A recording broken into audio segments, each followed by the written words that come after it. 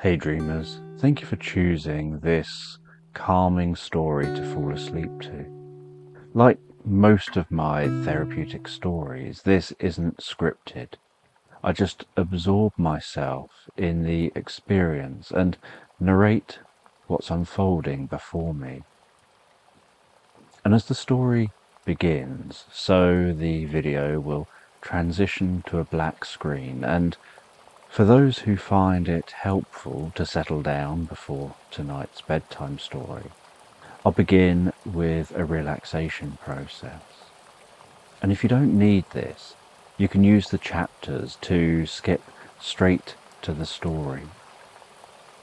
And if you'd like to support what I do here, please consider subscribing and perhaps sharing a few thoughts in the comments. So just take a moment to allow your eyes to close as I count down from 10. And while I count, you can imagine a healing light passing through your body, healing and softening the muscles, calming the mind.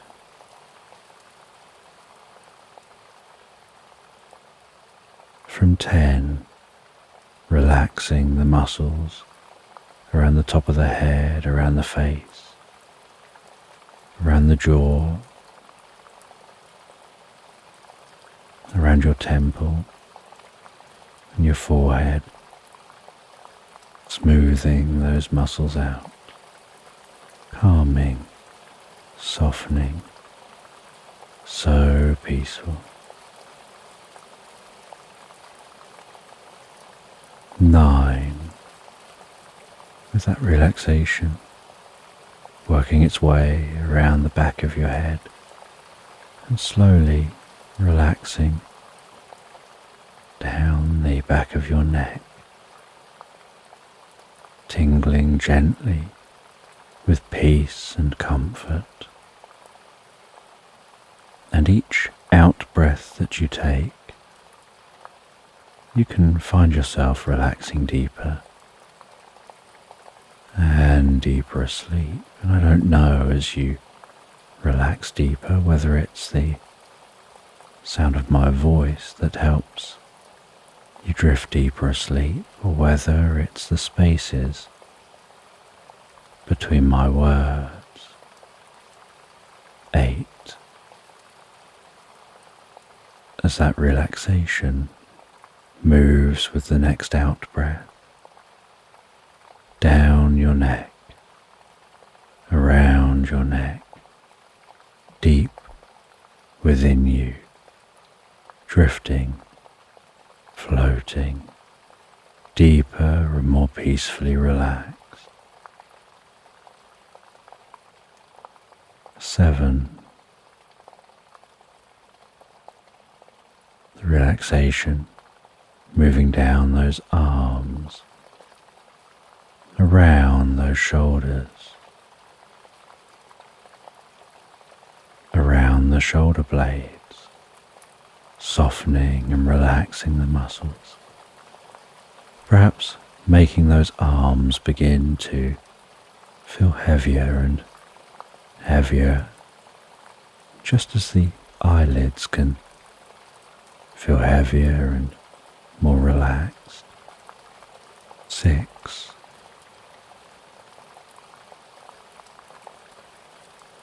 With that relaxation moving down those arms, you can begin to reach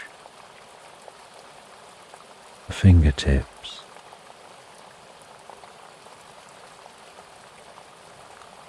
bringing a comfort and a peace to those fingers.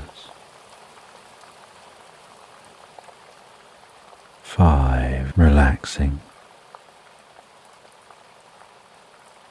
down around the chest, the upper back,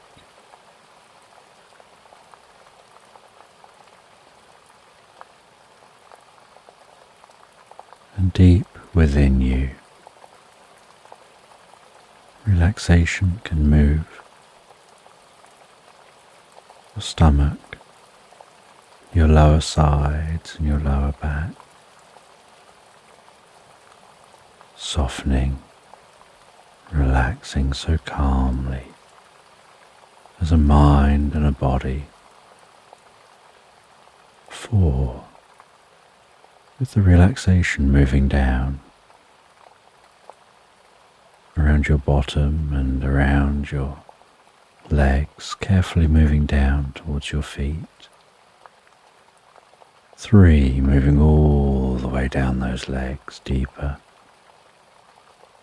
and deeper down, bringing a deep sense of peace and calm, taking you to a place in your mind where you drift deeper and deeper asleep so easily and effortlessly, where your mind is so calm and peaceful.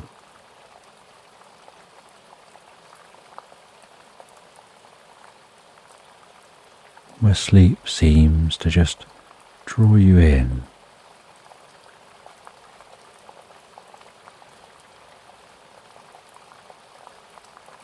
Where the mind slows right down. That's it. 2, as relaxation spreads around the lower legs, around the ankles and down into the feet. 1, feeling that relaxation through your whole body, like a wave of peace and comfort. And you know the process of sleep involves the body relaxing fully, as the mind begins to drift almost into its own reverie, before passing into pleasant dreams. And as you continue listening to this, and we move into the story, so you can sleep deeply and sleep well all night long. And in this bedtime story, you're wandering through an early morning meadow. There's low fog bubbling around your feet, simmering just above the plants and the grasses of this meadow. And something about that milky, bubbling fog and the rising sunlight, which is gradually evaporating that fog away,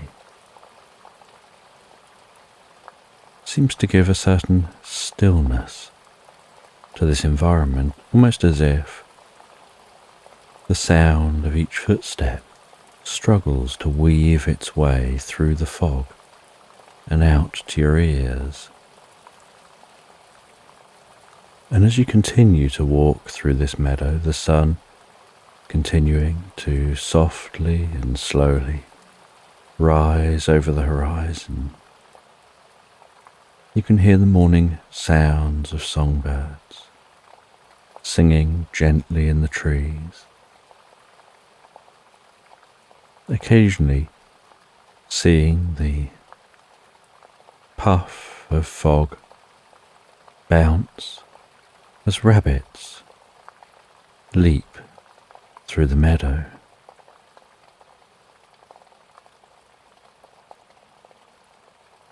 And you can feel the slight cool air on your cheeks, with that tinge of warmth from the sun.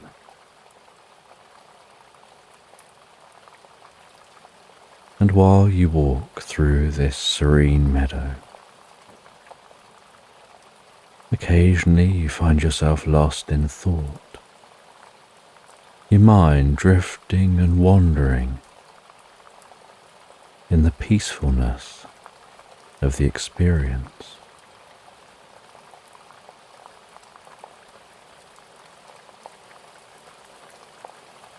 And as you wander and wander, you walk from the meadow into some woodland, passing through a gate. And to pass through that gate, you have to lift the latch, lift the gate, swing that gate open, turn around, holding the gate up as you move it back, lift it back into position and then lower the latch. And yet the fog just works its way through the gate, through the fence, meandering along the floor of that woodland, easily and effortlessly finding its own way into the woodland. And as the fog in the woodland rises gently, so it gives the trees a greater sense of depth. As the nearer trees are more in view, you can notice their colours. But the further back you look, it's like the trees are layered. As their colours become more muted,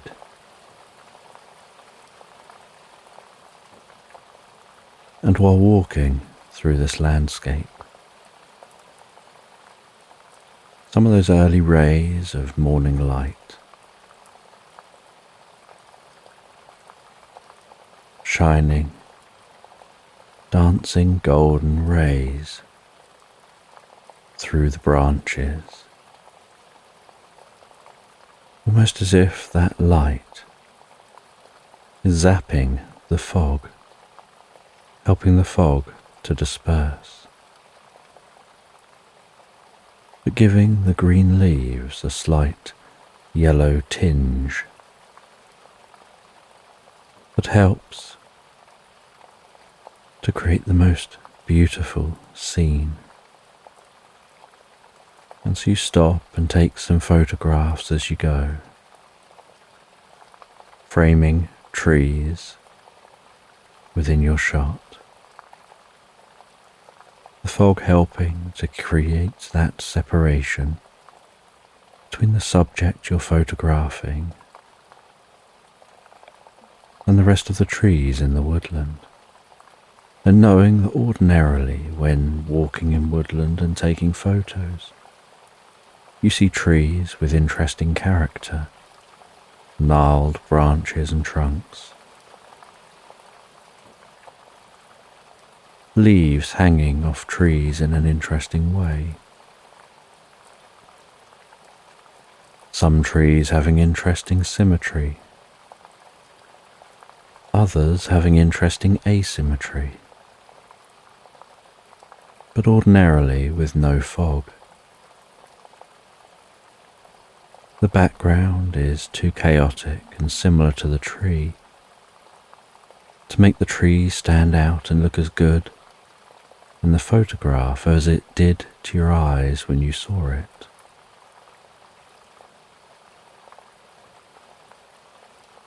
And so, taking this momentary opportunity, knowing the fog will dissipate fairly quickly,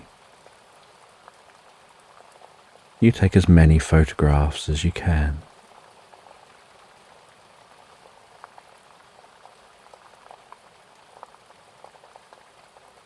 And while the fog gently dissipates and rises up and leaves the canopy of the woodland.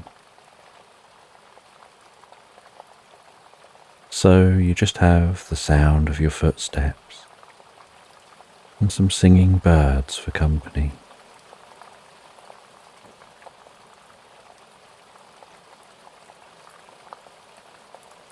And while walking through this woodland, going deeper and deeper into the woodland, so you spot a deer in the distance, just noticing its form through the trees. You stop and take some photos of that deer, trying not to get too close to disturb it.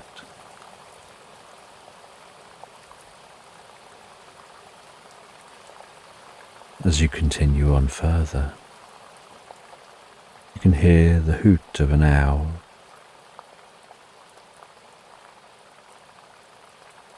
And almost out of the blue, you spy a young owl resting in a tree, seemingly staying as still as possible, as if not to be noticed. You take some photos of that young owl before, out of the corner of your eye, seeing the parent owl with its fully formed feathers. You take some photos of that owl.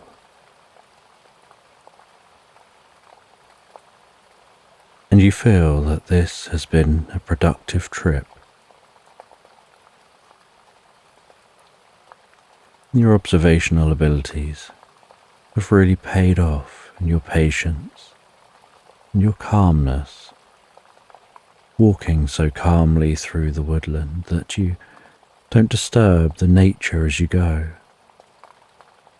Then while continuing to walk and explore the woodland,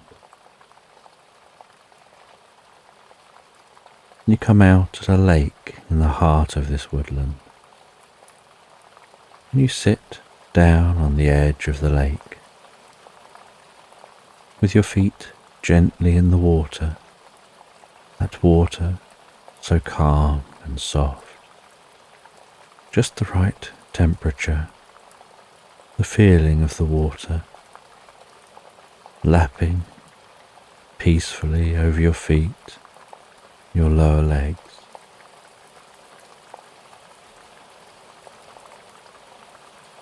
And you see an unusual sight for this area. You see a number of flamingo standing, wading in that water.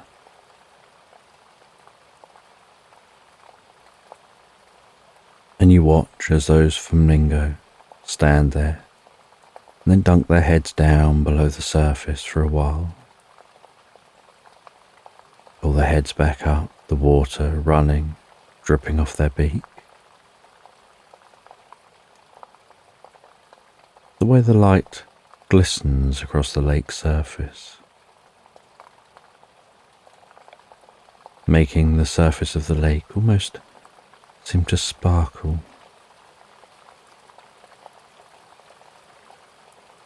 And while watching this scene, the sun, now higher in the sky, approaching midday,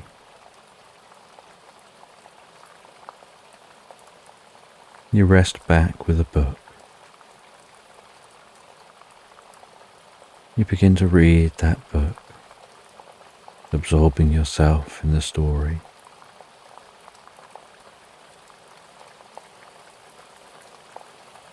And you absorb yourself in that story so much so that the sun continues to pass across the sky. Clouds drift past. Trees rustle.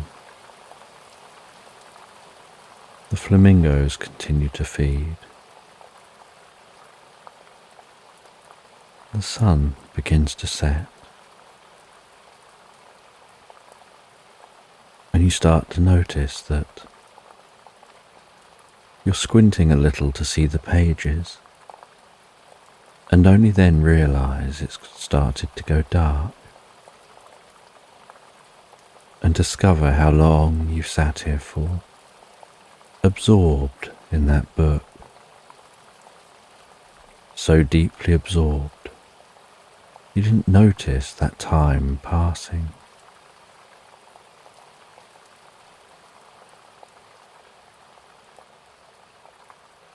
You move away from the water's edge a little, decide to set up a camp, set up a campfire,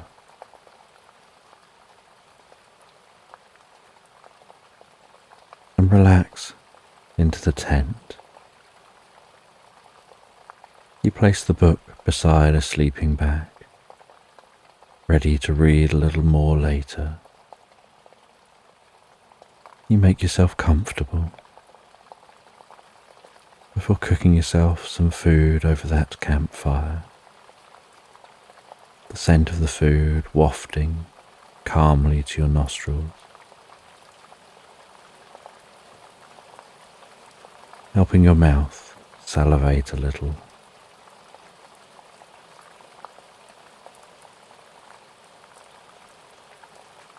You enjoy some food and drink as the sounds of crickets begin to form around you, like a small chorus of buzzing notes.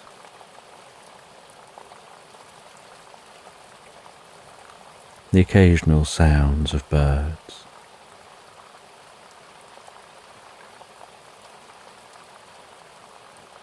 and the sound of splashing in the lake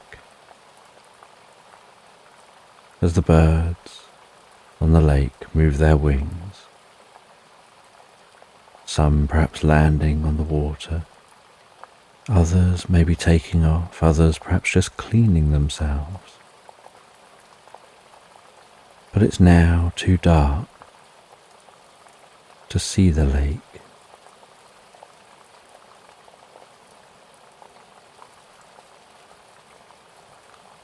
And the dusty patchwork of stars begin to awaken in the night sky. The arch of the Milky Way blanketing across the centre of the sky.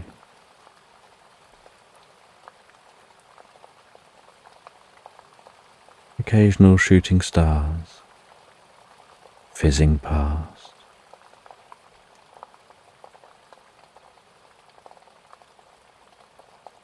And you rest back into the tent. The entrance to the tent still open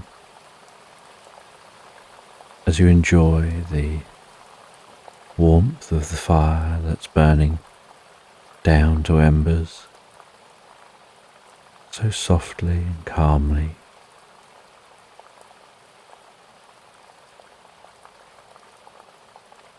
And once the fire is fully burned down and all the crackling of the fire has stopped, you seal up the entrance to the tent and lie back and continue to read. And while you read, you can hear the occasional scampering sound of small creatures outside. You hear the relaxing sound of the animals in the nearby woodland.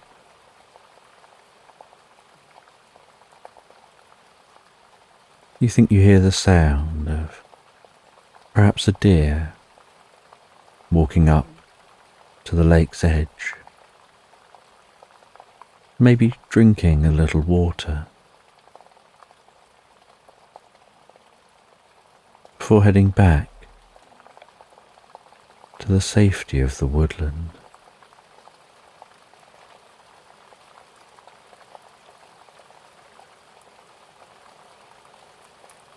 and you continue reading through that book,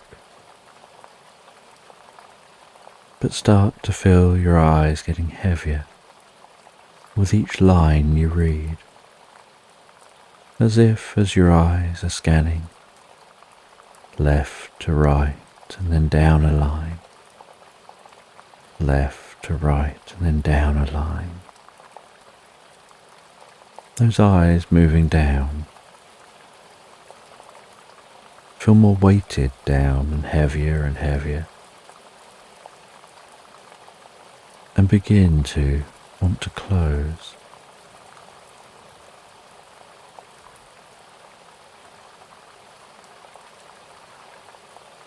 And so after a number of hours of reading some more, you place a bookmark into the book where you're at. You put the book down beside you before settling back, snuggling down into the most comfortable way in that sleeping bag, feeling the perfect temperature and finding your eyes blink a few times before closing fully and discovering yourself drifting and floating so peacefully, so calmly, so relaxed asleep.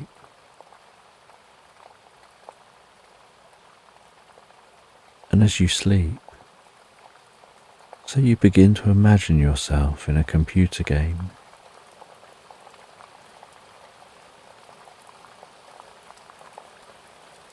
And you're exploring a fantasy landscape. And you think of this game as perhaps being a bit like Skyrim, or maybe The Witcher, some kind of open world fantasy adventure. And you can see the tall mountains in the distance, the aesthetically pleasing river thundering through the landscape.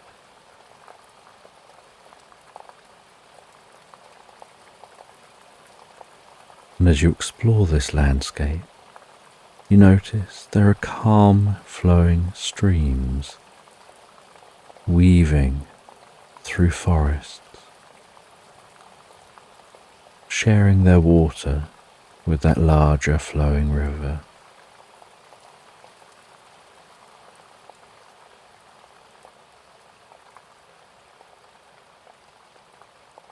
And while you walk around and explore, following a path through the landscape,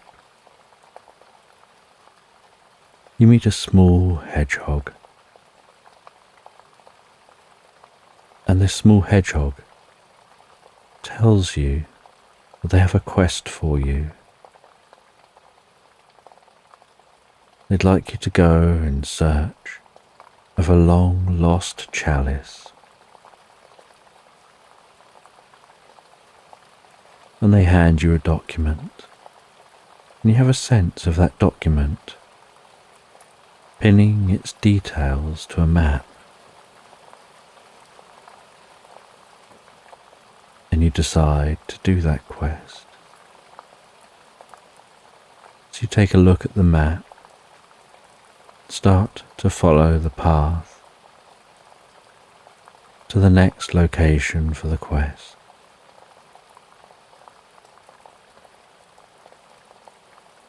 And you walk alongside that large river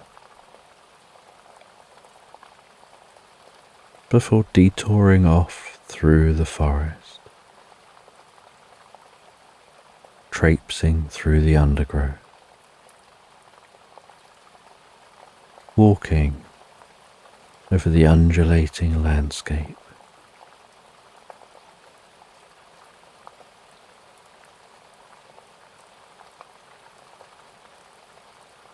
You walk towards some lights of a town. You head into that town, seeing people arriving with horse and cart, some people riding on horseback.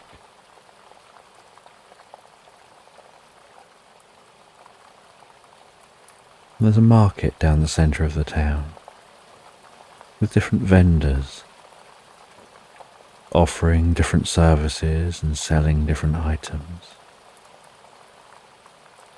And there are buildings through the town, including inns and places to stay, places to get food and drink, and places for different services, like upgrading the clothes or the armour or the weapons.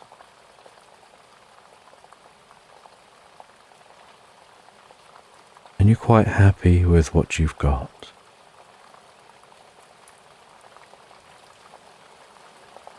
But you decide that you will spend a night at the inn.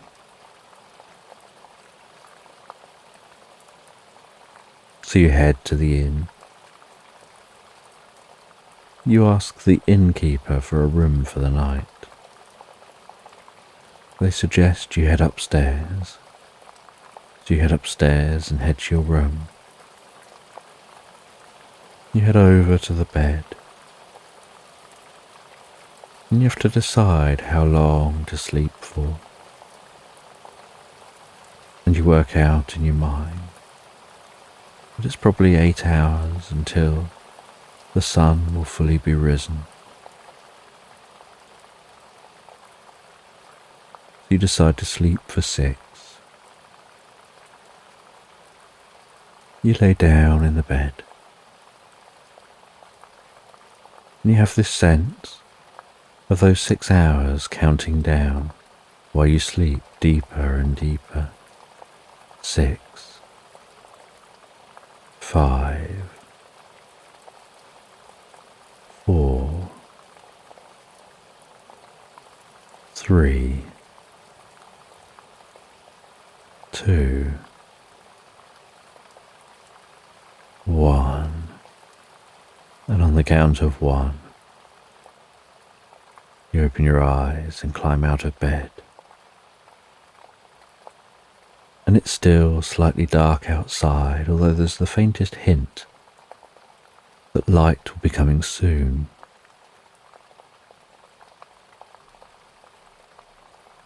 Then you head out of the inn and continue walking through this town, over a stone bridge, wandering through a marshy landscape, and then through a landscape filled with fields and hedgerows dividing those fields.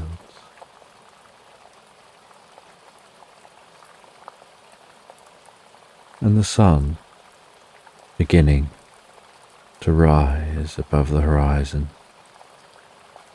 the sky turning a golden colour as you continue to walk.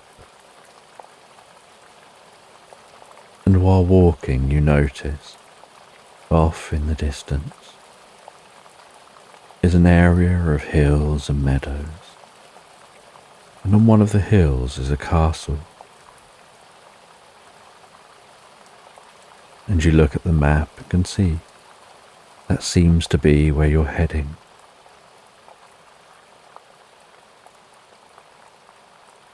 And so you walk your way towards that castle. And while walking, you just enjoy the environment. You enjoy the sounds of birds, the feeling of the breeze, the rustling of the leaves in the trees. And you notice the gentle thud of each footstep you take. And on your journey, you hear a gentle meow, and so you slow down and almost sneak to try to not disturb whatever's meowing. And from under a bush, a small little ginger cat wanders onto the path. You head over to that cat, crouch down. You gently stroke its belly, stroke behind its ear.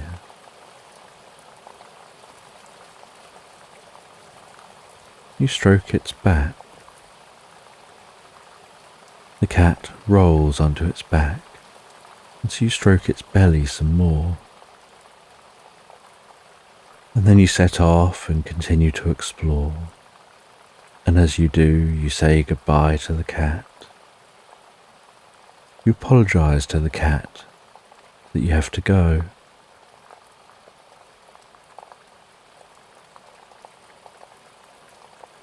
You continue walking along this path. The occasional person on horseback trots past you, says good morning as they go. And from time to time you stop and eat, and then continue on that journey. And later in the day, you eventually arrive at the road that leads to the castle. You follow that road up to the castle entrance. You knock on the door. The door then opens and you enter. And as you enter, so the footsteps echo around this castle, around this open space and stone walls. Occasionally you walk across thick rugs, which absorb each footstep you take, and then back out onto the stone floor. And as you walk around, so you look at the map, which is now more zoomed in, and you can see the rooms that you've explored within this castle.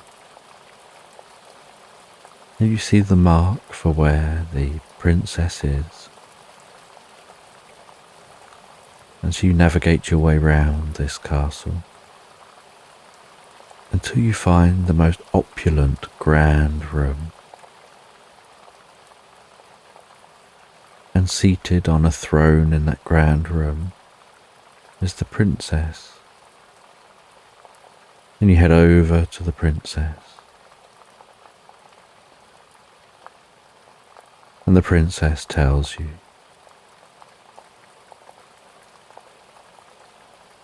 that to find the chalice that you're seeking, you need to head to the village for some beans. And once you have the beans, you need to know where to plant them, and it'll feel right. And then they'll grow.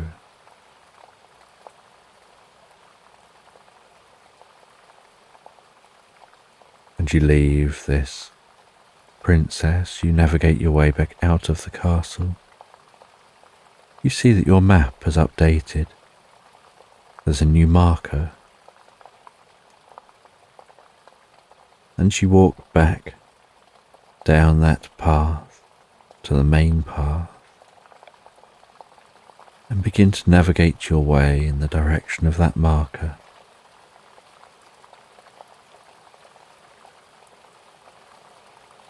And as you walk in the direction of that marker, so you enjoy the experience of meandering through nature. And the marker seems to be leading to a town in the heart of this land. And so you follow that road.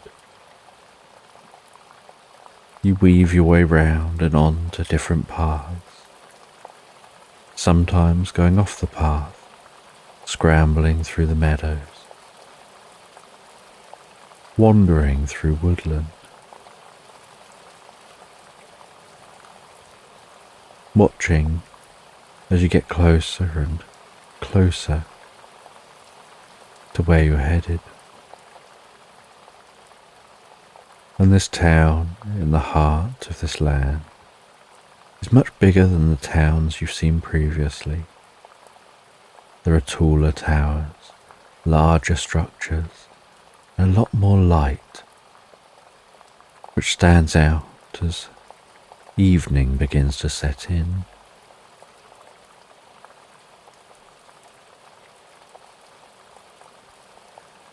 And you head to the town. And similar to other towns, there are market stalls through the centre of town, and buildings offering different wares,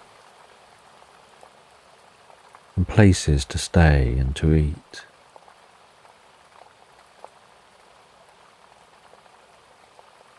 And you head over and talk to a ferret standing near the entrance to the town.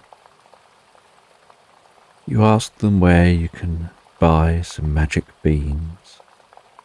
You explain what it is you're looking for. And the ferret directs you to a specific seller. You weave your way through the people in the town, looking at each market stall as you go.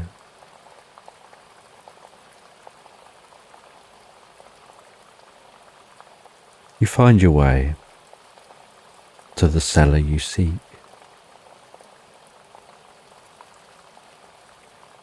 and they look like an old Victorian gentleman. They're wearing a long black cape, a tall hat, and dark clothes. They have piercing, friendly eyes.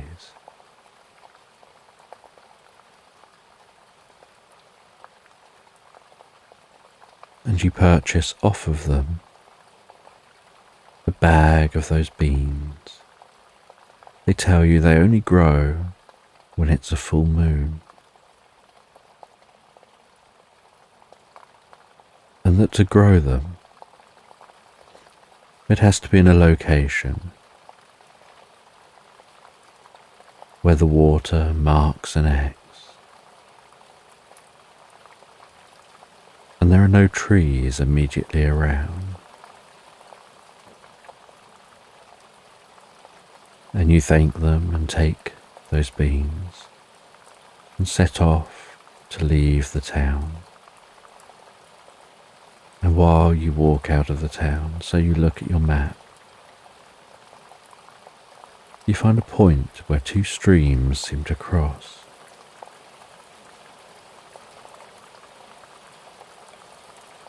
And those streams seem to cross in a meadow.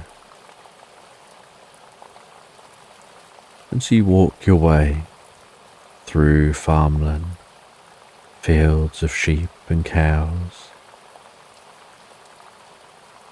the sun still setting. You walk your way past the most pleasant smelling fields. And after leaving the farmland, you continue on past dotted trees.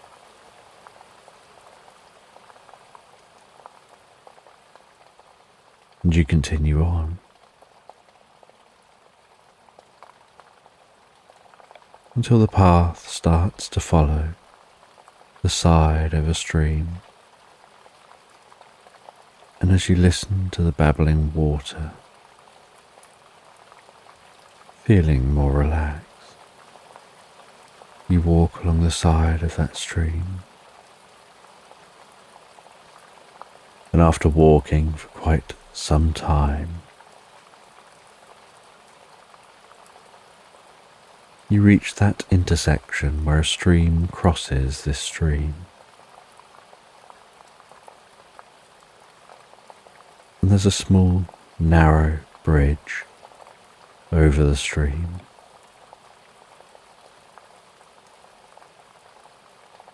And you head just over the bridge. You notice as the moon rises into the sky that it's a full moon. And so you plant one of those beans.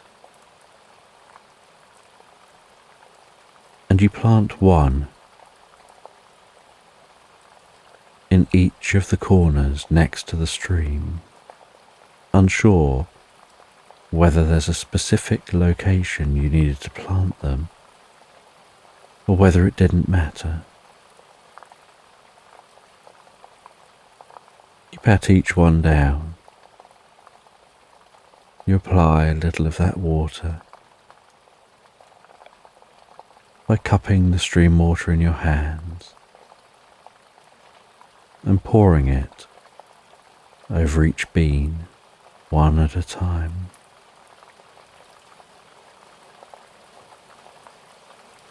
You then set up a camp a little way from the stream.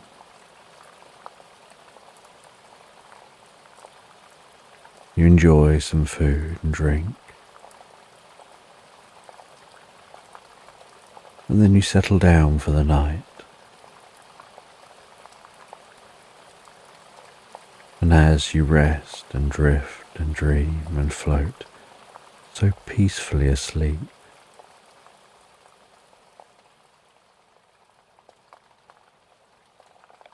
so the beans begin to grow.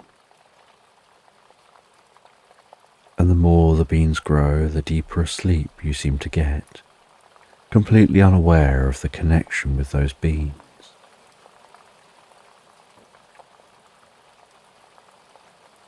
And when it reaches the morning, so you're woken by the light on the outside of the tent and the singing of songbirds. You unzip the tent and gasp ever so slightly at the sight. Where the 4 beans once were, now what looks like wooden trunks of trees have grown and risen, and the 4 trunks have met above the centre of the cross of the streams, and intertwined and wrapped and grown taller and taller, those trees acting like a bridge with the flowing of the stream beneath them.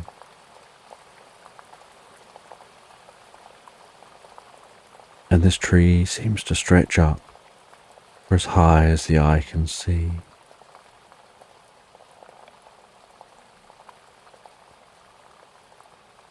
And at the foot of a tree is a small sign that just says, "Ascend me."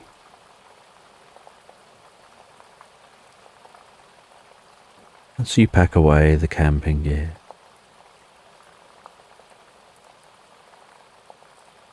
You secure everything onto your back, and you begin to ascend.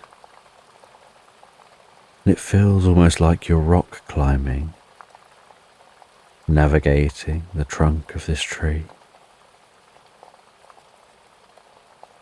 And you carefully continue ascending higher and higher.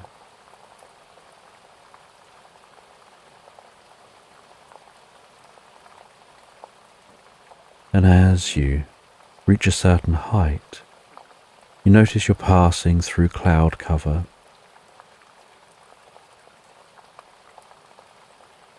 After a little bit longer, you come out above the clouds and you see the most beautiful, almost ethereal, magical landscape.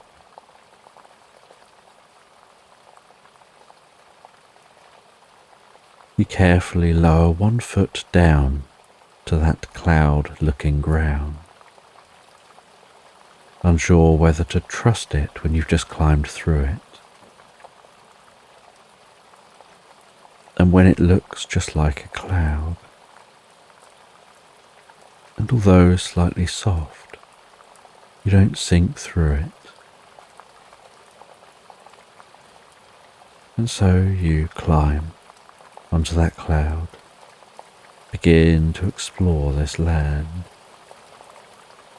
You take out your map and it seems to direct you through this cloud land to a specific location. And you walk through this cloud land, seeing curious creatures, interesting sights.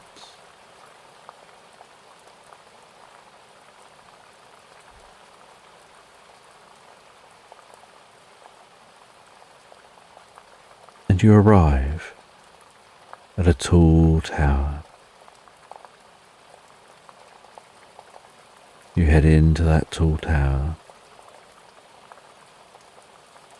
begin to ascend a spiral staircase, still following the map.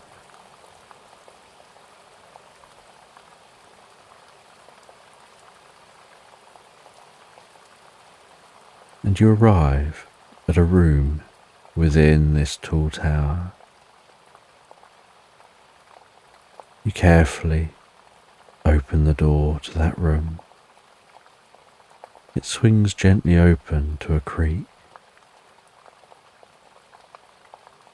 and on a plinth in the centre of this room, you see a sparkling chalice, almost humming with a mystical, magical hum.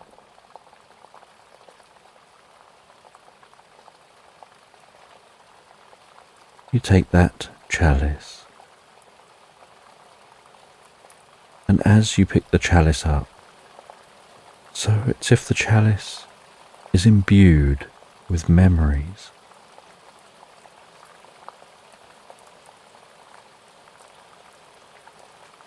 You start to get memories of this chalice's journey to this location. And you learn that the chalice shouldn't really be moved from here.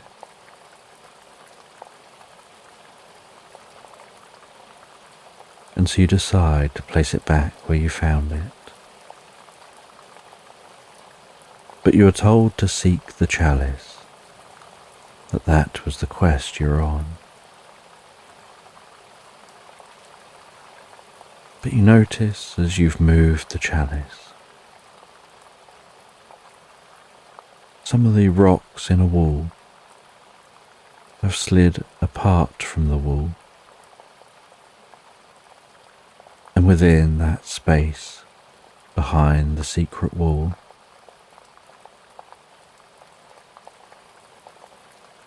you find a small cup and a note on that cup to say, "Drink me." And so you drink that drink, and you feel this deep sense of wanting to sit down a moment, as if it's an experience that requires being seated. And as you sit down, so your eyes get heavier and close, and you feel a wave of healing light pass from the chalice in through the top of your head, as if carried on the liquid you've drunk, passing that healing, pulsing gently down through your head, around your ears, your eyes, around your cheeks, your forehead, softening, relaxing, healing those parts as it flows down through your head, through your brain, through your nostrils, through your nose, through your mouth, your teeth, through your jaw, down the back of your neck, the sides of your neck, down the front of your neck, tingling and passing over the shoulders, down both arms, all the way down to the tips of the fingers, passing that healing light with each out-breath down through the body until eventually the healing light reaches the tips of your toes and your mind drifts deeper and deeper into an experience of inner discovery and wonder, learning and healing yourself on a deep and profound level in ways you're even unaware of.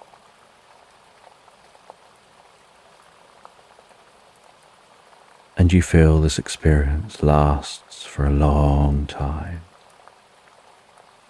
as you discover yourself becoming more absorbed in that experience.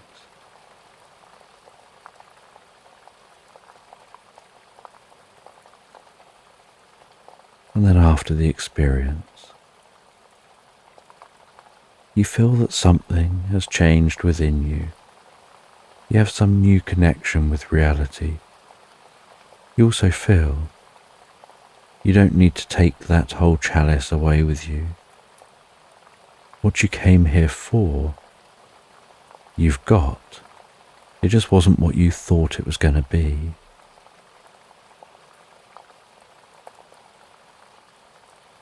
And the experience has made you so tired. You notice there's a bed against a wall opposite the chalice.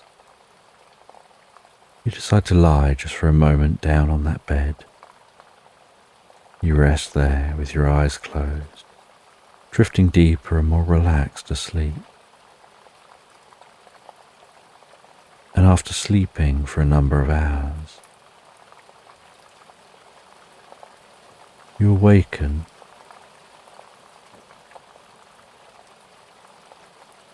You find your way down and out of this tower, and at the foot of the tower you see a ladybird, and the ladybird offers for you to climb on its back, and it'll take you home. And you climb on the ladybird's back as that ladybird flies you over the landscape and takes you all the way home. And once home, you say goodbye to the ladybird. You head in to this home, and you know this isn't your real home, but your home here in this fantasy computer game.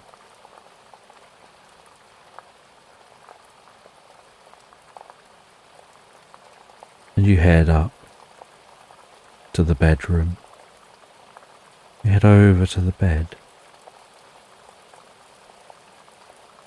And at the bed, you see the question for how long you should sleep for. You decide to sleep for 10 hours.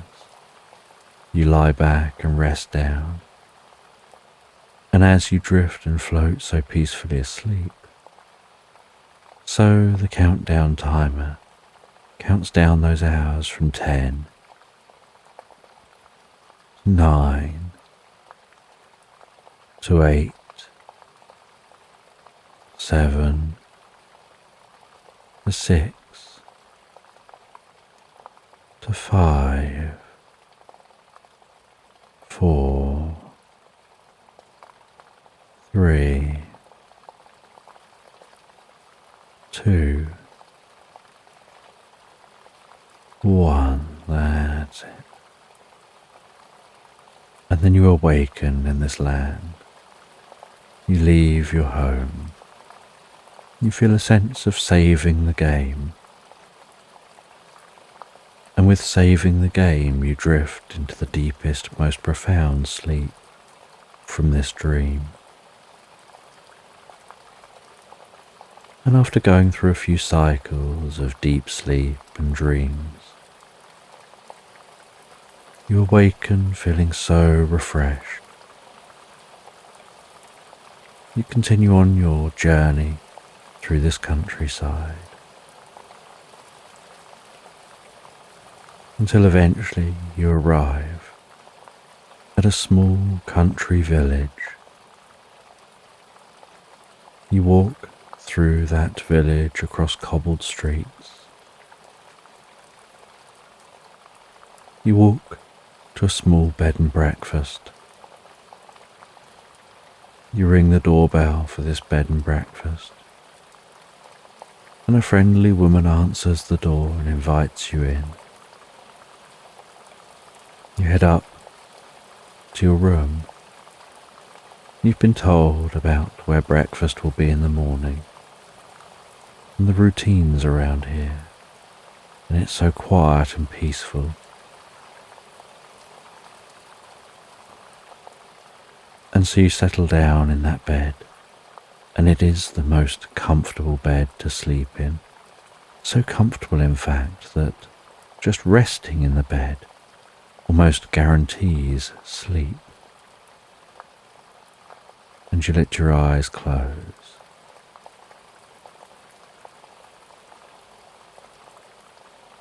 And you feel it's time now to drift and sleep. And so you start to fall asleep comfortably. And it doesn't take long for those eyes to close fully. Your body to relax deeply and comfortably. As you drift and float so peacefully relaxed asleep into Slumberland.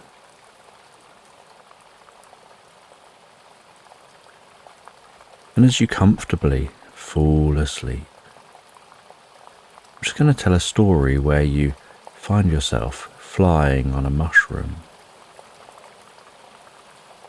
And you're on that mushroom, soaring through the sky,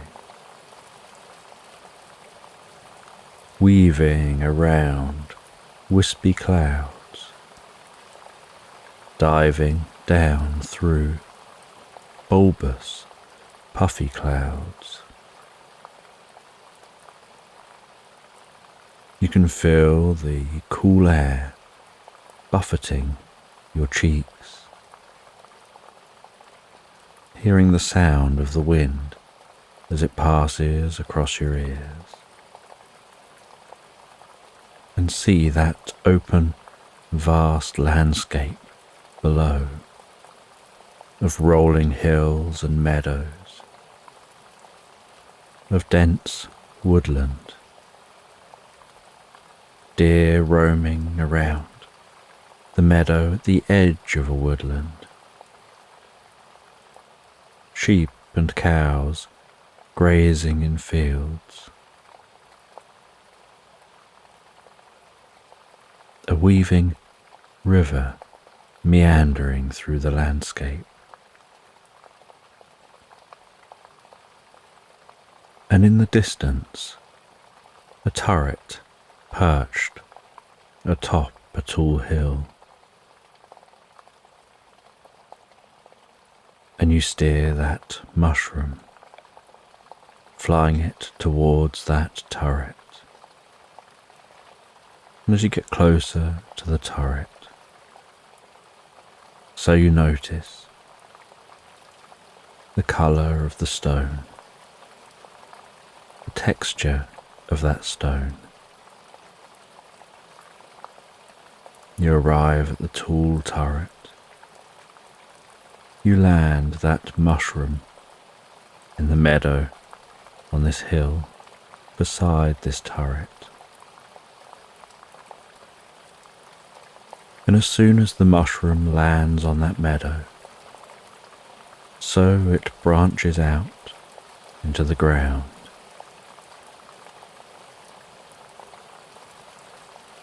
Seeking out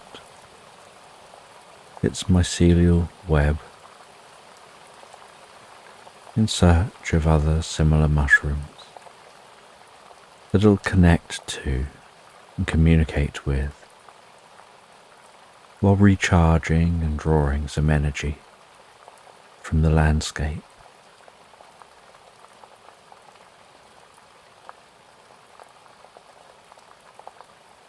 You climb down from that soft body of the mushroom. You walk through the meadow to the front of this turret.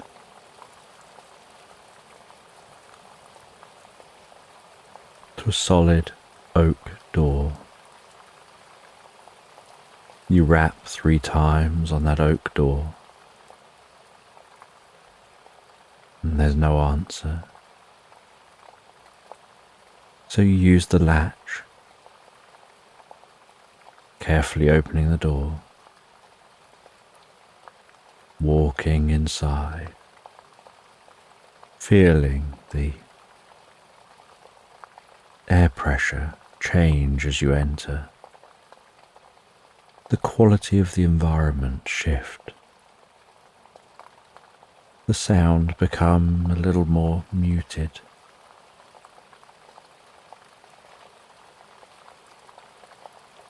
You close that door behind you, hearing the silence in here, inside this turret. You can see large rugs on the floor, bookshelves around the walls filled with ancient tomes, dust motes hanging delicately in the air.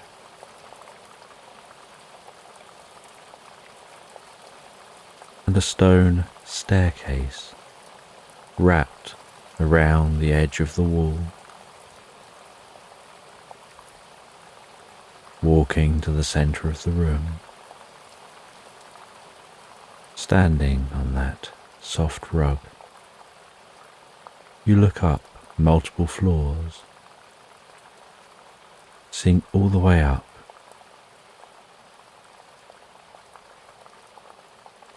to the top of this turret.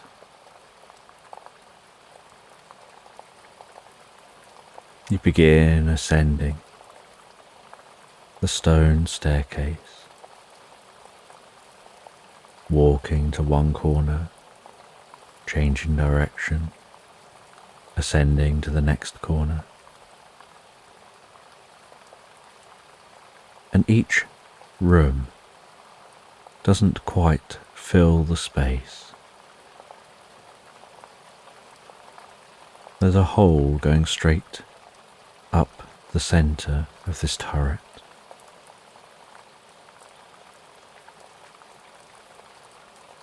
And like a fence wrapped around that hole on each floor.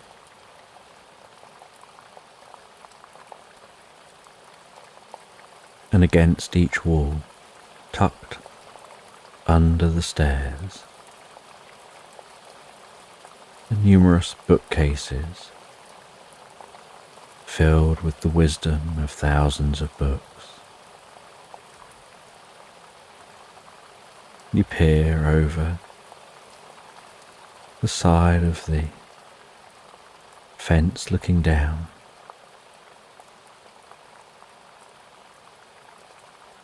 Seeing the floor below.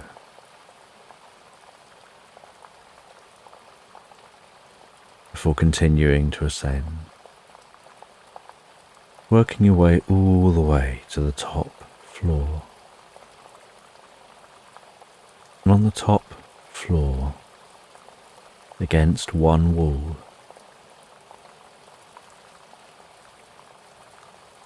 is an old wooden table, surrounded by bookshelves. And on that table is a small plinth, and resting on that plinth is what looks like a giant marble or crystal ball, and there looks to be something within that.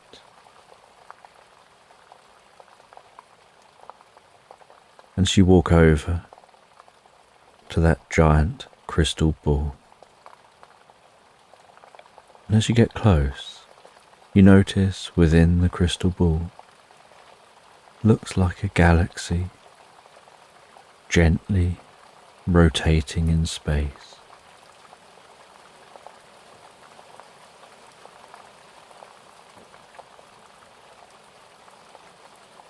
You get close to that crystal ball, your eyes really close to the side, watching the intricate detail of that galaxy, how it's turning in space within the ball.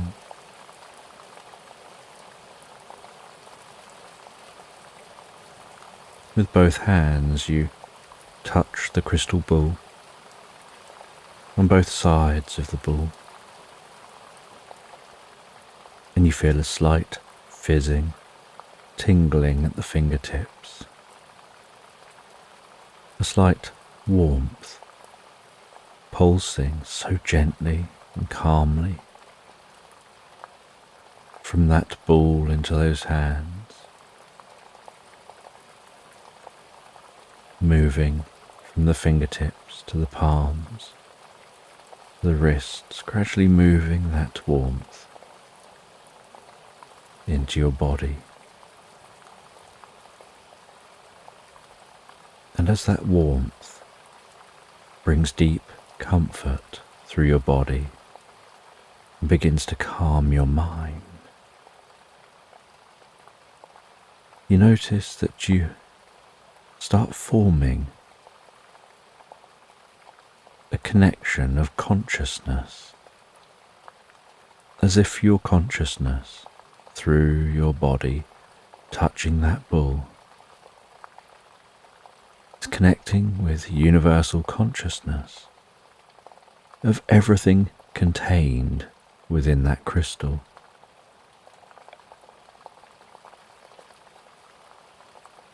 And with that, your eyes begin to close, and you hold that same position, just with your head nodding very gently forward, the eyelids closing softly. And you start to have this sense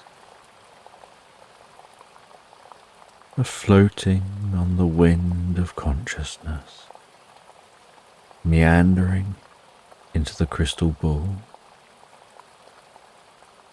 travelling gently through space towards that galaxy.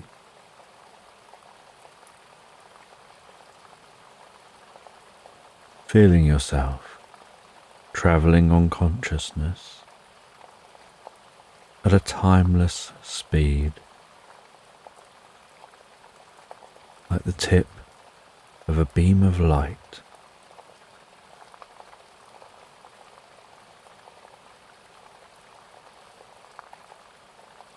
And you feel a part of yourself deep within you, almost following the different threads of consciousness here, as if one specific thread catches your attention, and you meander through those threads, weaving among the different threads, following one thread to its source.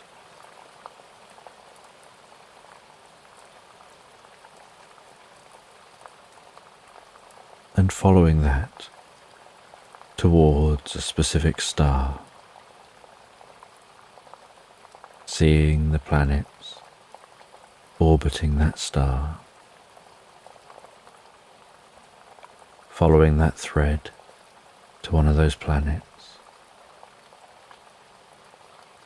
seeing the water and the land mass on that planet, continuing to follow that thread down onto the planet, to a specific being on the planet, to an anthropomorphic llama standing on its two back legs, the friendliest of smiles, the softest of fur, the gentlest of eyes.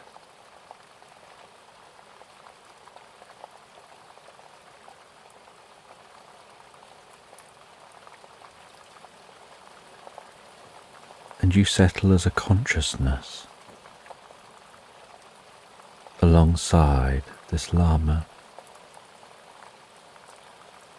And while you rest beside the llama, so you start to feel like you want to be able to engage with the llama. And as you wonder that and feel that, you notice your body taking on a physical form, like a projection of yourself here. And the llama's a little startled at first to see you appear from nothing. But you find that you can talk and communicate perfectly well with this llama.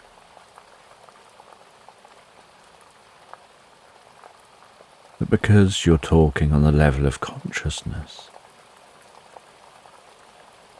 there is no language or communication barrier.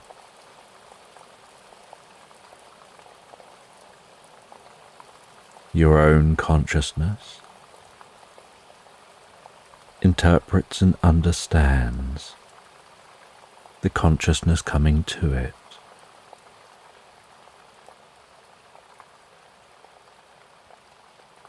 And shares that consciousness with you in a form that you understand.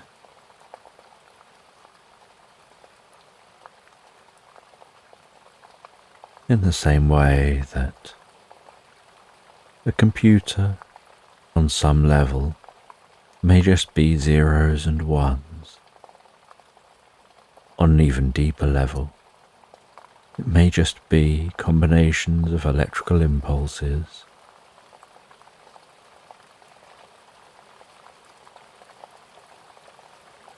But the computer reinterprets that into a form you can understand, with writing on screen, pictures or diagrams, maybe speech from the computer.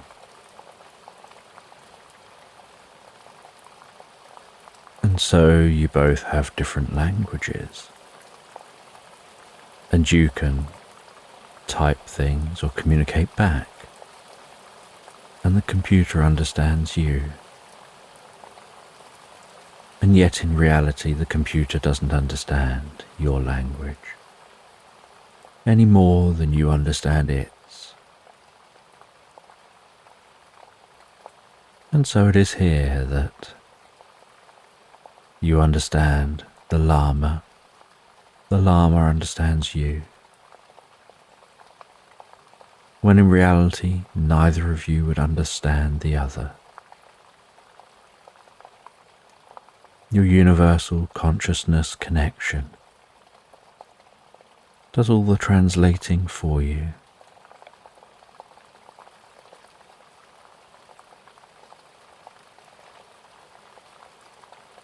And you ask this llama where they are, and they tell you about this planet, about the star system. They tell you about other stars, they talk about being in a galaxy. And to them they have no awareness of this galaxy being contained within a crystal, on a plinth, in a tower full of books.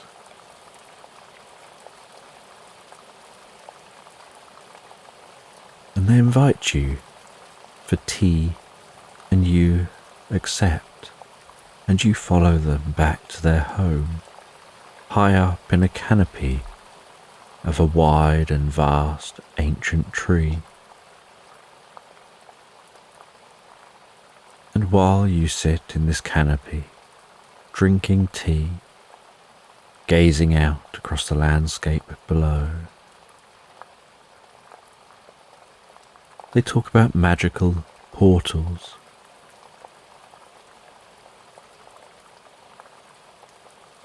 And they stand up and they head to an ancient box. They open that old box with a slight old musty scent wafting from the open box.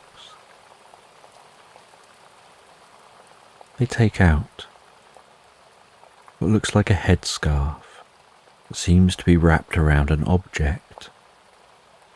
They head back to the most comfortable chair and rest on that chair.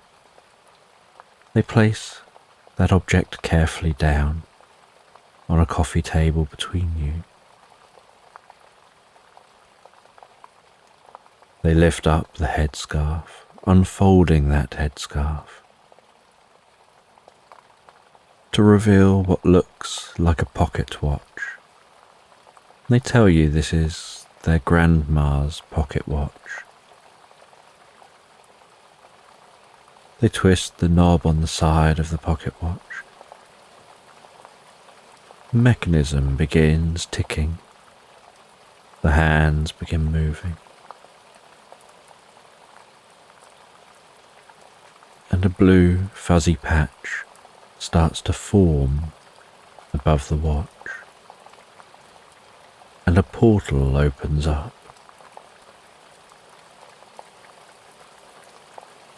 And you can see through that portal is a rough ocean and a ship bobbing up and down on the water as the waves undulate.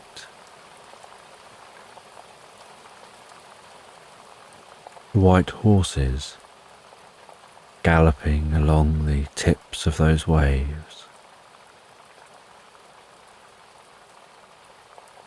Some of that salty spray splashing through the portal, tasting that salty sea air.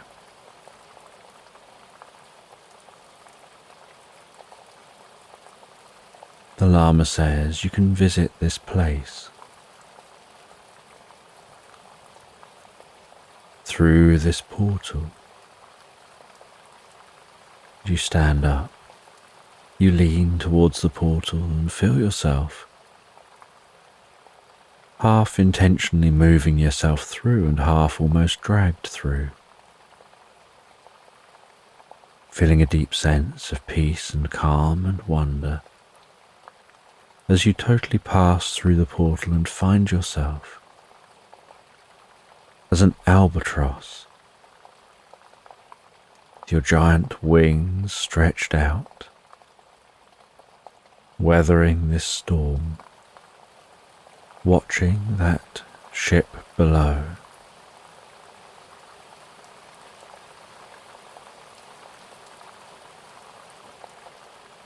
And you circle up higher and higher,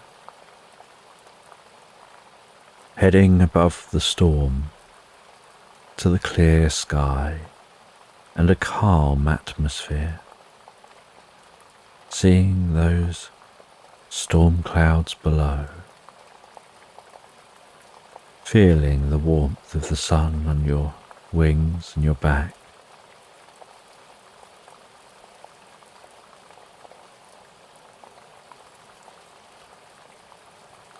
Curious where this is. The ship looked very normal, and this planet, wherever this is, seems very familiar, and yet you have this feeling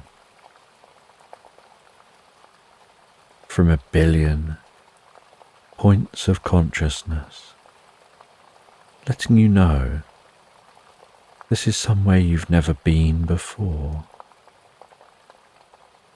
It's somewhere new to explore.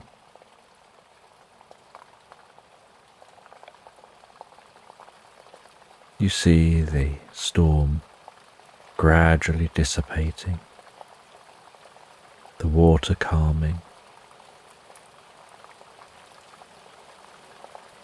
That ship sailing out of the storm. You see seagulls and other birds in the sky. And as the storm continues to clear, you notice buried deep under the clouds,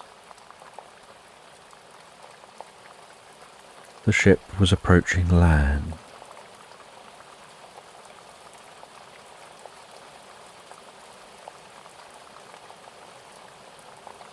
The captain of the ship and the crew direct that ship to the land, moor the ship up a little way from shore, and as you continue to fly overhead, you watch as the captain and the crew get into small boats, travel to the land. And they seem a little wobbly at first on land, as if their sea legs are still left out to sea.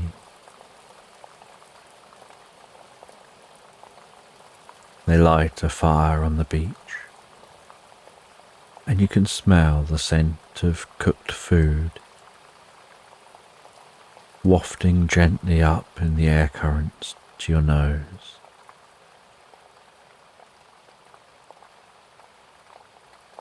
You watch as they mix and mingle and drink and have a party on the shore.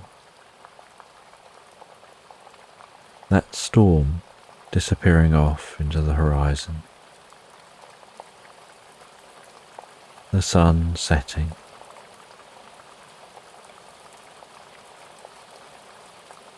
That crew settling down and drifting asleep. The fire burning down to embers. Hearing the whispering voices of the crew mixed with the sounds of all the other consciousness you can hear from those billions of points of consciousness.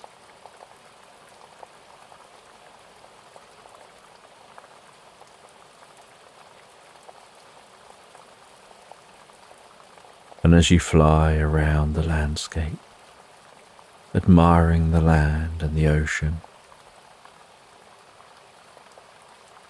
you see a mother and calf whale poking their heads above the water, letting out their breath, taking in a breath, before diving down, the tails rising above the water just before they disappear beneath the surface.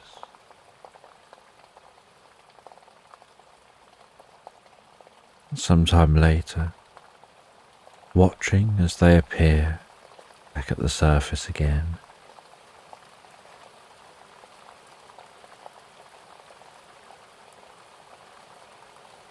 noticing the stars twinkling in the sky, the occasional shooting star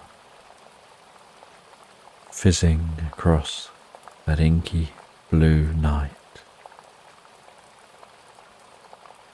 The sight of the centre of this galaxy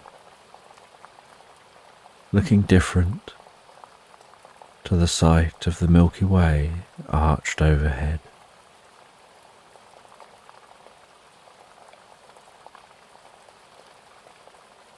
The sun far over the horizon.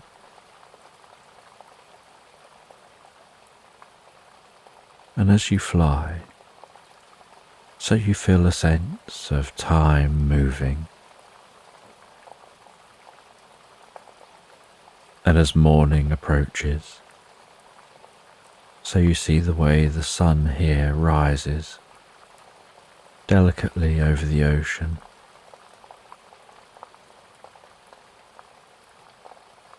The sparkling of the light wrapped across those undulating waves.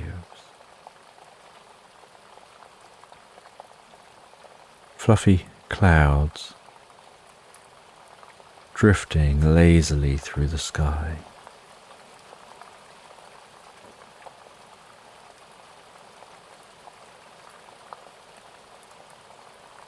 You watch as that crew gathers up some wood, has something to eat, has prepared some fresh water, takes all this back to their boat,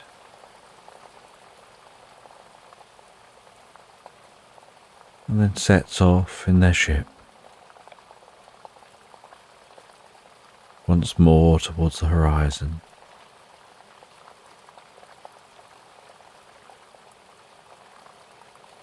And you see that blue patch in the sky.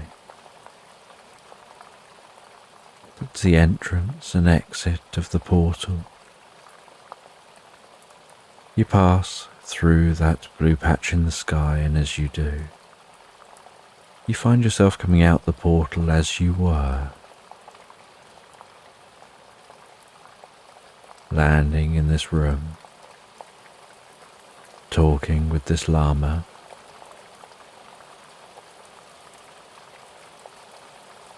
And as it's now getting late, the llama invites you to stay the night,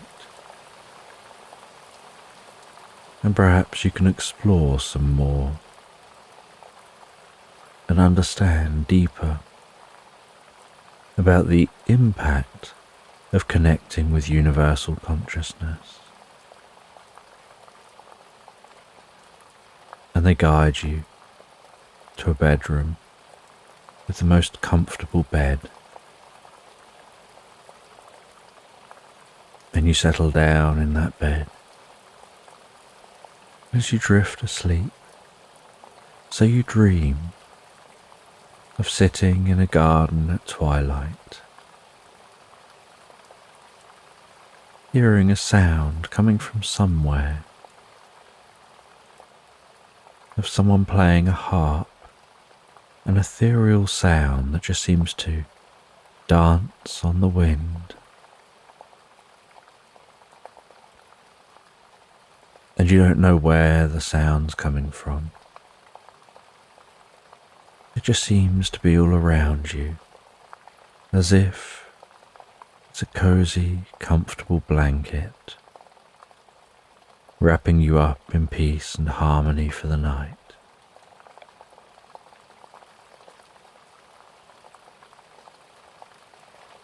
And you pass through a stage of deep, comfortable sleep.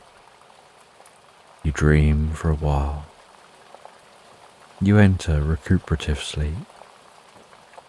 Your body heals itself, cleans itself up and looks after itself.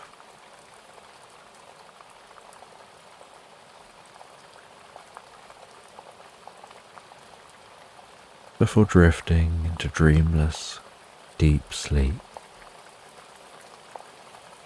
allowing the body to continue to do its work in the most profound way as you relax and sleep deeper and deeper.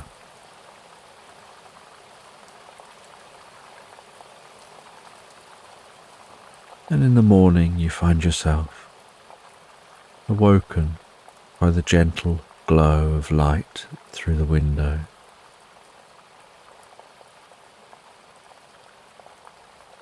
The pleasant sound of songbirds.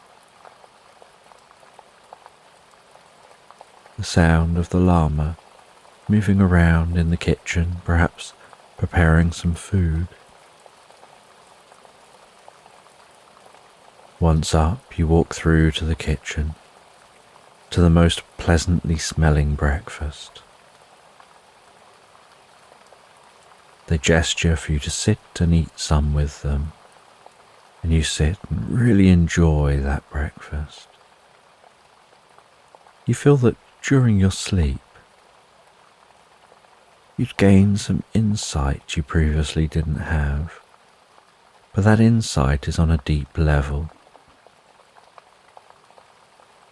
And you feel you know that insight without knowing you know it. You just know that you know it. And the llama has to go about their day, so you say your goodbyes. You continue to explore this landscape. You're curious whether there are any other portals or devices which can connect you with other places in the galaxy, like the Grandma's pocket watch.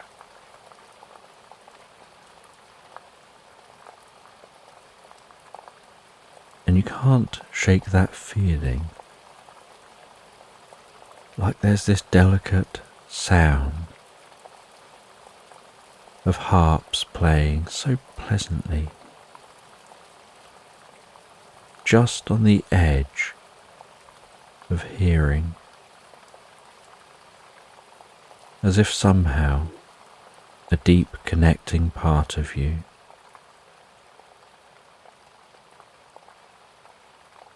helping you feel relaxed as you explore, as if saying we're always with you wherever you go, and you can gain comfort in that knowledge.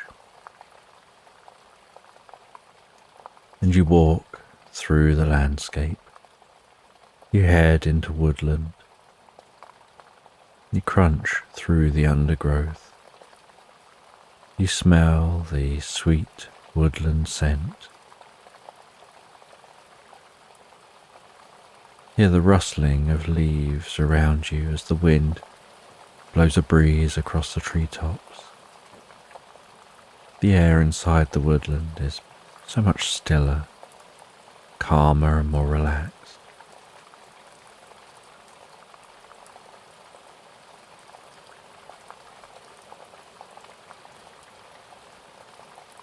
And you find yourself noticing a clearing in the distance. You walk through and out into that clearing, where you find a cottage with the most beautiful garden. You open the latch to the gate at the front of the cottage, walk through, close that behind you, walk up the path to the front door of the cottage. You see on the front door a note saying, "I'll be back in 10 minutes. In the meantime, you sit down on a bench beside the cottage, looking out over the garden, enjoying the scent of the flowers, the sight of bees and butterflies flitting from plant to plant.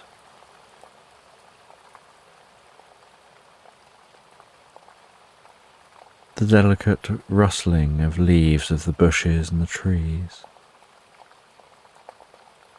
the sound of some birds chatting within the bushes.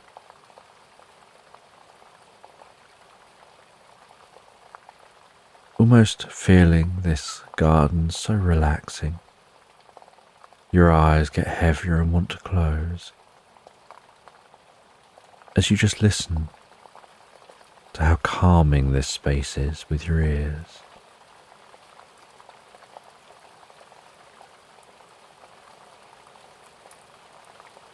And after some time, you hear the latch on the gate. You look up You see the owner of this cottage approaching. A really friendly looking caterpillar, managing its legs so well, almost hypnotically.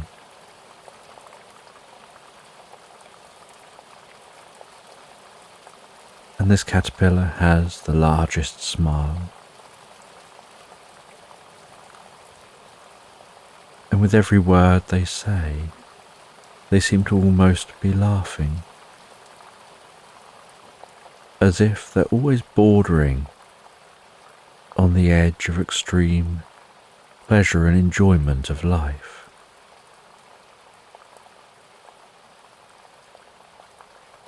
And they show you through the garden, round to the rose garden. They say everyone should sometimes wake up and smell the roses.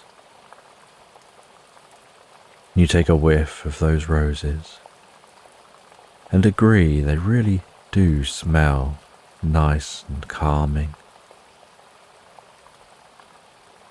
That kind of scent that takes your mind back to somewhere pleasant in the past.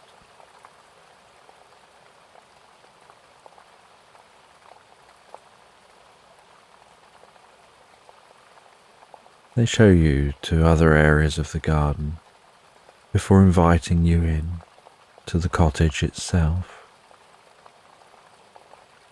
And the layout of the cottage is an interesting layout,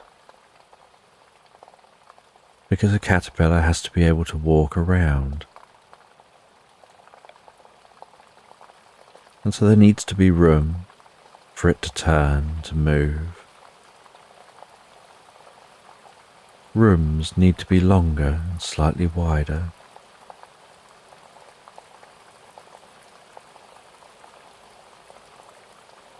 And it's really interesting, you think,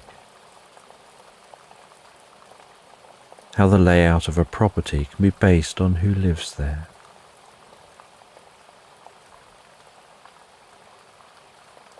And this caterpillar tells you they've got a magical potion for you.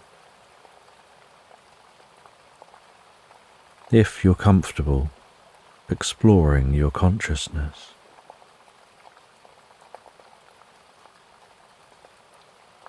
And they get that liquid from a cupboard. They pour some into a cup. You carefully raise the cup to your lips, smelling the scent of the potion. How sweet that potion smells. Before taking a sip and feeling the potion as it drifts its way down through your body. You feel your mind begin to clear, your head begin to relax, your ears relaxing, your neck, your jaw, the relaxation moving and spreading so calmly and gently down through your body, around your shoulders, your chest, your upper back, down into your arms, ever so slowly moving down to the tips of your toes.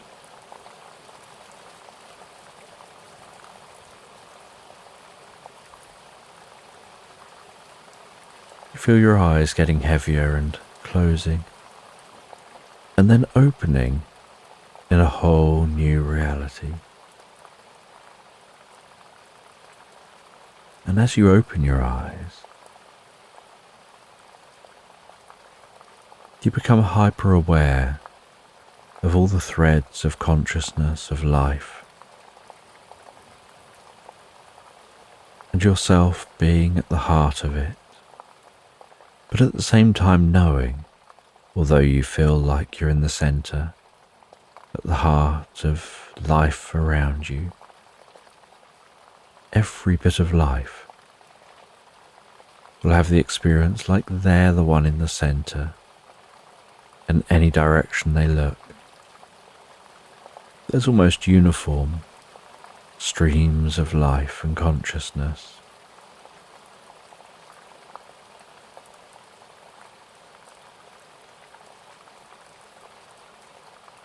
And as you look around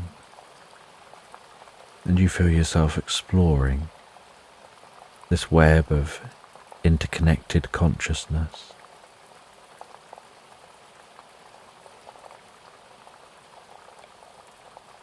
you see a dolphin swimming through the sky, swimming just above all the threads of consciousness.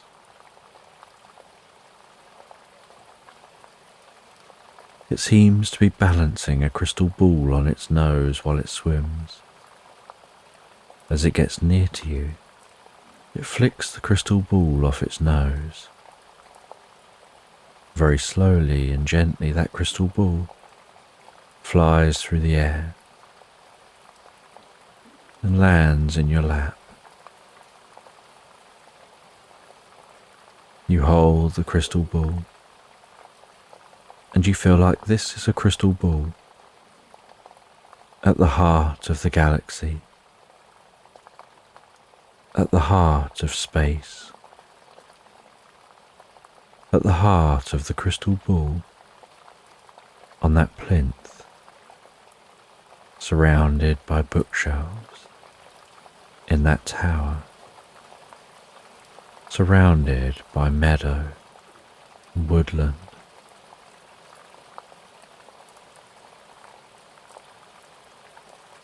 And while holding the crystal ball, you have a sense of threads of consciousness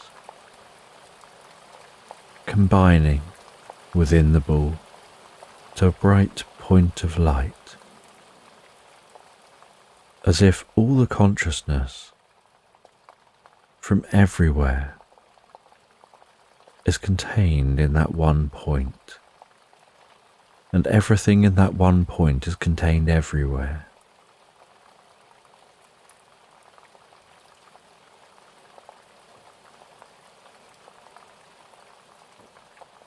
And you get a deep revelation and understanding of the world.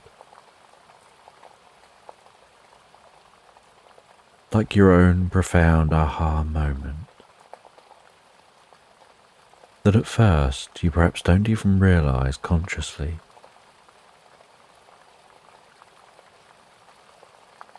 But it brings a comforting, comfortable smile to your face and a feeling of drifting and floating asleep.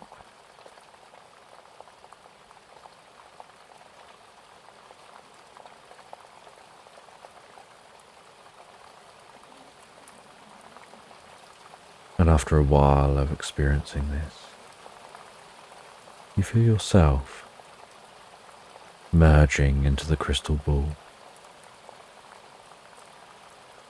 becoming one with that point of universal consciousness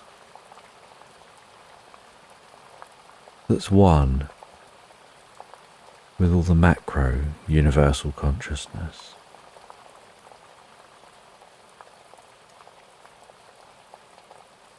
And then you feel yourself opening your eyes, seeing your hands resting on the crystal ball, feeling the dissipating feelings and experience, surrounded by those shelves of books.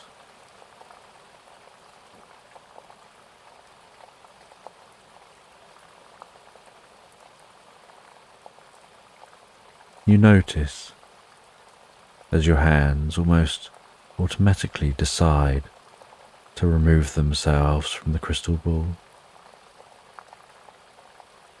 that night has begun to set in outside. You head down one level where there was a bed here. You rest back on that bed, noticing through the small windows fading light outside. sounds of birds settling down.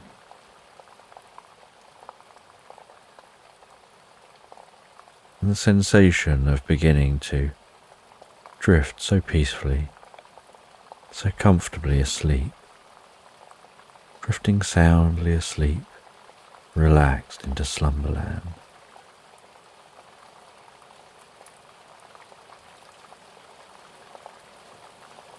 So just take a moment to allow your eyes to close and allow yourself to begin to relax. And as you begin to comfortably fall asleep, I don't know whether you'll drift asleep faster to the sound of my voice, or whether it'll be to the spaces between my words. And as you comfortably drift asleep, I'm just going to tell this bedtime story in the background.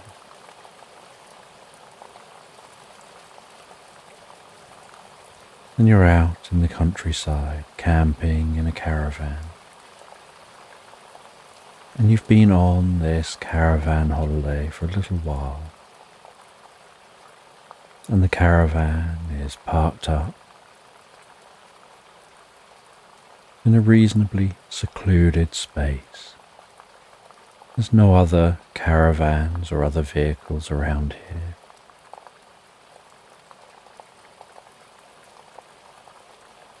And you wake up in the caravan, and you can hear the sounds of nature beyond the caravan. The sounds of the nearby woodland, of the meadows you're parked in.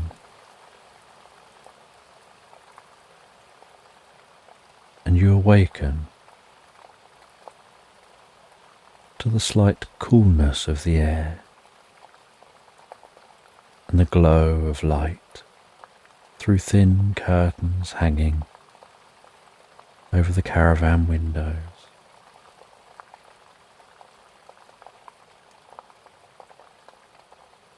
And you awaken feeling so refreshed, so revitalized, having had the most wonderful night's sleep.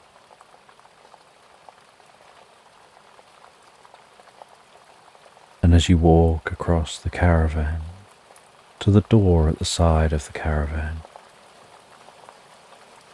caravan bounces and rocks ever so slightly with each step that you take.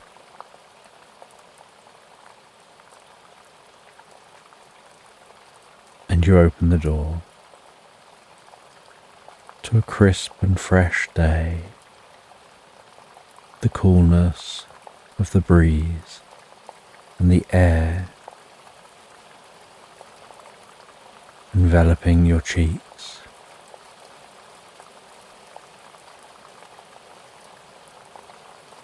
The warmth of the light of the sun, a strange combination with that coolness of the air. Closing your eyes, taking in some deep, comfortable breaths of that fresh air, feeling so rejuvenated from those breaths, and the sounds of the morning songbirds.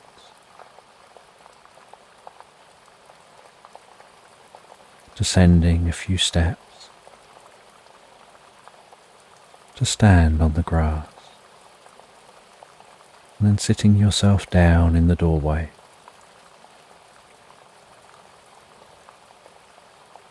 And as you sit there, you reach across into the caravan, and you turn on the kettle.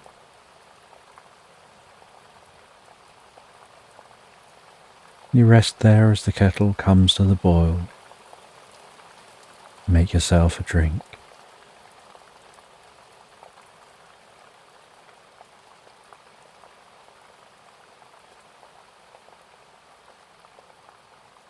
You pour that drink into the cup, the sound of the hot water filling the cup. You stir that drink, you hold that drink in two hands, feeling the warmth of the drink between those hands. holding it beneath your nose, the steam feeling so comfortable as it rises up, tickling your nostrils, rises up across your eyebrows and your forehead, blowing gently into the top of the drink, some more steam escaping.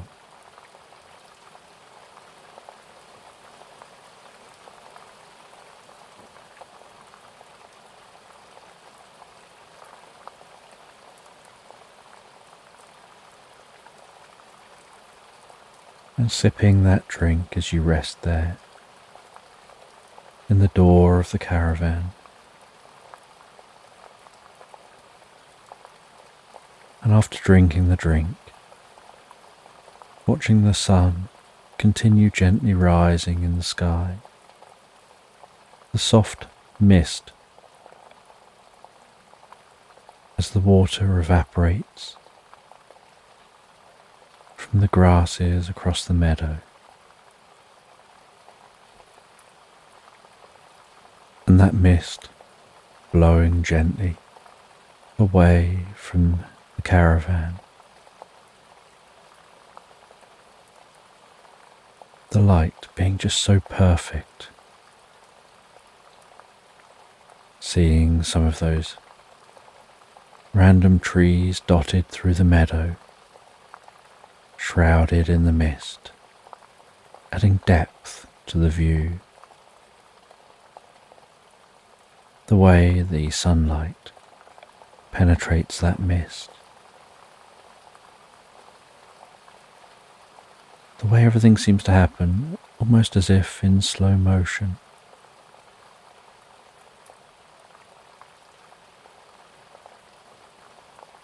And after drinking your drink and feeling more awake, you head back into the caravan. You get dressed for the day.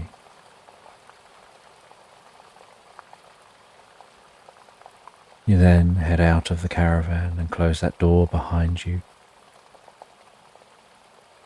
The light thud and clank of the door as it shuts and the latch locks. You test the door, make sure it's locked, before walking on the moist grass. As that moisture continues to softly evaporate and the sun continues to gently rise in the sky.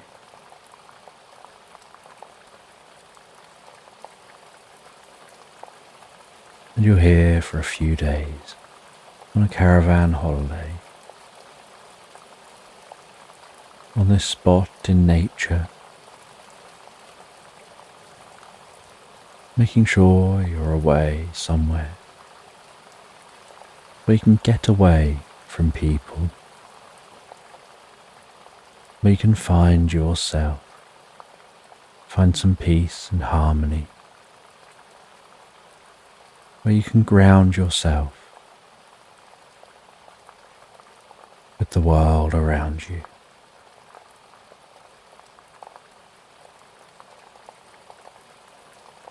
And as you walk through the meadow, exploring this landscape, seeing the dandelions and daisies and the grasses, and the way they softly move with the breeze, the bees flying from plant to plant. And as the day warms up a little more, beginning to notice butterflies, some small blue butterflies, some larger patchwork butterflies, almost like tartan, flying around.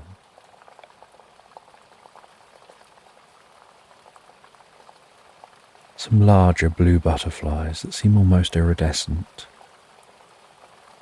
some white butterflies with tinges of black around the tips of their wings.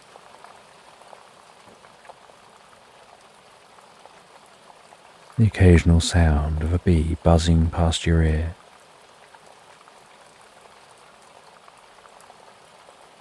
As it continues busily on its journey and on its daily chores.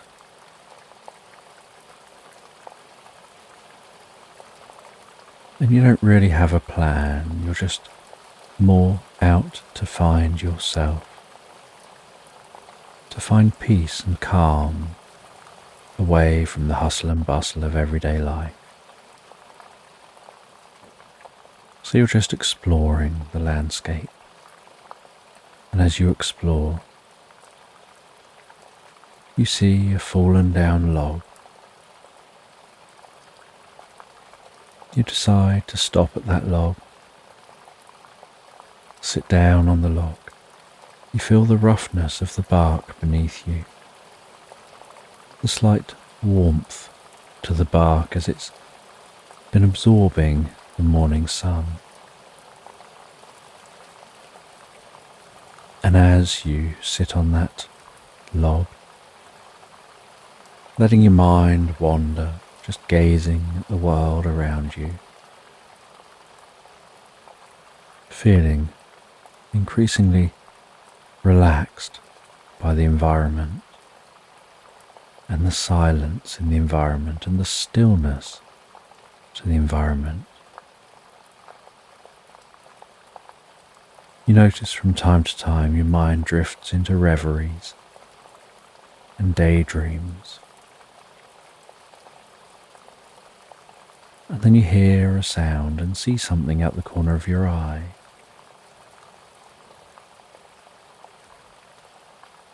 And notice what looks like a guinea pig tootling along through the landscape, almost as if it's trying to step over the blades of grass. And that grass is still just ever so slightly damp. The sun hasn't yet fully dried it out.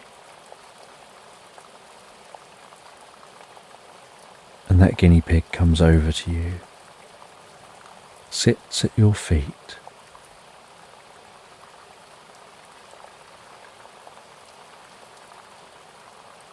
and they introduce themselves as Bob.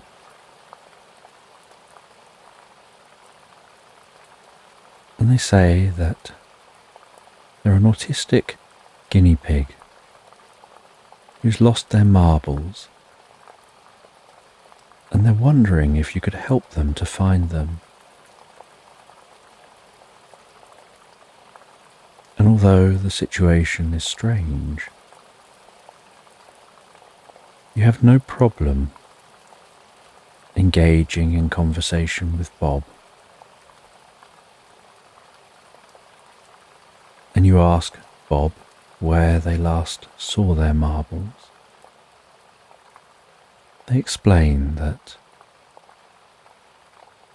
there's a stream just a little way down the hill, and that stream leads into a cave, and they were in that cave when they last saw their marbles. And so they think they must have lost their marbles there. But they've searched from the cave all the way to here and haven't found them. They said that their wife, Margaret, was also helping to search for their marbles. And she's searching a different area. And you say to Bob that the marbles are likely and the last place that they're going to check. And Bob says that's what she said. Margaret told me that the marbles will probably be in the last place I check. And so I obviously decided, Bob says, to try to check the last place first. But it was only after checking what I thought would be the last place that I realised if I check the last place first, it's no longer the last place. And so maybe I left it at the first place I should have checked. And Bob continues to talk and share their thought processes behind where they've been, where they feel their marbles might be, and how they've been unable to find them as of yet. And you offer to help them seek their marbles. And you ask Bob where they've been since they last saw the marbles. And they say they were in the cave. And before they were in the cave, they were walking along the edge of the stream. And before they were walking along the edge of the stream, they were wandering through the woodland. And before they were wandering through the woodland, they were at home sitting in their garden, drinking a cup of tea, resting in a hammock. And they were just sitting in that hammock, swinging gently, drinking that tea,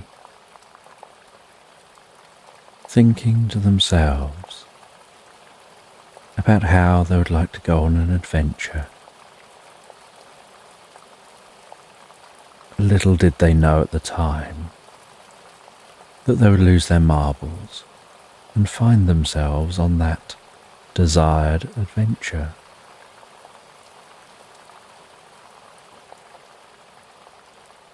And you ask Bob,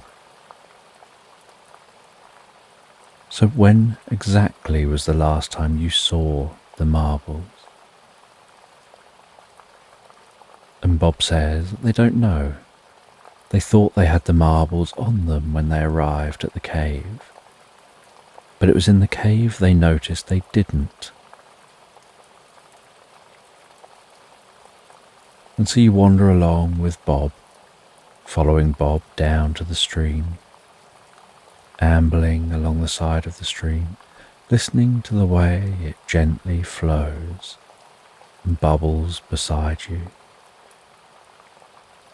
The sounds of birds in the distance, the warmth of the sun as it continues to rise into the sky.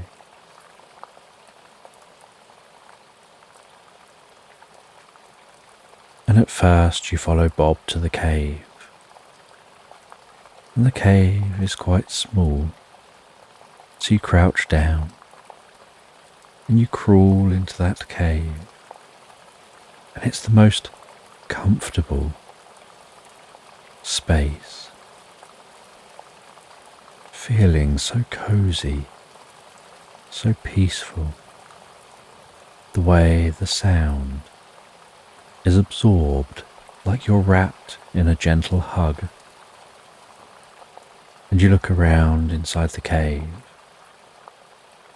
and you can't see those marbles.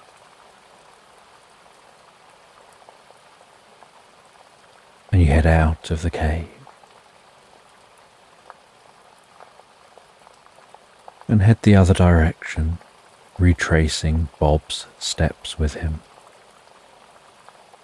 And you're taller, so you can look further in all directions.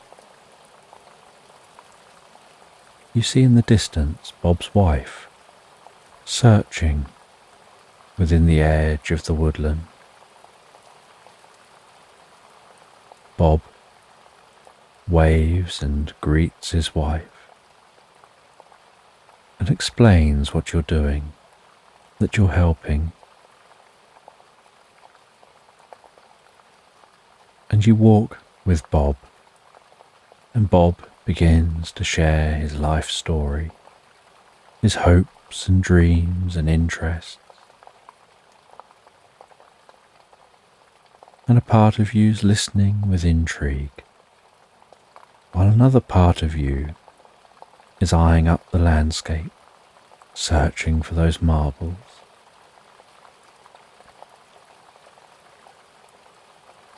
And you continue to search until you arrive at Bob's home.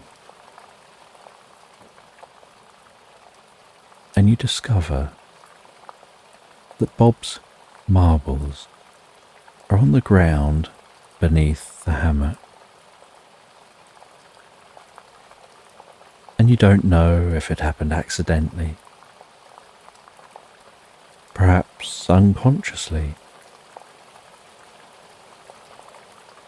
But it seems that when Bob felt he'd like to go on an adventure, he found himself on that adventure, caused by his own doing. And as a thank you for helping to search for those marbles, Bob gives you a drink. Then you sit in Bob's garden, enjoying that drink and the atmosphere in nature, the warmth of the sun as it's now passing overhead. His wife arrives home and he tells her the marbles were here all along. They were in the last place you looked.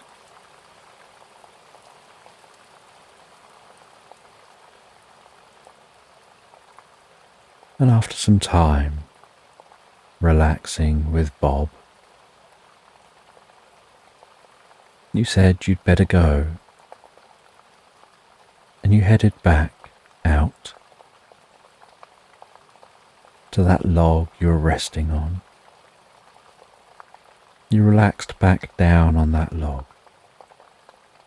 found yourself drifting into a reverie, lost in thought. And as you drifted out of the reverie, while the sun passed overhead, you wondered for a moment whether the whole experience with Bob was real or not, or whether that was all part of a reverie.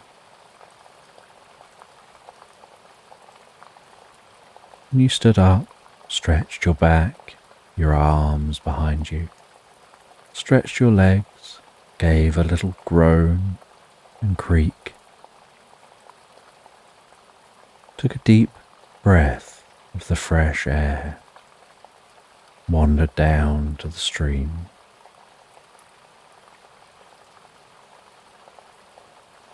Crouched down beside the stream, listening to the way it trickled past, watching the way the light played with the surface, and rings of light seemed to dance along the floor of the stream, watching as small fish swam on the spot facing upstream, only moving whenever a shadow passed overhead.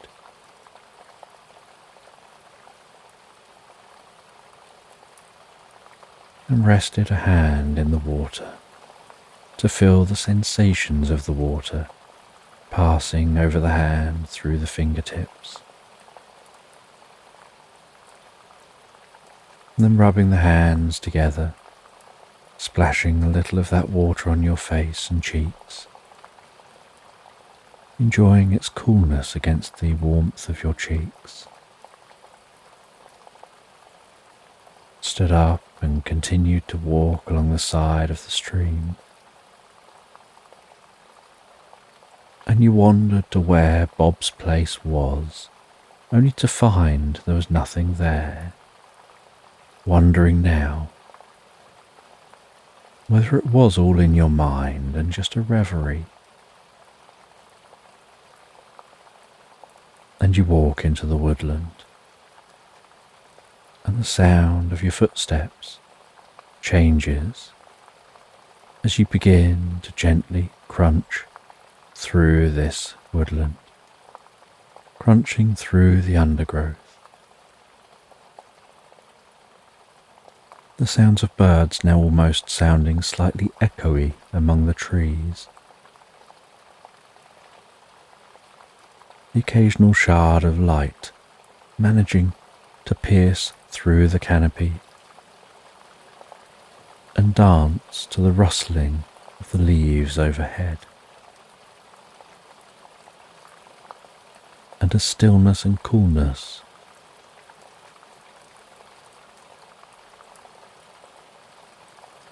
drifts through the air.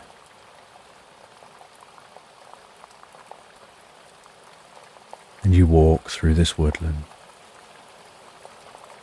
And while walking through the woodland, you start to notice among the undergrowth, looks like there's some rubble, and you're curious what was once here, perhaps before these trees. And then you find some old vine-covered ruins. You walk around those ruins, looking at the grey stone, feeling the roughness of that stone under fingertips.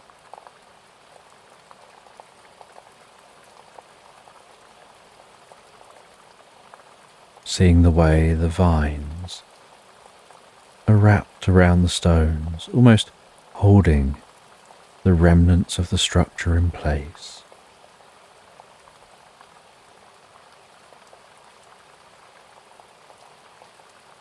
And as you walk around among these ruins, you try and visualize in your mind's eye what was once here. And while visualizing in your mind's eye, you wander around what you assume was the inside of a building. You don't know what type of building, but while walking and hearing the sound of each footstep, the dull thud of the footsteps on mud through the undergrowth here in the woodland. One of your steps has a slightly more airy sound to it.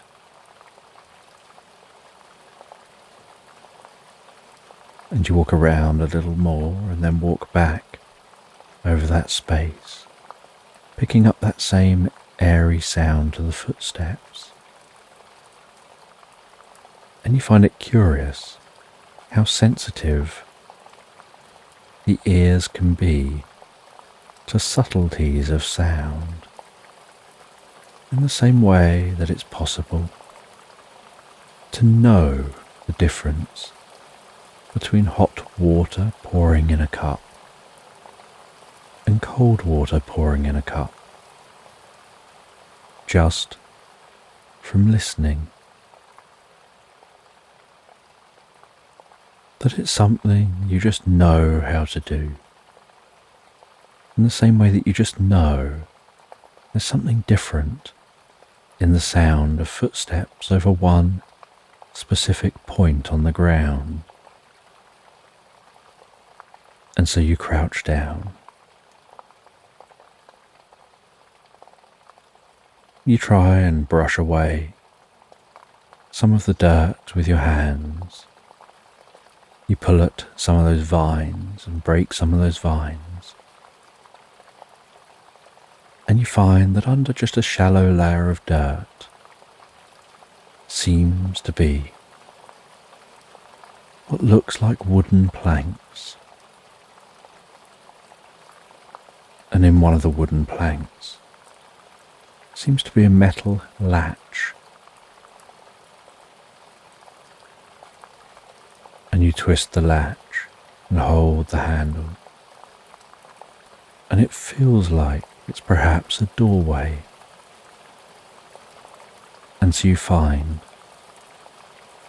the edges of that door. You clear the mud from above it, removing the vines. And then carefully open that door. And as you open that trap door, some air breathes gently from under the ground.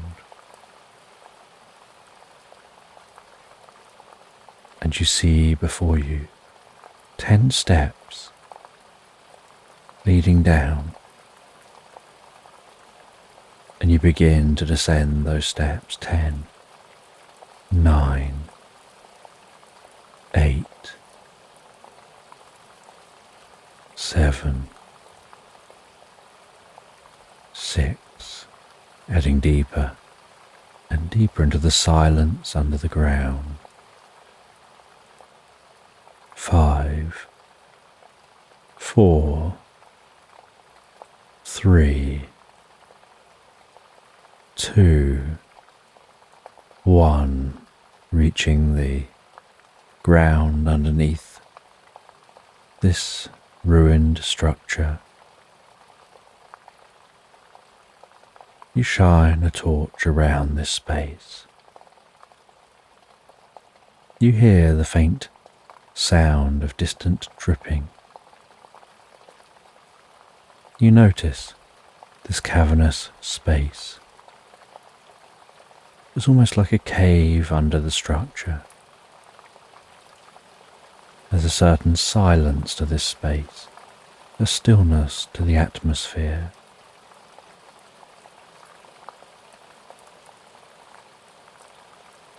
And as you explore, so you find your way out into a chamber, and within that chamber you discover a plinth, and on that plinth you find an old tablet, and on that tablet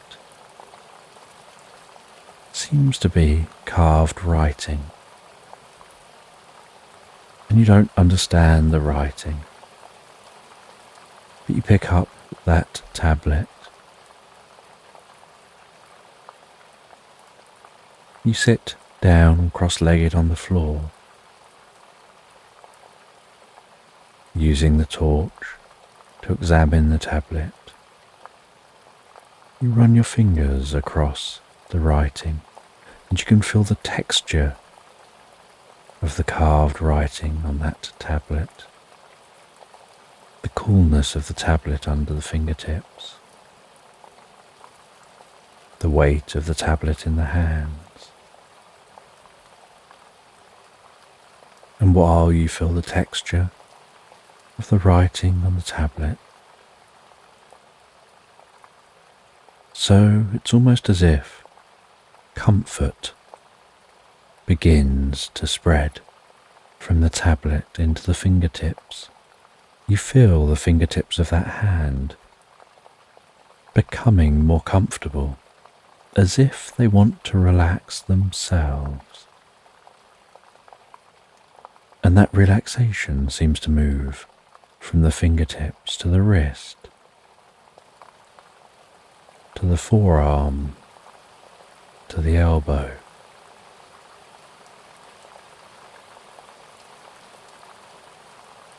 to the upper arm, up to the shoulder, and you find yourself gazing towards that tablet, almost as if the tablet is fixed in space before you, as the arm is just holding it motionless automatically, while relaxation moves up the arm to the shoulder, and begins to spread through the body. And you notice your breathing deepening, relaxing, calming deeper and deeper. You start to feel that relaxation moving down your body, across your body to the other arm. The other arm, as it fills with relaxation, becoming heavier and heavier until it's resting beside you. So heavy you can barely notice it, as if your awareness acknowledges it before moving on. And relaxation begins around the top of the head, around the eyes, the cheeks, the jaw, softening, relaxing all the muscles, bringing a deep sense of peace and calm, with the breathing deepening, relaxing, almost as if each in-breath breathes in peace and comfort, and each out-breath seems to be breathing out any residual tension or worries, bringing clarity to the mind, a stillness to the mind, as if thoughts have decided to take a rest, while relaxation works its way down through the chest, the upper back, permeating through you, weaving within you, down to your stomach and lower back, down around your buttocks and into those legs. And as the body becomes deeper relaxed, the mind stills and quiets. And while the mind stills and quiets, so the eyes close, with that tablet still held in place. And it's as if you're embodying the text on the tablet, but you couldn't read the text. But something about the tablet meant you could feel the text, internalize the text and its meaning in ways you could never consciously understand. And it's such a comfortable, deep feeling that you automatically and instinctively just go with the flow, absorb yourself in that experience. As your mind drifts and floats to a secret place, a different time, gaining an understanding of this location, of what was once here. You see in your mind's eye, as if you're stood in that location outside of this underground space, wrapped in the building, and you head out of the building.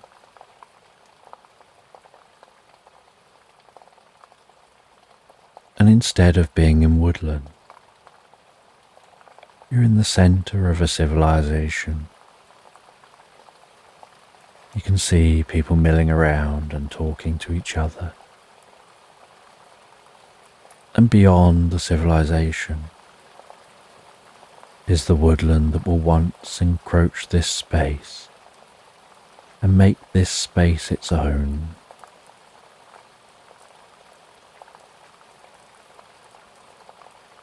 and you seem to be here just as an observer. People seem to be ignoring you, but you watch as they go about their daily life. You watch their routines and rituals.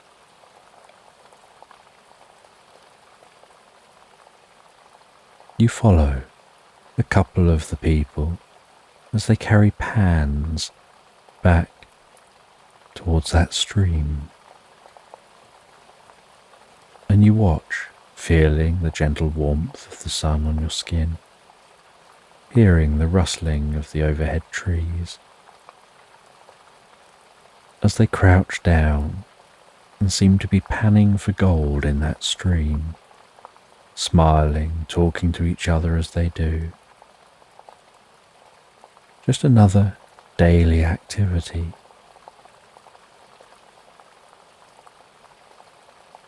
And you watch them as they find a little gold, and they head back towards the buildings. You watch as somebody else is doing laundry while engaging in conversation with other locals. You see someone selling fruit and veg, and the way they engage with people. And it's a bustling space, a thriving community, a civilization that once was, as if you're seeing a glimpse of the past.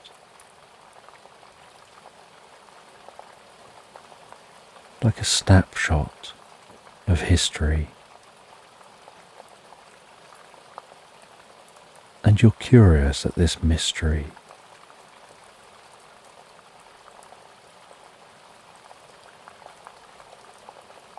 And the experience begins to fade.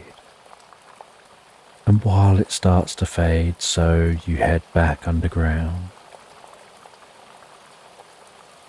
And you do this automatically and instinctively, as if something is driving you to act. But you feel so comfortable. You rest back where you were and drift back to an awareness of holding the tablet. And you don't know what happened or how. Just that somehow it's like an echo of the past was stored within the text on the tablet, and something about touching that text connected you with that echo.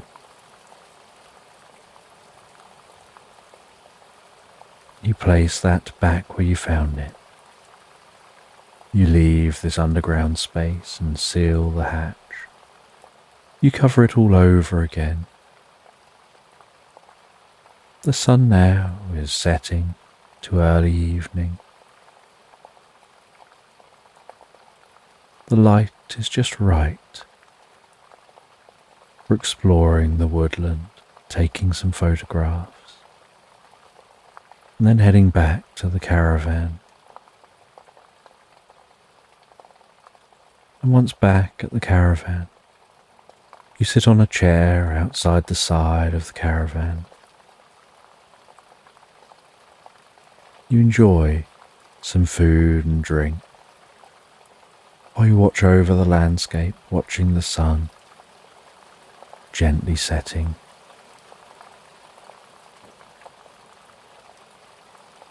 Feeling the warmth of the day gradually fade away. Hearing the daytime birds and animals quieten down for the night, and the nighttime birds and animals awaken. You see the stars twinkle to life in the night sky, watching the moon-illuminated clouds as they wisp softly past those stars.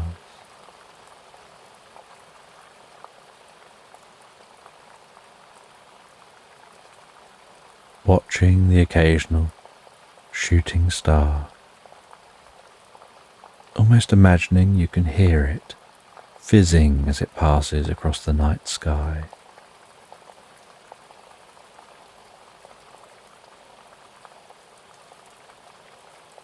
Feeling a deep sense of peace and calm.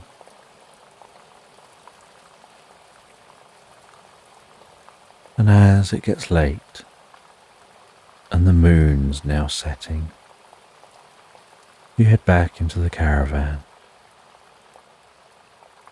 You rest back in bed, and you find it no trouble at all to very quickly and easily drift and flow to sleep. You just count gently in your mind's eye.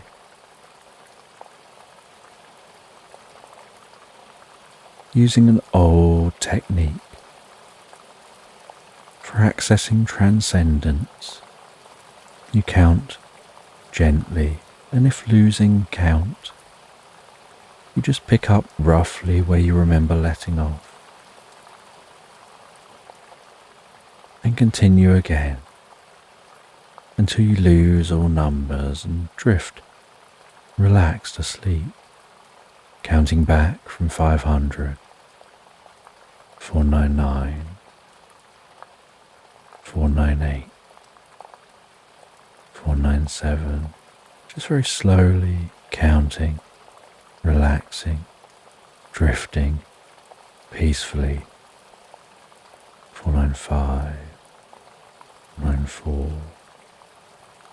until you drift asleep into the most pleasant dreams, the most pleasant recuperative sleep, drifting and floating asleep into Slumberland.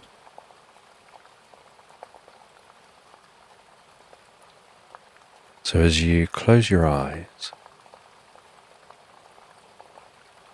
you have a sense of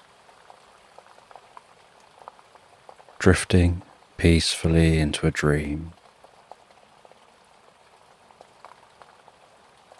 And as you comfortably drift into a dream, you find yourself jumping on the softest, fluffiest clouds on the darkest of nights.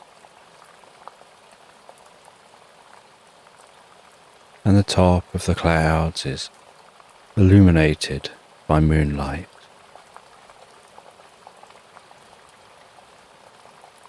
Almost making the clouds seem alive with brightness,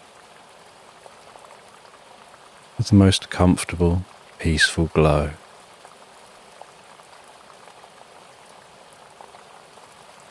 As the stars overhead twinkle, almost as if they're dancing in the distance themselves, jumping softly around in the sky.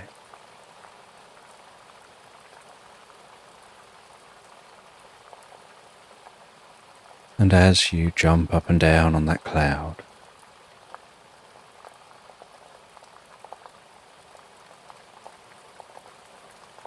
you notice the way the cloud cradles your feet as you land.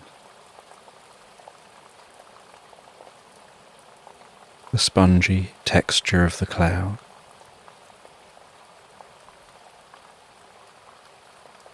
the soft feeling of the cloud against the underside of your feet,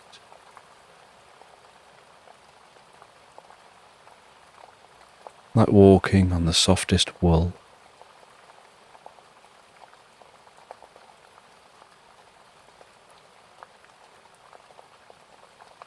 And noticing how springy the cloud is as you jump higher and higher into the sky, sometimes managing to jump so high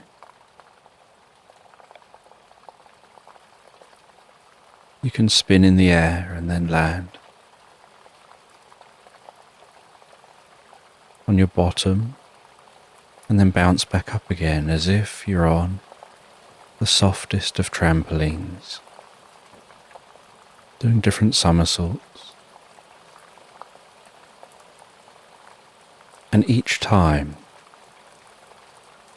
you strike the cloud, so you notice yourself going a little deeper and deeper into the experience, at first in a way that goes unknown to you.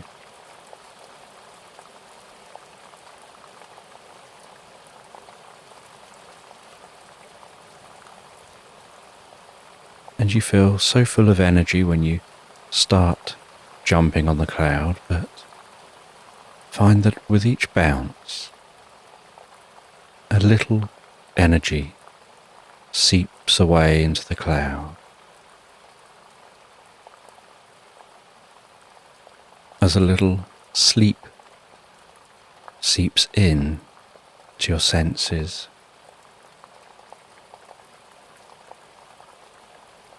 And so your jumping softens and relaxes with time.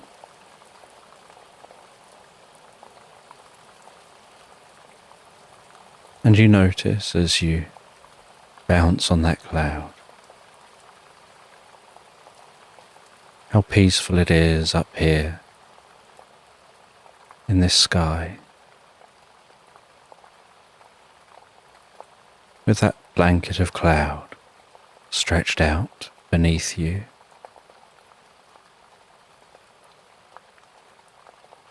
And eventually, sleep begins to settle in to the point that you feel it's time now to stop jumping, and you head to the edge of the cloud. You sit on that soft cloud, dangling your legs over the edge, and you notice a curious sight, that where you've been jumping on the top of the cloud, small puffballs of cloud have been separating from the underside, and you can now see all those little puffballs gradually, slowly drifting down to the ground below. And what you notice as you watch those puffballs drifting to the ground is that the closer they get to the ground, the more they're developing legs and a head and a short fluffy tail. And as the puffballs land on the ground one by one, you notice that they land as sheep.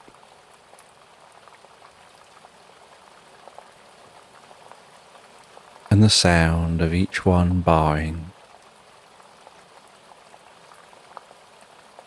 takes time to rise up from the ground to your ears.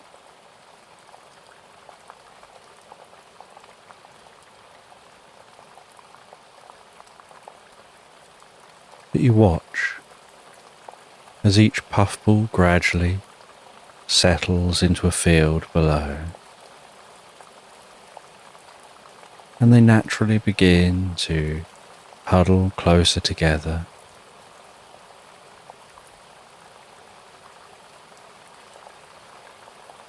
as if realizing they all came from the same place, and so they want to be in the same field.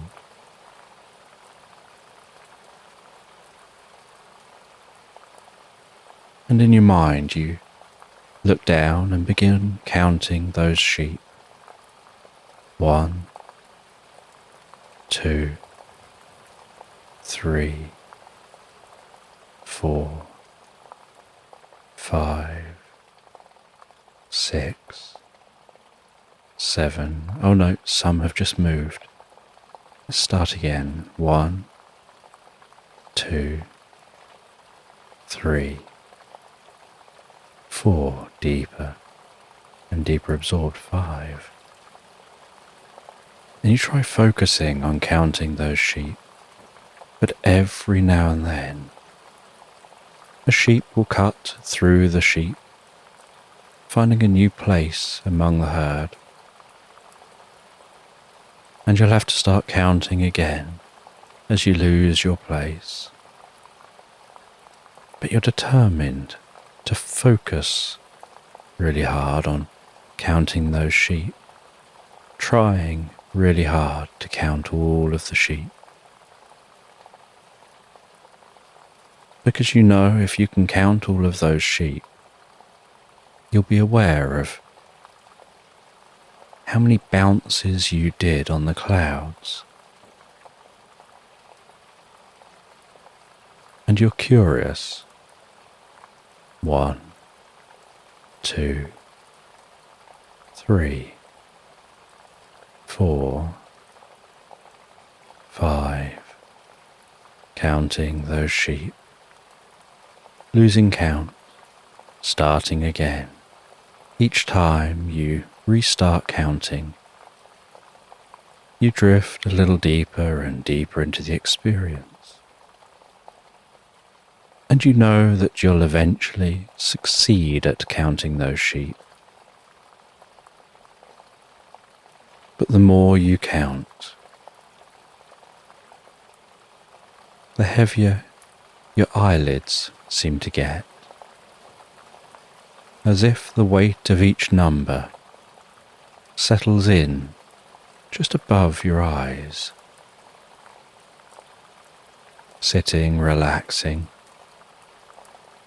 on those eyelids, weighing them gently down. But you persevere, counting those sheep. 7, 8, 9, no, 1, 2, 3, 4, 1, 2, deeper and deeper. 3, 4. And you keep counting those sheep until eventually, as those eyelids get heavier and heavier, you succeed in making it to that last sheep. And as you count the last sheep, so you lie back onto the cloud, feeling a deep sense of relief and satisfaction at achieving counting those sheep. And that cloud under your back is so soft, like the fluffiest, puffiest blanket you could ever lie back on, relaxing back deeply, profoundly. And while you relax back onto that cloud, feeling the cloud under your lower back, your upper back, your shoulders, gently resting your head like the fluffiest, softest pillow. The sensation of the cloud on the arms, the hands, under those legs. You feel yourself beginning to drift and dream deeper and deeper into the experience.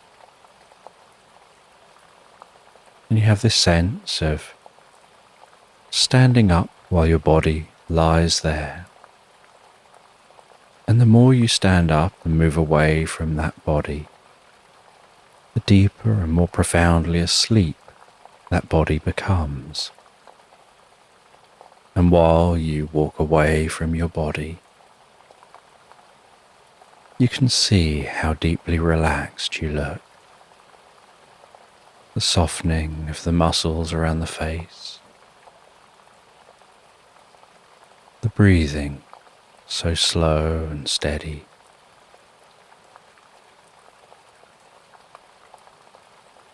And you walk along this cloud, only this time as you walk away from yourself, sleeping deeper and deeper over there. You find yourself following a path that's forming before each footstep. And as you follow this path, the path is slightly warm and comfortable. A gentle road leading you through this cloud landscape. As the rolling tops of the clouds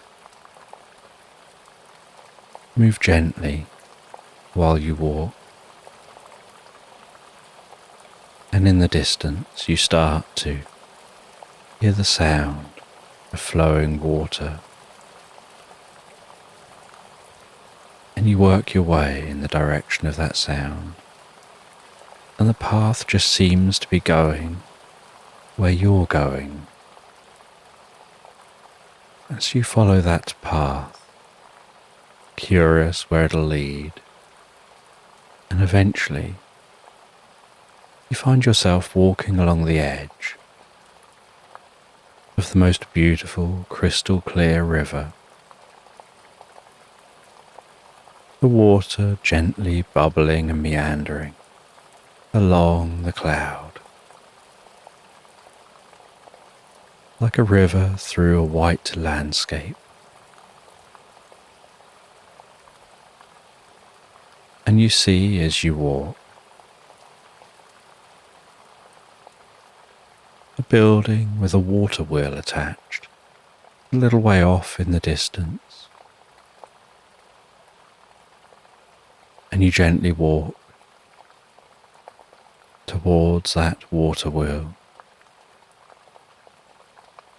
And as you walk, the water smells so fresh, so clean and peaceful. The sound of that water filling your senses with a deep sense of peace and comfort.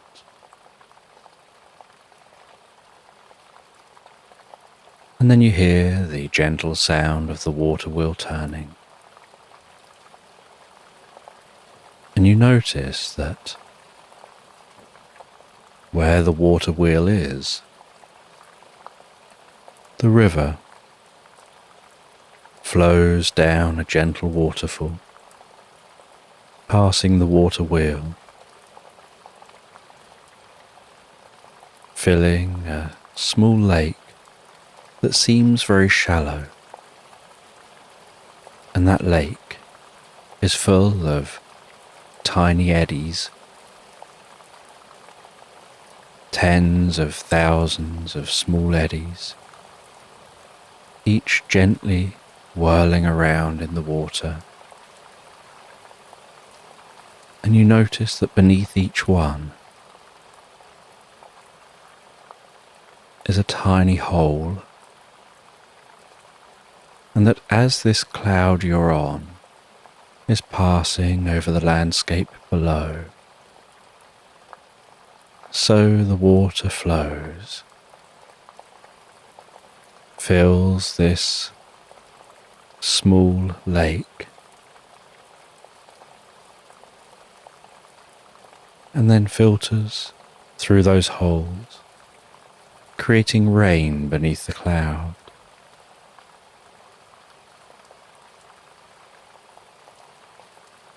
And you can hear the clunky sound of that water wheel as it turns, the sloshing sound of the water, the gentle splashing of that water.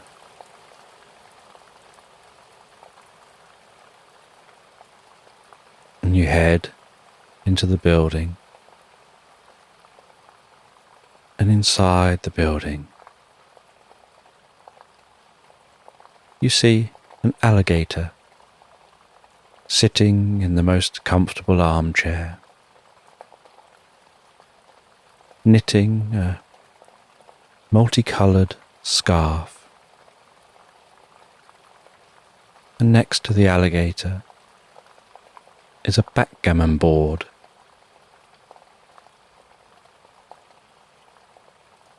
And sitting next to the backgammon board is an owl with some glasses perched gently on the tip of their beak.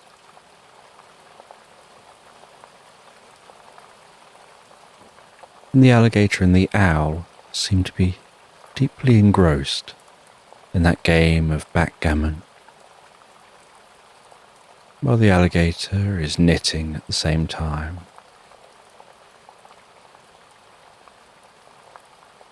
And a fire is gently crackling away in the fireplace.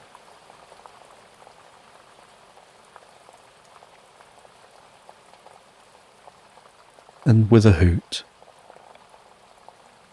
the owl invites you to go to the kitchen, grab yourself a tea cake, perhaps take down the mug on the shelf,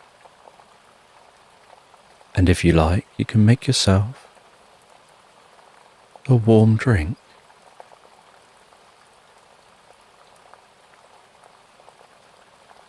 And so, while they continue playing, you head over to the kitchen area. You grab the large mug.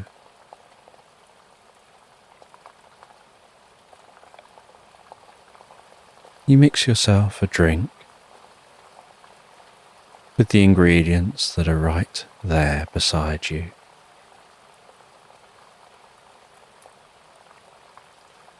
You smell that sweet scent of the drink. You add a little honey to the drink.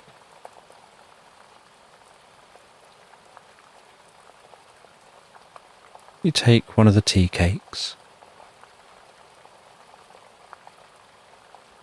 and you head back over to the owl and the alligator.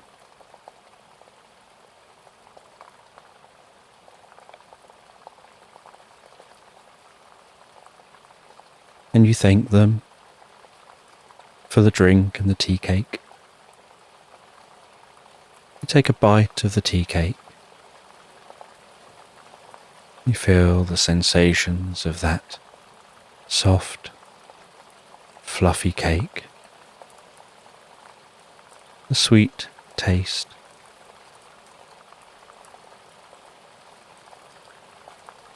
and a slight appley taste to the cake.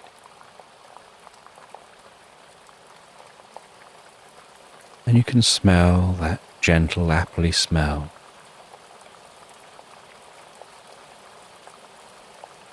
And you munch your way through the cake.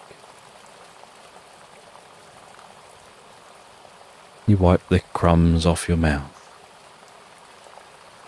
You brush your hands together. And then move on to drinking the drink. And as you begin to drink that drink, so you feel the warmth of the drink passing in your mouth, the vapour from the drink tickling your nostrils, almost as if that vapour is tingling around the inside of your ears and the roof of your mouth and up behind your eyes, stimulating your brain before the warmth of the drink massages your tongue, your throat, bringing peace and calm down through your body, like a warmth radiating out, softening your shoulders, softening the muscles down the arms, relaxing the hands, massaging the shoulders, the upper back,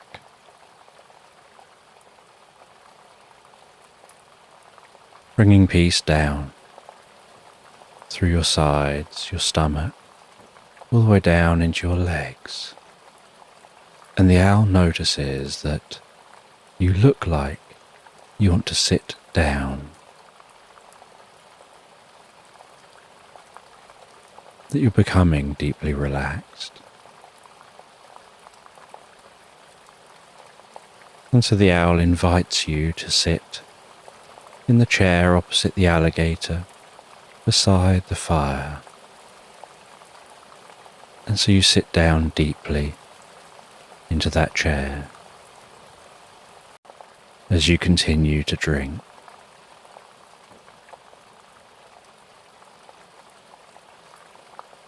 And the owl tells you that you can rest one hand on the arm of the chair, and that will let the chair know you want to relax deeply. And so you rest your arm on the arm of the chair, the palm of your hand touching the raggedy material, the worn fabric. And it's almost as if the chair comes alive and begins to softly scratch your back in the calmest, most pleasant way. And you can feel your back being gently scratched with the most pleasurable back scratching as you continue drinking that drink. And from time to time, you notice that the table the backgammon is resting on seems to glitch, as if glitching in and out of reality.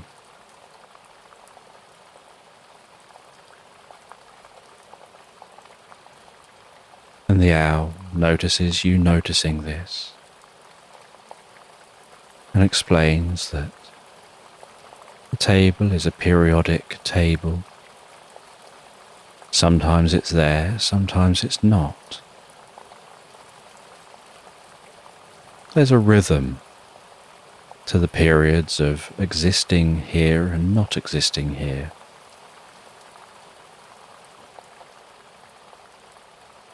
But the essence of the table remains. So even when the table isn't here, everything on the table remains where the table should be.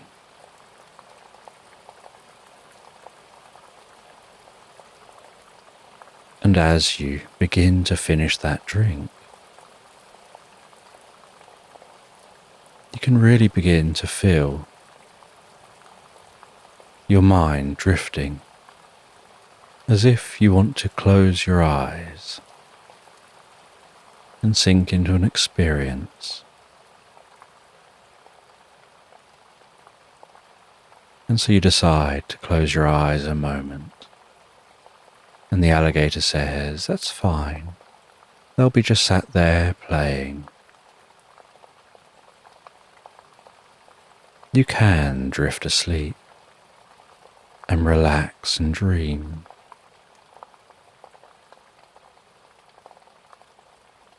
And so you find your consciousness drifting asleep, passing through a fading dream.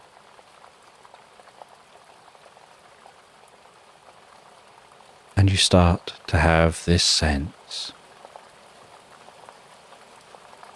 of grass tickling your cheeks and the backs of your ears and the back of your neck. The faint sound of rustling grass in a breeze. The delicate warmth of a sun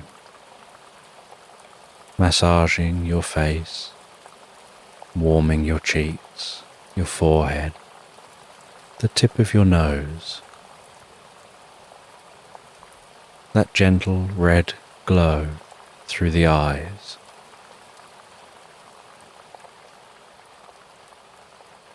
The feeling of grass under your arms and your hands. The delicate sound of songbirds. The occasional coolness and dimness of passing clouds. And as your consciousness settles in here, so you begin to open your eyes. And you sit up and look around and you find you're lying near an oak tree in the middle of a meadow with rolling hills, songbirds flying around, bees and butterflies flitting from plant to plant.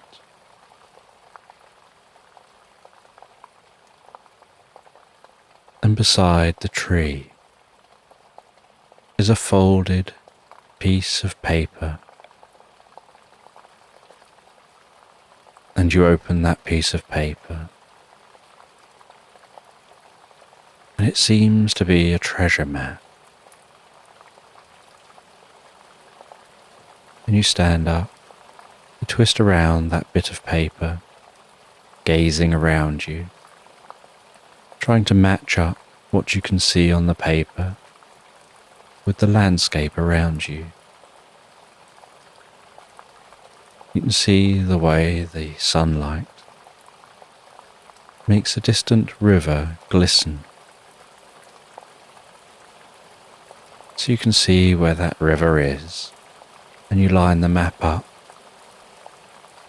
to match the orientation of the landscape. You look on the map, you can see where X marks the spot. And out of curiosity, you decide to go and investigate. And so you start to walk through this meadow on this beautiful, warm summer's day.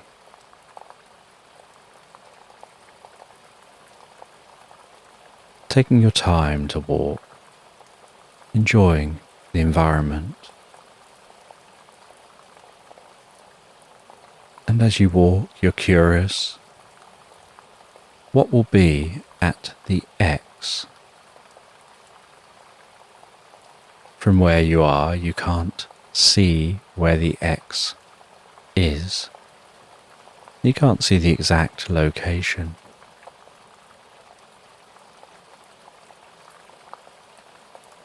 And so you can't work out exactly what will be there.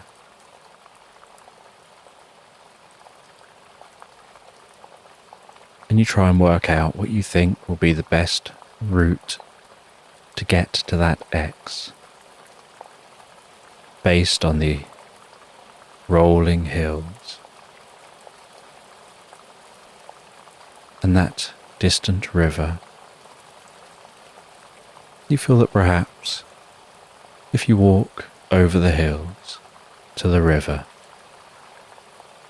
you can follow the river as close as it gets to the X, and then cut from the river over to the X, rather than try and push in a straight line, going up and down hills endlessly. And so you head over towards the river, heading down the hills and weaving your way among those hills without having to walk up each one and down each one, weaving your way towards the nearest point of the river as the clouds gently drift across the sky.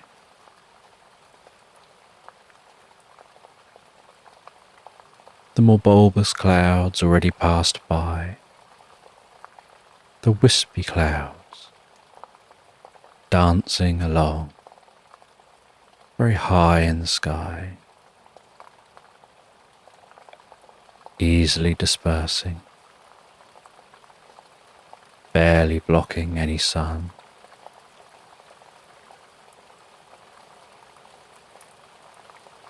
And eventually, after about half a day's walking, you arrive at the river. You splash some of that water on your face. You grab yourself a drink of the water.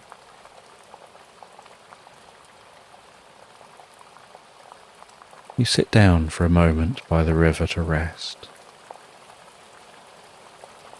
just enjoying the environment.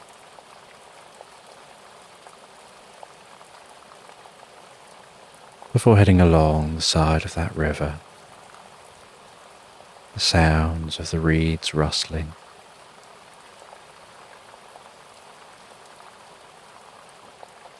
weaving through the landscape.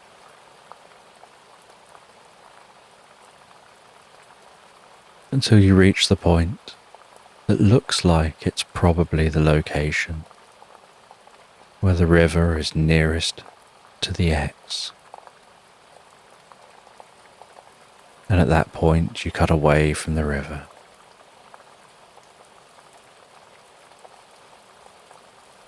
You head up the hill, walk through the meadows at the top of the hill, descend the far side, head up another hill, walk through the meadows, descend the far side as the sun begins to set over the horizon. And eventually you arrive at the edge of some magical woodland. And at the edge of this magical woodland, with the sun now fully set, you can see you've still got quite a way to go. So you decide to camp here for the night. You gather up some firewood. You light a small fire. You sit near the warmth of that fire as it crackles gently before you, the light dancing around, shadows leaping from point to point, the evening sound of crickets, the occasional evening bird, just resting your back against a tree, watching the stars pass across the sky, the occasional shooting star, almost fizzing its way past you.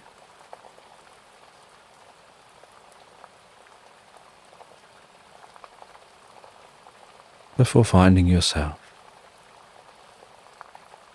relaxing off of the tree, curling up on the ground, the fire burning down to embers. As you drift and float into the most pleasant, deeply relaxed dream.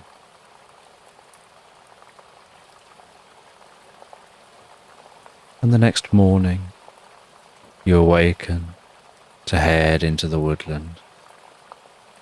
And as you walk into this magical woodland, so you can notice the morning mist wafting around your legs, the occasional ray of sun dancing through the canopy, slicing along the path ahead.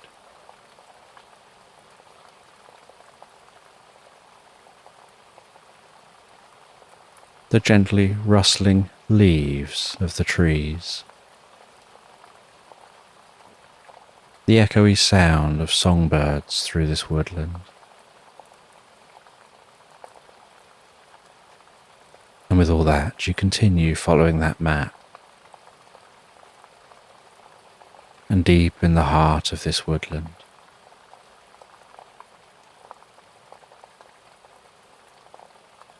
you come out to a well-lit clearing, and in that clearing you see a pure white unicorn drinking from a pool of water, and you slowly approach that unicorn.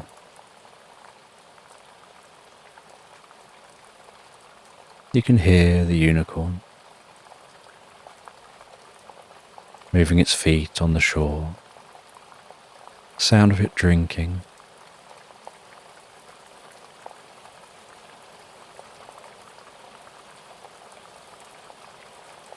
You can see the way the light seems to glisten on its back and sides, and in its mane.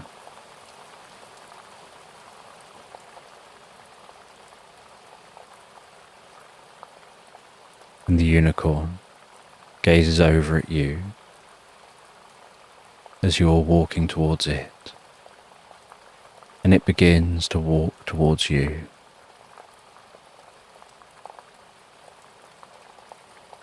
And it bows its head down, as if to signal for you to climb on its back. And as you climb on its back, so the world around you seems to shift and change, as if the unicorn was crossing dimensions and existed between dimensions. No longer did the woodland look like it did a moment ago. Now the landscape around you takes on a mysterious hue, with multicoloured flashes of light passing through the grasses and the trees.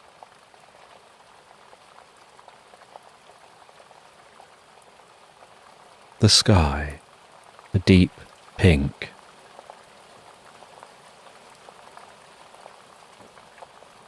The water, an electric blue.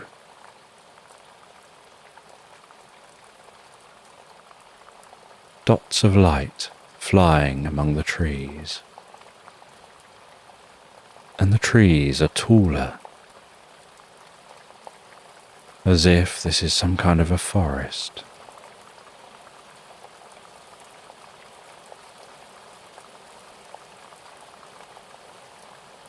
And light in the landscape seems to pulse and undulate.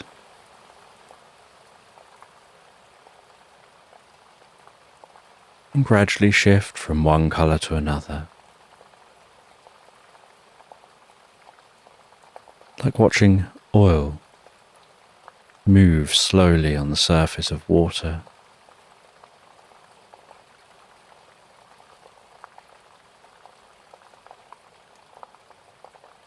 And the more you find yourself absorbed in the experience,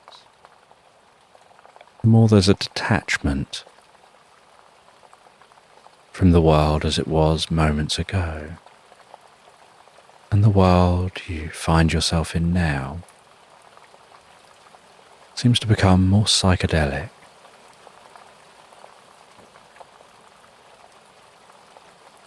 And in this psychedelic world, the unicorn continues to glow with the most pure white.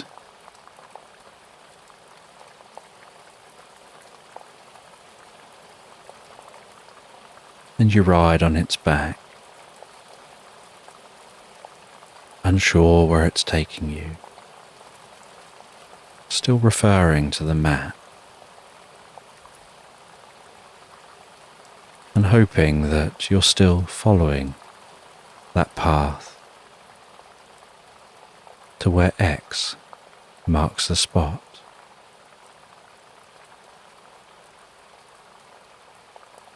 And the unicorn heads into the forest, and as it does, you notice that in this forest, what at first you thought were trees are actually tree-sized mushrooms, with stalks towering high up into the sky. And then the mushroom stretching out like a canopy of mushrooms overhead.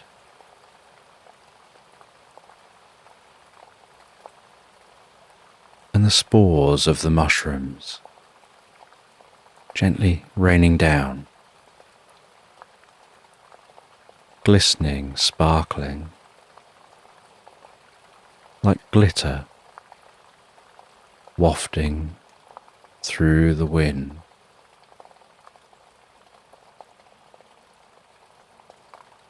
Weaving around through this forest of mushrooms, the psychedelic colours pulse up through those mushrooms from the ground, as if they're sucking up magical energy, processing that magical energy. And their spores are tiny fragments of magical energy, escaping and spreading through the landscape.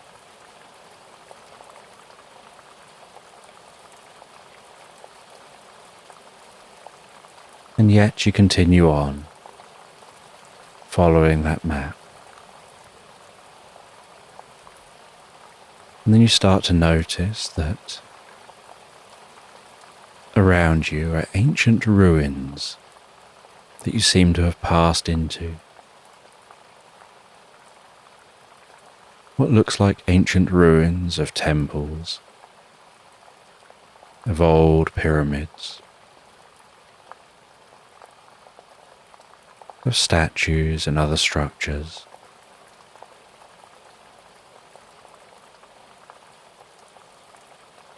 And the glittery particles from the mushrooms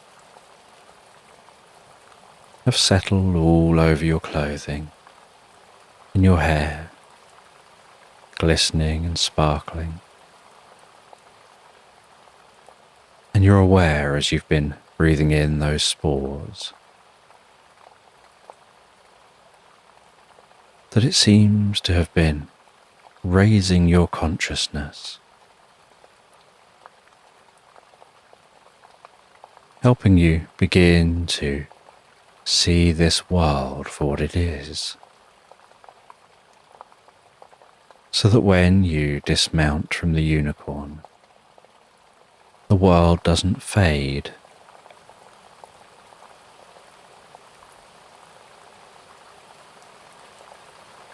It continues to exist, powered by the mushroom spores.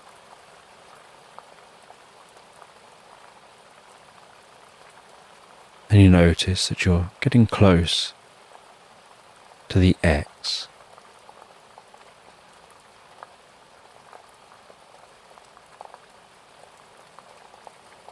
And you can see a ruined structure in the distance that looks like a collapsed pyramid. And it seems to be right where the X would be. And you head over towards that collapsed pyramid.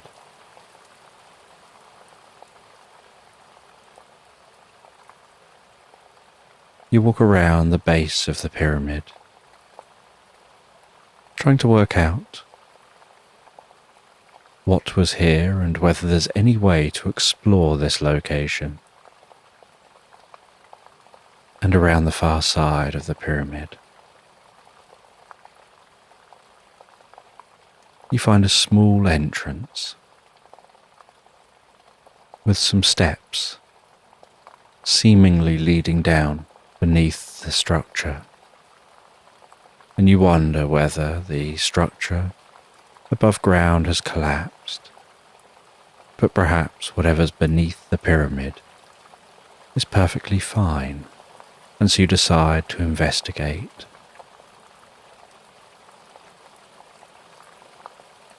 You descend those steps.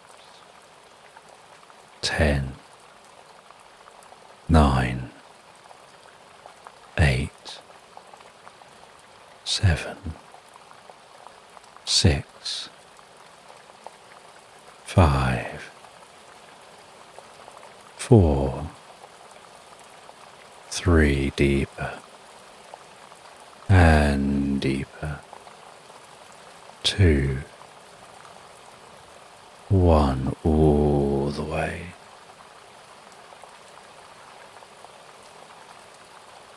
And you step into a corridor under this structure. All sound more muted, no longer being really able to hear the sounds of the environment above this space. Just the very slight, dull sound of walking around down here in the dim light, noticing the mycelial network has infused down here as the mushrooms are taking back this landscape that was once probably a thriving city.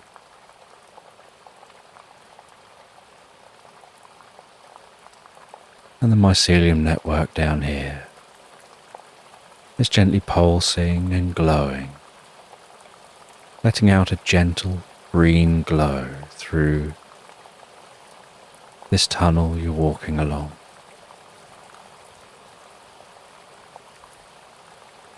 And at the end of the tunnel, you find a door. You carefully open that wooden door. And this chamber is where X marks. And you see in the center of this room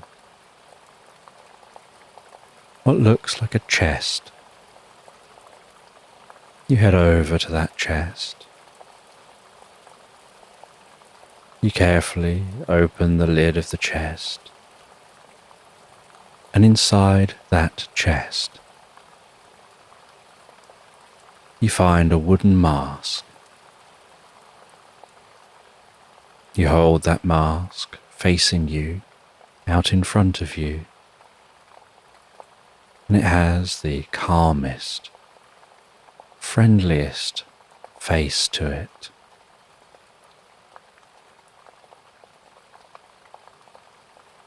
And you feel compelled to place the mask over your face. And so you turn that mask around You can feel the weight and the texture of the wood of that mask.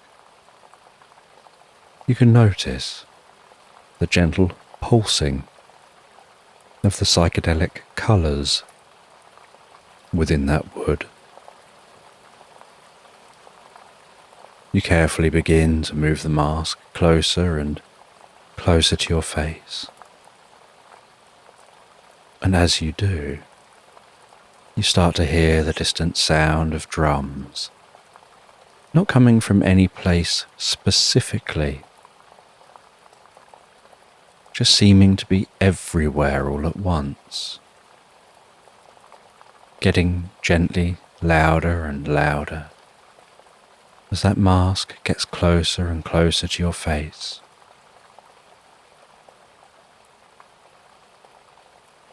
Until eventually the mask reaches your face and you close your eyes for a moment as you fit that mask onto your face. And when you open your eyes, you experience silence.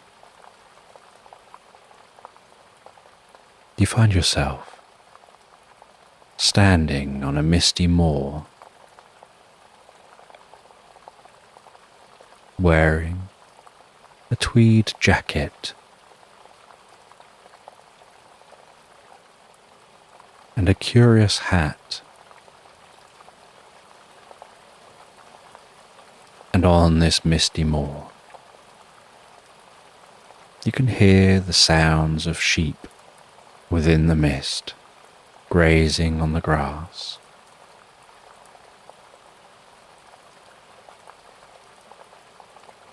You can see grey clouds overhead.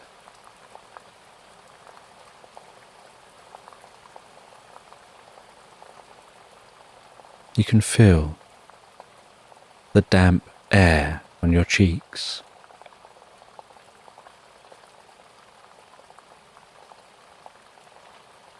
And when you look down beside you, you notice a small wolf cub looking up at you with puppy dog eyes, looking so friendly with its silver fur, like a little puffball in the moist air.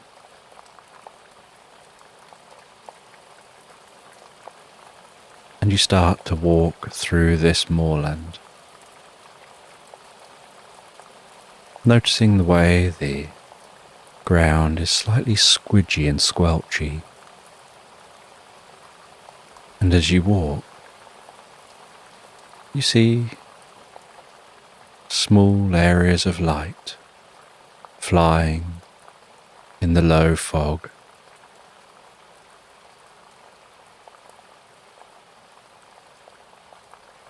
And you walk around exploring this landscape.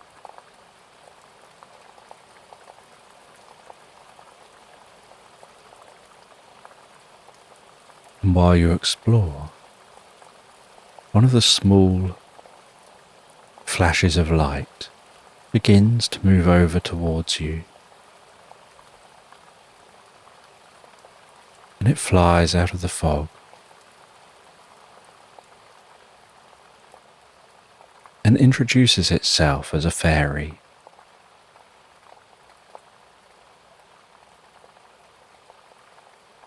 And you notice that it's a very unusual looking fairy. It explains that it's a fairy hedgehog. It looks like a hedgehog, but with butterfly wings that are translucent, sparkling, and rapidly flapping. As it hangs there before you, its little legs dangling, its small face bobbing before you.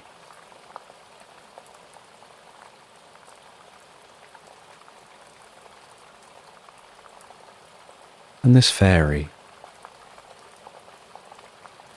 tells you that by wearing that mask, you've passed through space and time into this landscape, this magical moor.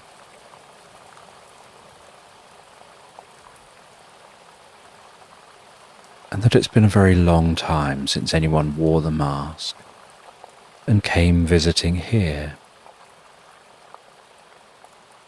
But the landowner would probably like to meet you. And they tell you to head through the moor. They give you directions. They tell you to keep to the areas of more dense grass. And so you walk through this moorland, keeping to the more dense grass as you go.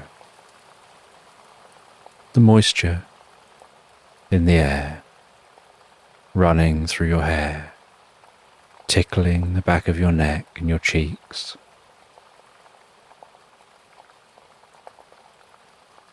And in the dense fog, you can see the distant glow of light at windows. And so you head towards that building. And the building, as you get closer, looks like a stately home, surrounded by a large brick and iron fence and a large wrought iron gate. And with a creak, you open the gate, feeling the coolness of the metal. Close that behind you. Walk the long driveway to the front of this home. Knock the large knocker, and then after a few minutes of waiting, someone comes to the door and opens the door, and they let you and the wolf cub in. And it's a cat wearing a long purple robe made of soft, heavy material. And they invite you in. And you explain where you've come from, the adventure you've been on, finding that mask. And although you don't feel like you're wearing a mask, you're assuming that you still are.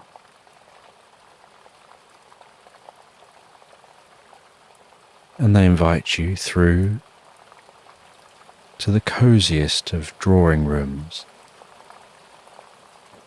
with a large crackling fire beneath a tall stone chimney.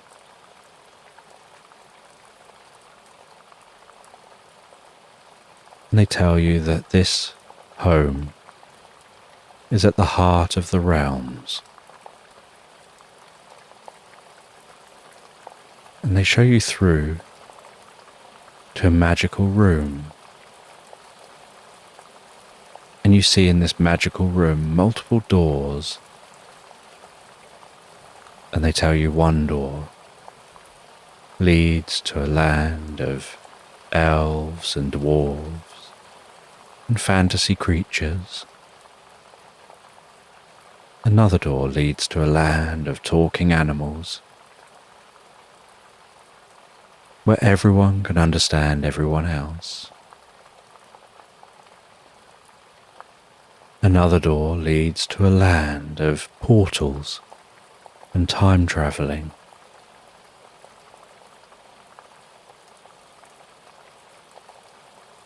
And another door leads to the most incredible, calming beach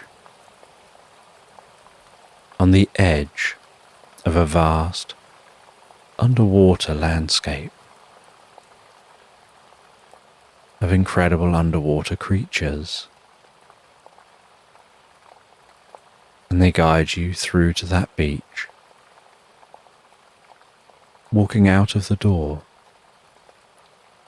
onto the softest white sand.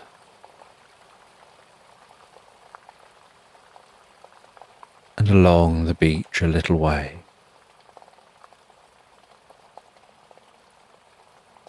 is a pirate fishing, who greets the cat. And the cat says that they regularly visit this beach and the pirate regularly fishes here. And the water is lapping so gently onto the shore, almost as if it's just tickling the edge of the sand. And the cat invites you to walk into the water, to feel how comfortable this water is. And you walk into that water, feeling the warmth of the water. And while standing in the water, the weather gradually changes. A few gentle rain clouds pass overhead, and for a moment, there's a warm, gentle shower of rain. And as those clouds pass, and the sun graces the sky once more, with its warmth, comfort, a rainbow stretches across the sky, following that cloud. And the water continues lapping onto the shore. And you rest on the sand for a while, the little wolf cub resting on your lap,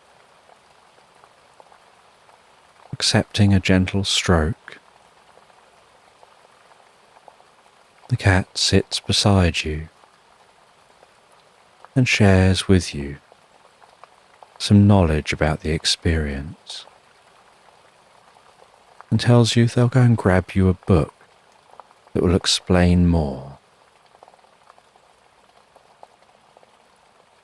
and that, if understood, will help you to access even more than you've done here today. And they walk off back into their home. And while they're gone, you rest back on the sand, just listening to the water lapping on the shore, feeling the warmth of this environment.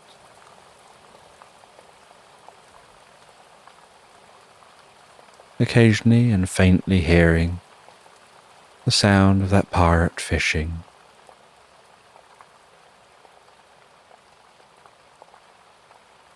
And then the cat returns and hands you an ancient book that smells as old as it looks.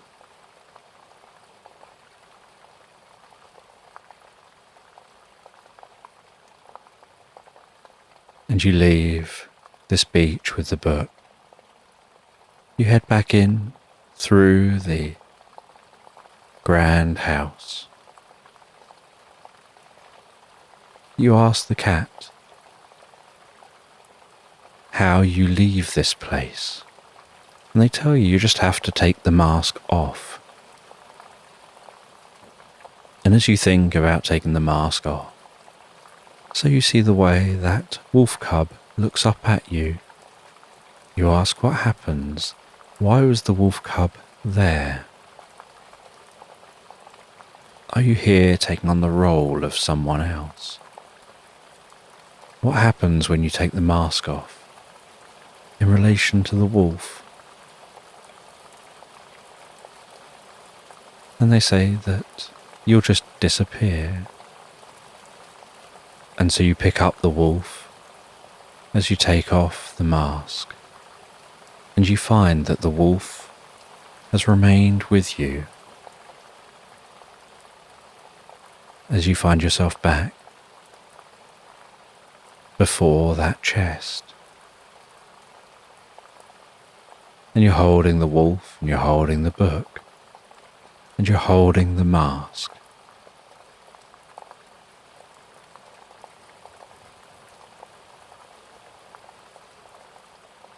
And you place that mask back down in the chest. You sit for a moment looking through the book, exploring that book, learning that letting yourself drift into a dream in a special kind of way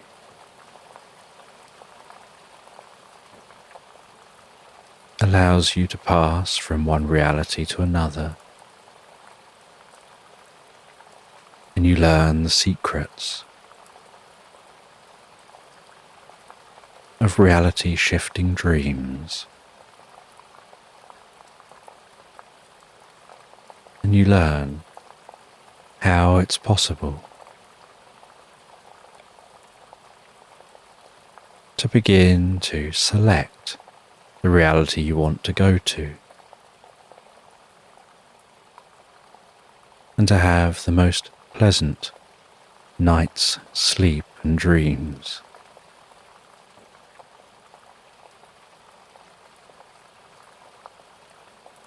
And with your new companion, you find your way out of this chamber and back out through the forest.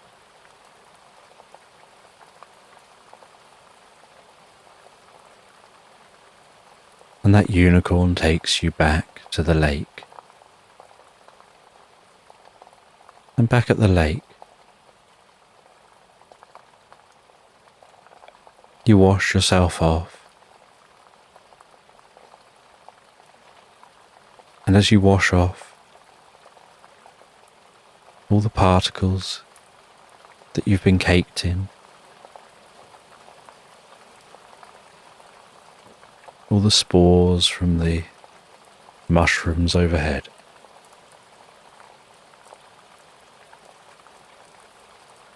you find this reality beginning to fade. And as it fades, you pick up that wolf cub again. Make sure you've got hold of the book. And you find yourself standing in the heart of that woodland, that unicorn before you by that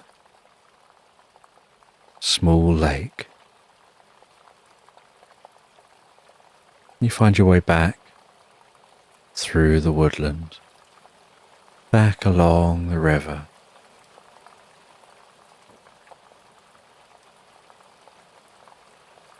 And strangely and unexpectedly,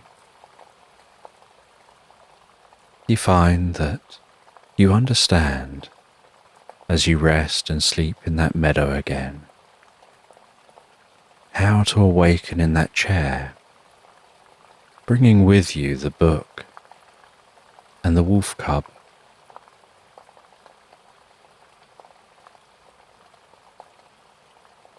And when you appear to awaken, and that wolf cub appears with you, and you seem to have that book with you, the alligator and the owl don't seem at all fazed. They just glance up, welcome you back. They ask you if you'd like another drink. You say you think it's time now to go. And you head off back the way you came. You find your way all the way back to yourself. You see yourself there sleeping, looking so peaceful, so calm and relaxed.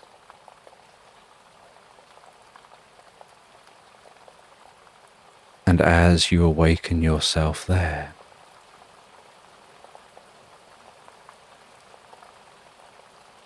so you find yourself integrating with that you, awakening on the cloud, and then stepping off the cloud, and finding yourself at home in bed, opening your eyes momentarily, seeing that wolf cub sitting on your bed, curled up, as a new companion to support you through the future, the book resting beside you on the bedside table.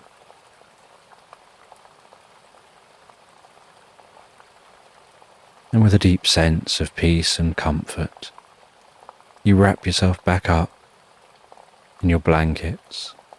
You snuggle your head back down into the pillow. And with a sense of curiosity of where your mind will now explore, you drift and float back asleep into Slumberland.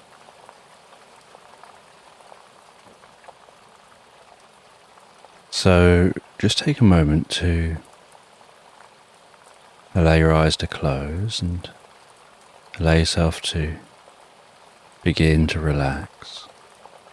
And as you begin to comfortably drift asleep, I don't know whether you'll fall asleep faster to the sound of my voice or whether it'll be to the spaces between my words. And as you comfortably drift asleep, I'm just going to tell this bedtime story in the background.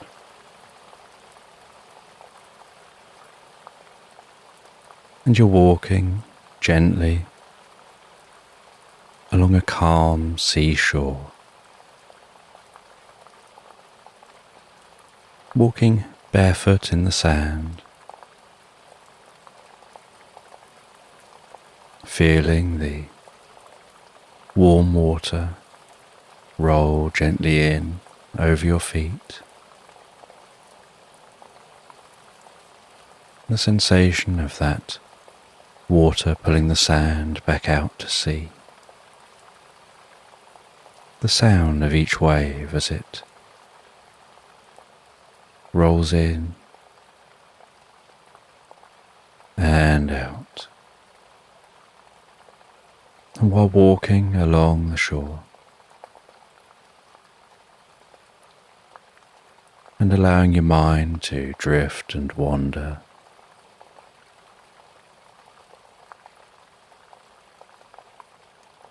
you can feel the warmth of the sun, hear the sound of seabirds, smell that salty air,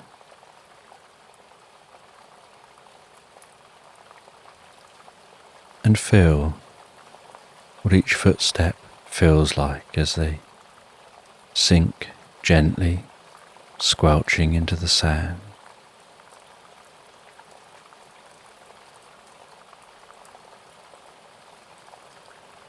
And you walk for a little while, and you can see a family down the beach, children playing and laughing, the parents sitting in the sun, with lashings of sun cream plastered over their faces, their body.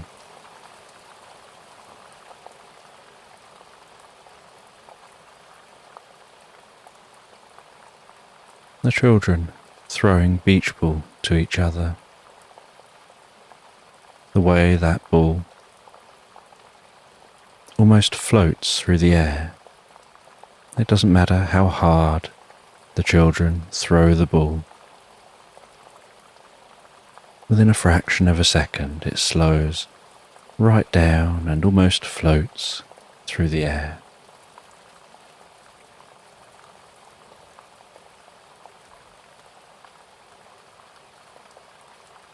And you continue along the beach. You walk past that family.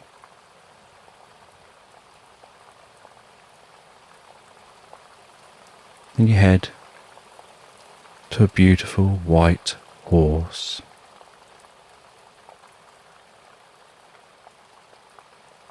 And you mount the horse.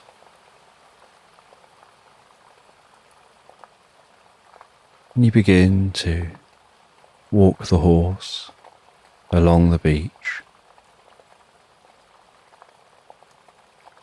Its feet trudging through that sand, splashing up some of the water.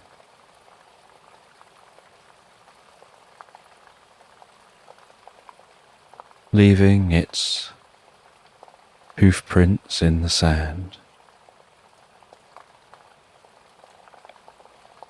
And then directing it up from the beach. Directing it through some woodland. As the sounds from the beach begin to fade into the background. And the sounds of that family fade away. And the sounds of the seabirds. Now beginning to hear the gentle song of songbirds wafting through the woodland. The light dancing before you as the leaves above rattle around in the treetops.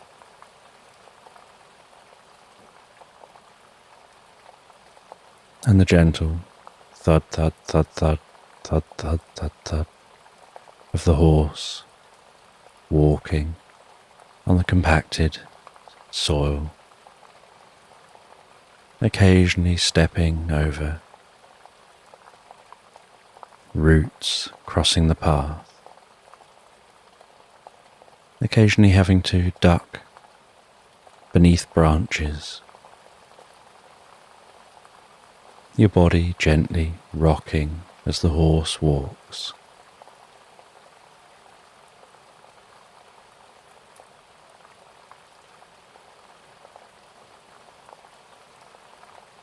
Until you reach a gate, and you reach down, you flick open the gate,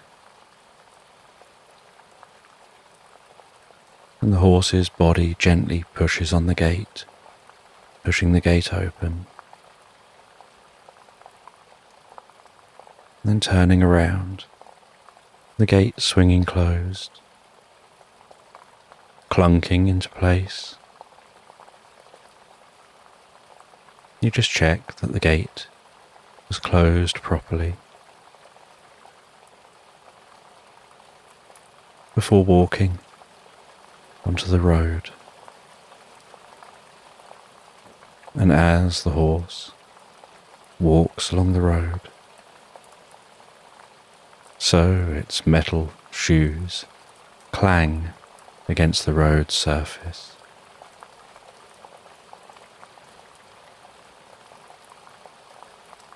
And you walk along the edge of the woodland. And on the other side of this road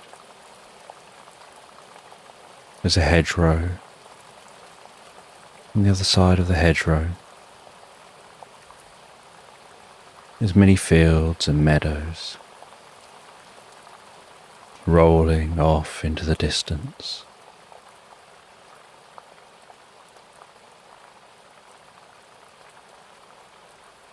And you continue along this road. The only sounds, the sounds of the horse walking, the sounds of its breathing and your breathing.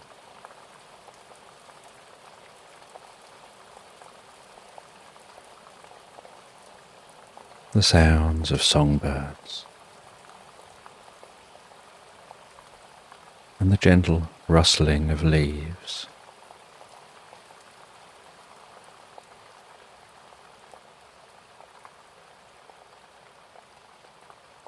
And the horse walks following the road.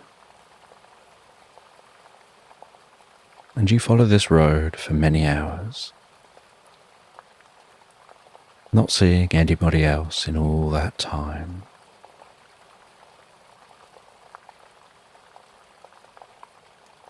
Until you decide to stop for a moment. You dismount, move the horse over, off of the road.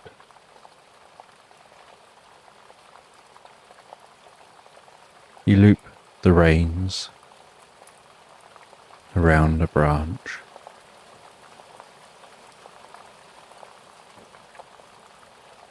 You set up camp and a small campfire. And as evening approaches, you settle down, have something to eat, something to drink.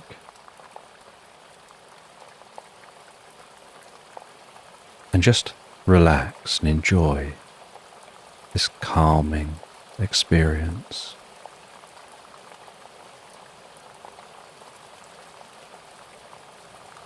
And while you eat, you see a small bluebird fly down a short distance from you, its tail flicking gently, making small jumps, keeping its eyes on some bread that you have.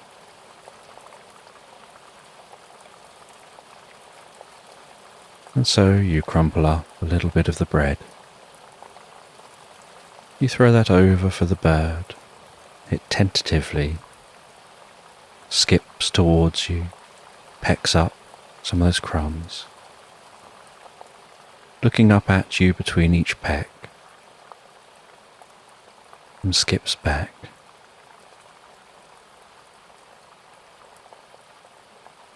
And the bluebird hangs around as long as you've got some food for it. But after a while, you've nothing else for it. And so it darts off as quickly as it had landed. And while the sun begins to set, so you take a book out of your backpack, and it's an old book.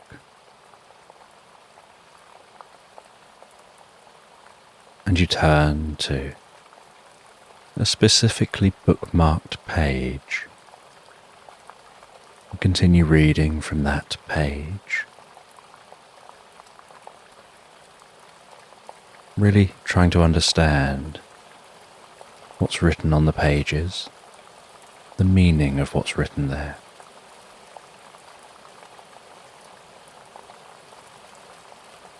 And what you find written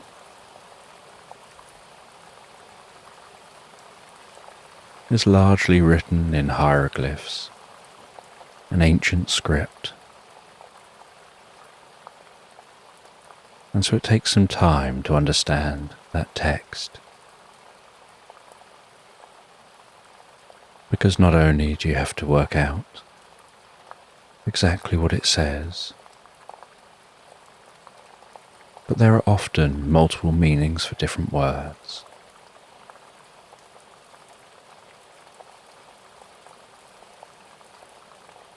And so you work through trying to work out the best combination of the different words and phrases that the ancient text and hieroglyphs mean,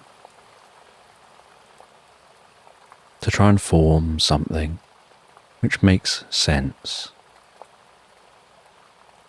And yet a lot of it doesn't quite make sense.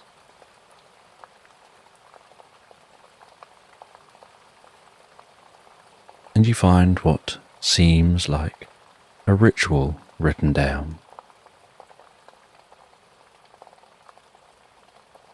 And this ritual describes creating a circle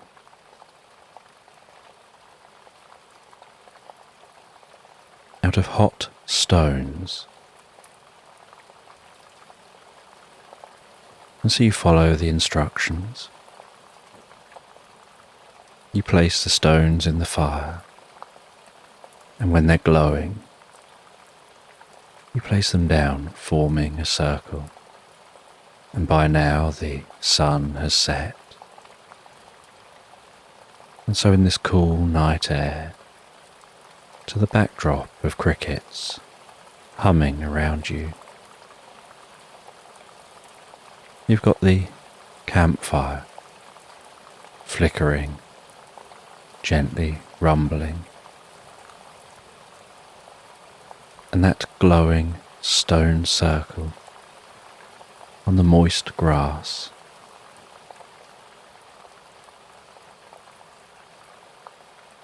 With a little bit of steam rising from around the edges of the stones.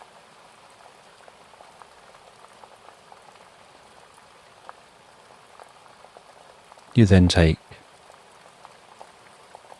a branch and you slice that branch lengthways until you have a plank. You place that in front of the stone circle across some raised stones, like a table.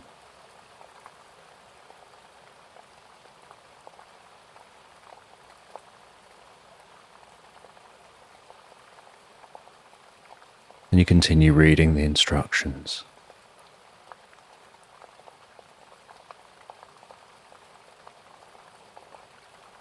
And you get some charcoal from the fire, and you draw a symbol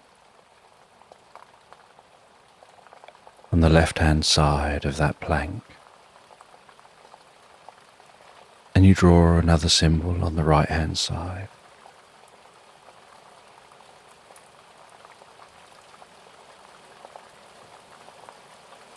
And those symbols come from the book.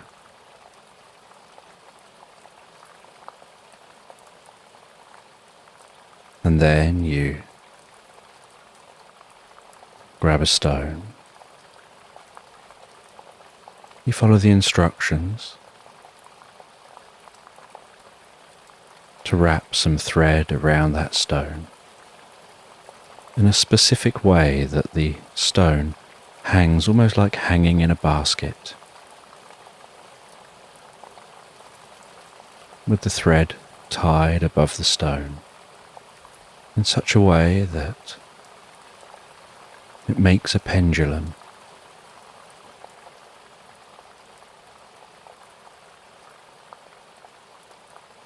And then you tie that pendulum to a stick. And it's a long willow stick that has a little give to it that flexes with the most gentle creak.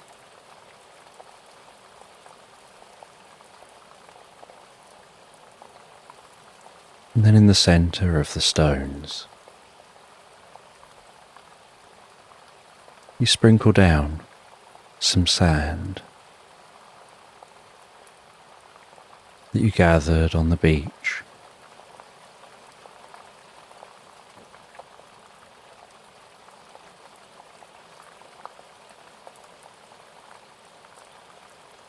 And among the sand, you place some pebbles.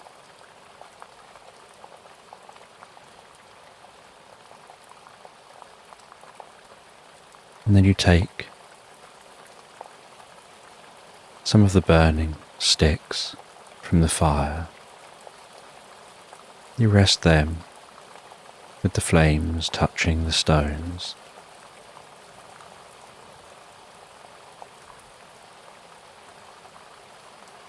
and smoke gently rises from around that ring.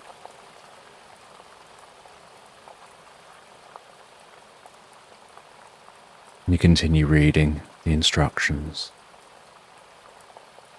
and it instructs you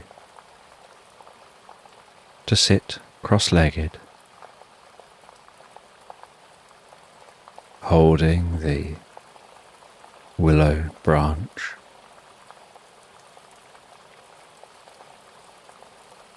tucked with one end of it against your body, directly in your center line, just below your navel.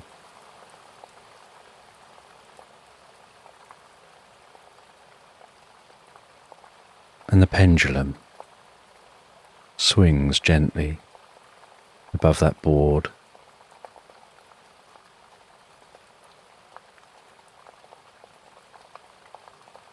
And it tells you that one of those symbols means yes. And one of those symbols means no.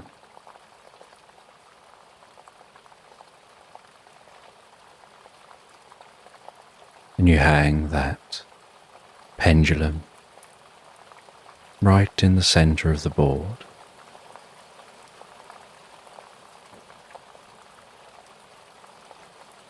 And the book instructs you to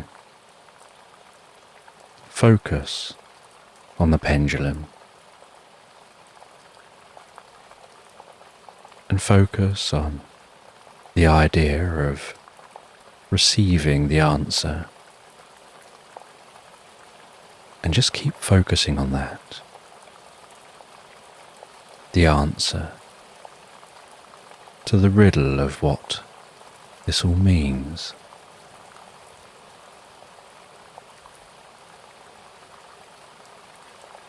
And so you focus on that pendulum, and it just hangs so still, occasionally just slightly spiraling, but hangs directly down.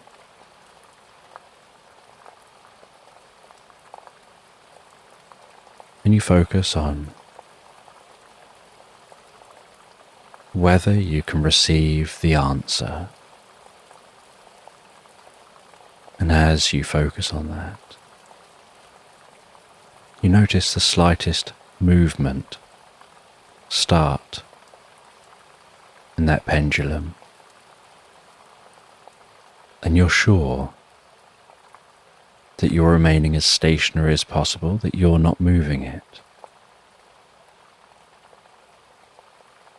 But you see it beginning to move, and the more you see it, the more it moves, and the more it moves, the more you notice it moving.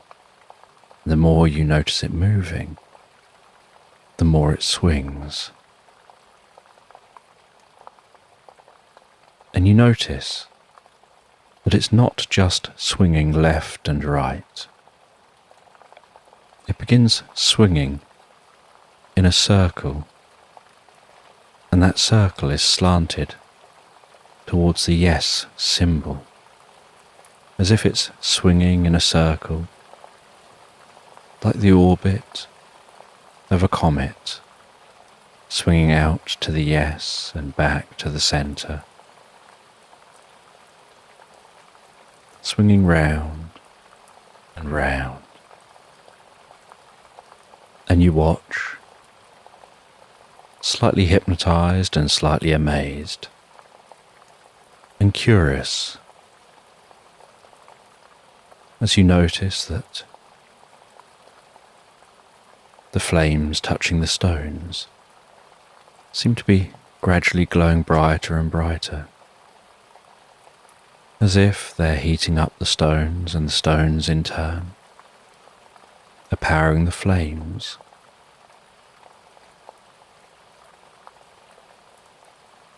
And the fire seems to be seeping somehow onto the sand. And as you continue watching, while the pendulum's swinging. In the darkness of the night, with just the blanket of stars for company, and the horse resting beside you, and the sounds of the crickets. The sand begins to glow, as if it's becoming so hot it's melting.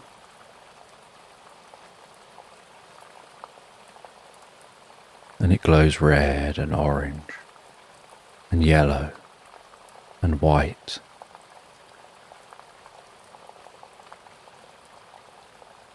And yet, somehow, hypnotically, you find your eyes just stuck gazing at that sand. And then the sand begins to cool, but as it cools, you notice it seems to have been turned to glass. And the flames burn themselves out. The stones begin to dim down. Your campfire burns down to embers. And what felt like just a few minutes, you discover hours have passed.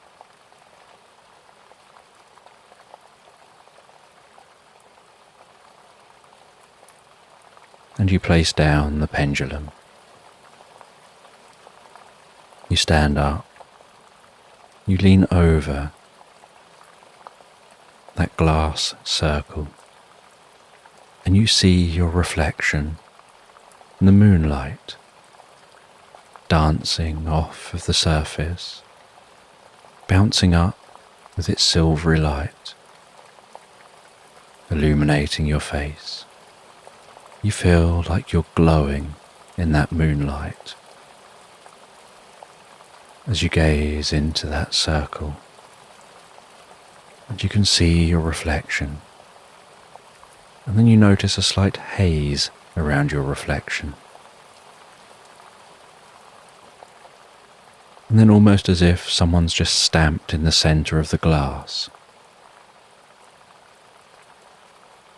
it shatters, and in its place there seems to just be a dark hole.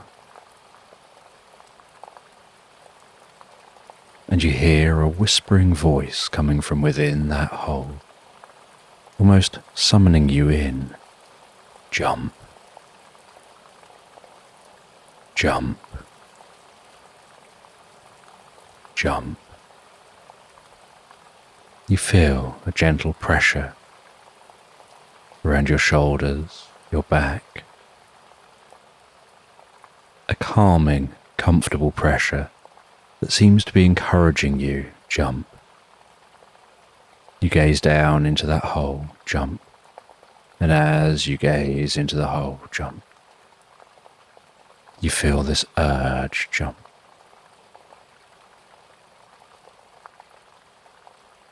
And you jump in the air, pull your arms in, your legs in, jumping into the hole. And as soon as you're in the hole, you realise it's like a giant slide, a bit like a water slide with such smooth sides. And you power your way round this slide, unsure where it's going to end, feeling like it's going on for ages, until eventually it calms down. You feel slowing down. But in pitch black, you can't quite get an idea of how fast or how far you've travelled. And that circle of light in the distance gets larger and closer, until you burst out the end, fly through the air. And while flying through the air, you see the vastest, most beautiful landscape.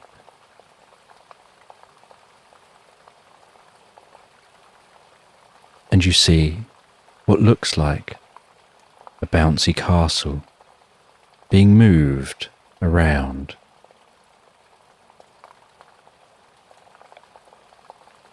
And you realize that it's moving to be where you're about to land.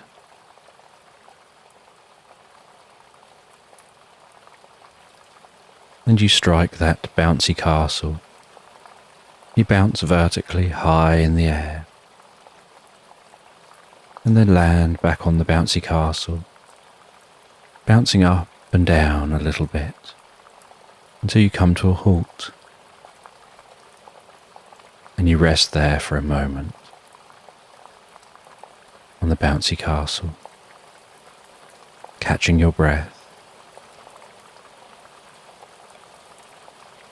just taking a moment to take in what just happened, feeling a sense of relief.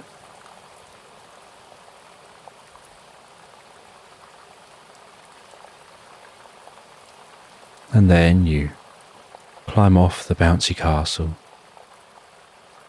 jump down onto the grass,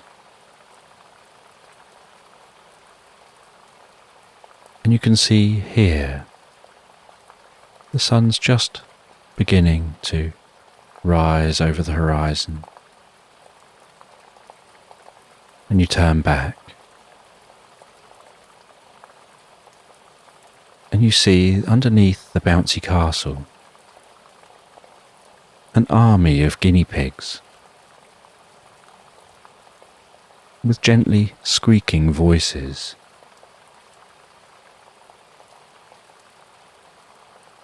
Each one wearing sports shorts and sunglasses and little headbands.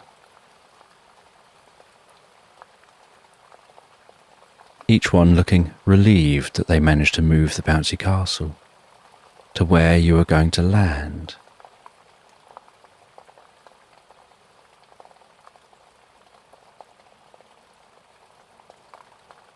And you see, in front of the bouncy castle, is a kangaroo. And the kangaroo has a notebook and a small pencil.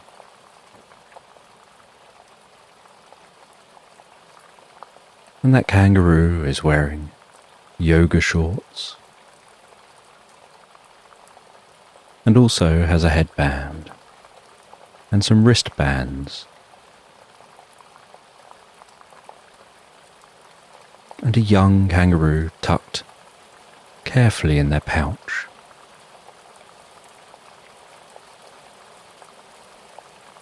And you see that in the notebook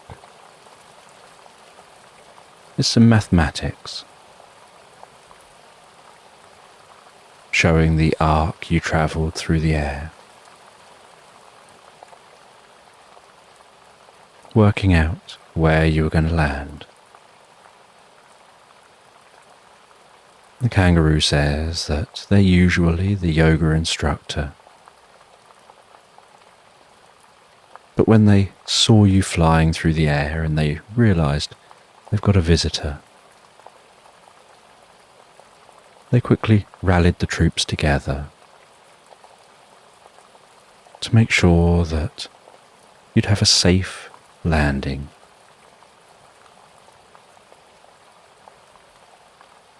And you thank the kangaroo, and you thank the guinea pigs. The kangaroo says that perhaps you found your way here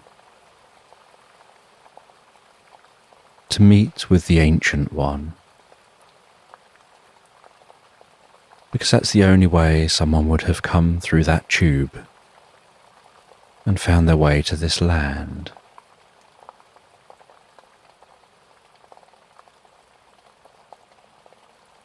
And they tell you that pebbles will show you the way. And you look around you, trying to find out where Pebbles is.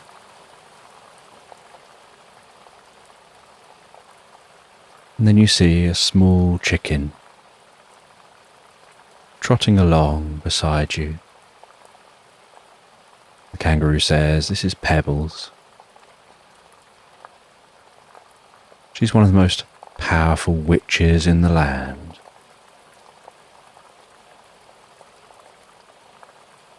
And she'll show you the way to the Ancient One."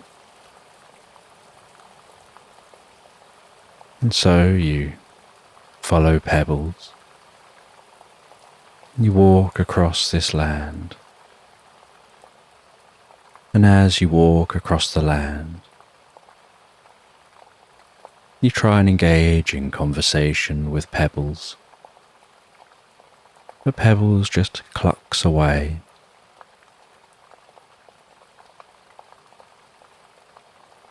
And as the sun rises, so it becomes obscured by dark and looming clouds.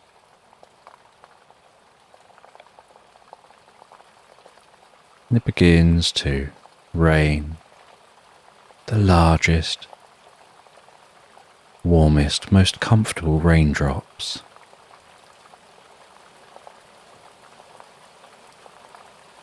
And Pebbles takes a small cocktail umbrella from behind one of her wings, pops that up over her head, with the large drops slapping the top of the umbrella, bouncing off, as she just about manages to keep the top of her head dry, while the rest of her is getting soaked. As you walk in the rain running down your face, that gentle smell of a landscape that hasn't been rained on for a very long time, finally soaking through.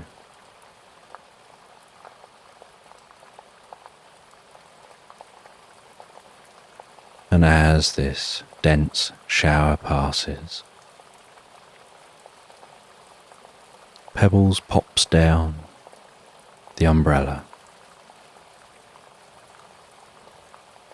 and the rain begins to gently evaporate, and against the dark backdrop of the clouds, the most beautiful rainbow forms overhead, almost guiding your way.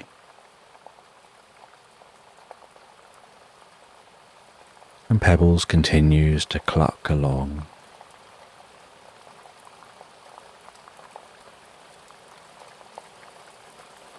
And a gentle mist rises from the damp landscape as the sun rises overhead.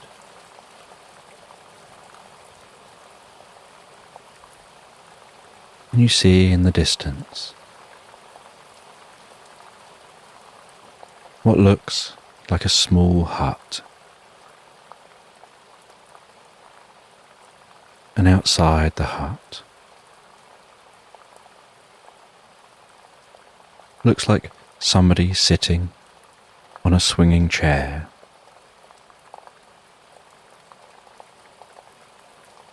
And they seem to be playing a musical instrument and absorbed in their playing, almost as if they're in a reverie of their own. And Pebbles shows you all the way to the hut, nods as if to say goodbye, then jumps up, pops up that umbrella, twirls the umbrella with her beak, sparkles come off of the umbrella as the umbrella lifts her up into the air, her bottom flailing around while she hangs on with her beak, her claws just gently dangling. And that umbrella, fizzing and spinning and sparkling as it spins, creating a ring of sparkly light. And you watch for a while until she's almost out of sight. You turn to this person on that swinging chair outside that hut, and they look up at you, and you notice that there's something different about them. They're wearing a top hat. They're dressed in the smartest looking clothes. They stop playing a mandolin to talk with you, and the first thing they say, but observing you watch pebbles fly away, is that is a fairy ring, that sparkling ring of light, spinning and sparkling with the energy to defy gravity.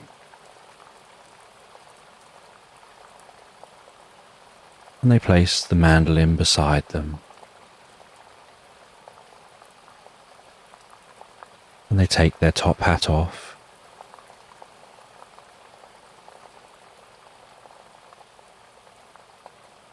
and they pull a scythe out of their top hat, and they say to you, there's somewhere you've been looking for that relates to that book you've been reading. And they say some incomprehensible words.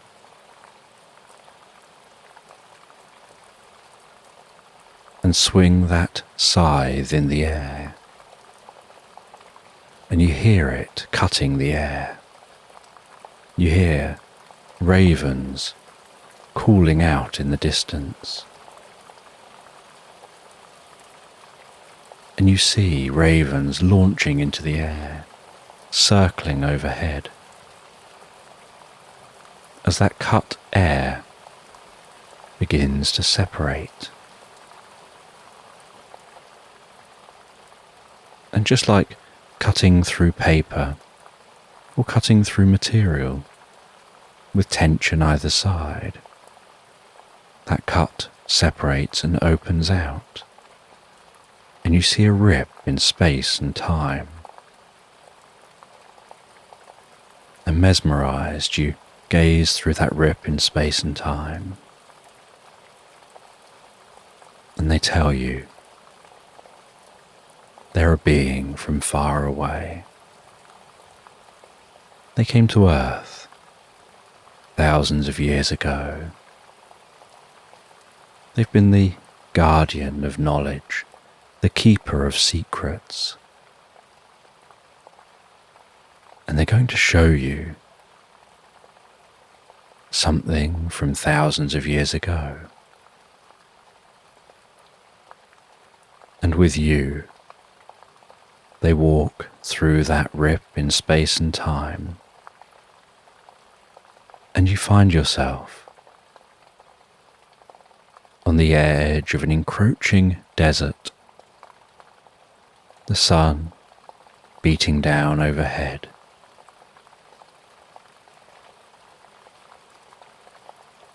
And lush green landscape before you, wrapped tightly around the edge of the Nile.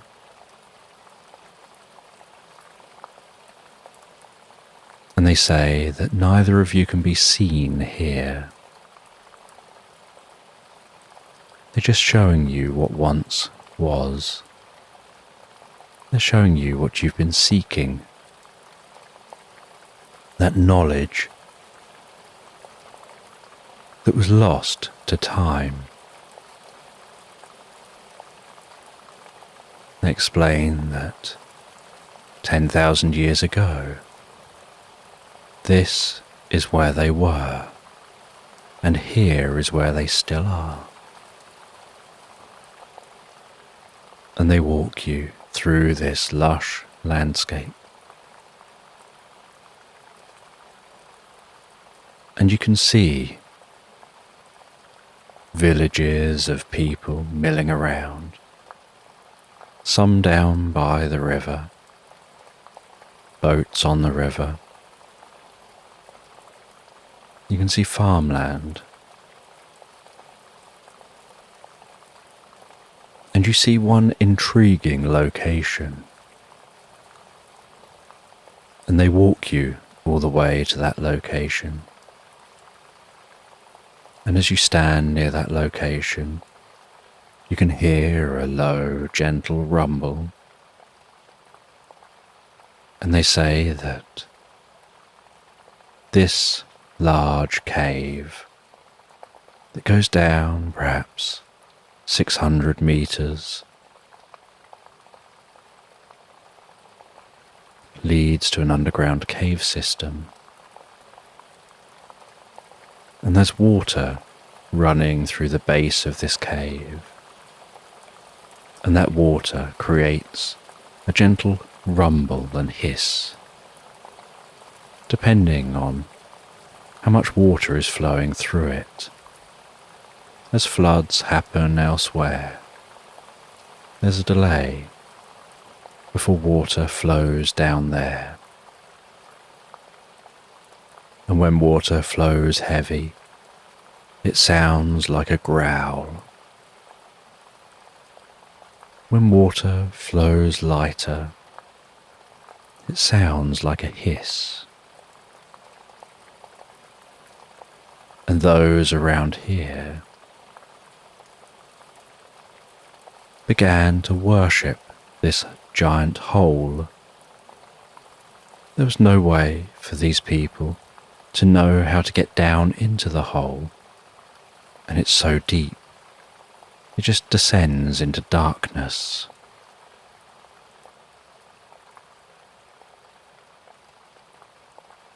But as time went on, we arrived. We gave them knowledge. And we told them to store that knowledge, and that we would help being the keepers of that knowledge.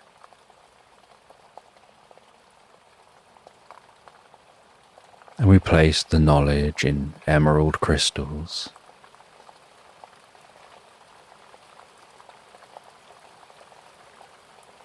And we built towers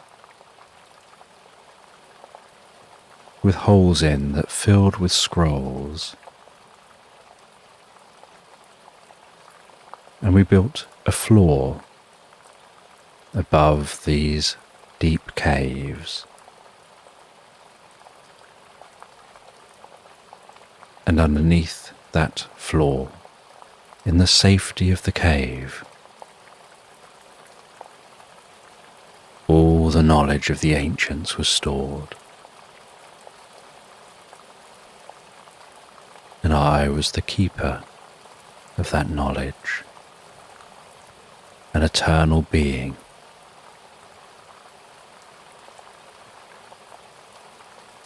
And as time went on,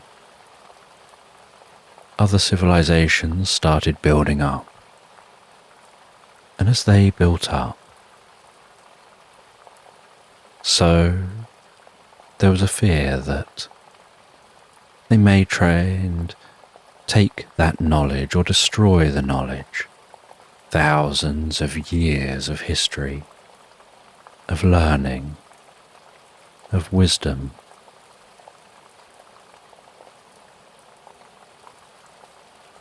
And so a massive building project took place.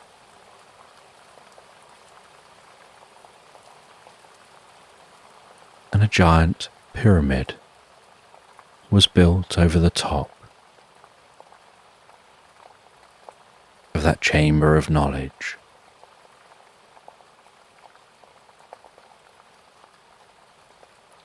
And to guard the pyramid, a sphinx was placed with a secret tunnel that would lead to the chamber.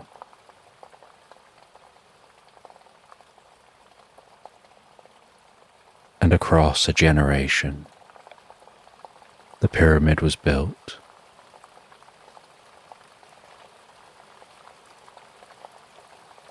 And the legends continued that there was a snake down there, perhaps a dragon, some kind of creature that growled and roared and hissed, that guarded the underworld. And that legend protected the chamber from anyone investigating,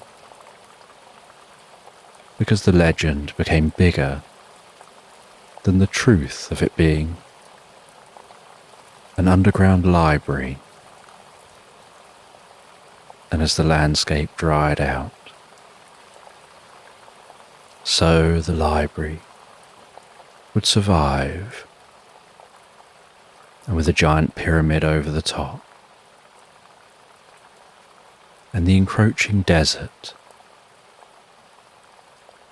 and the disappearing greenery, and fewer people, being right here, reduced awareness,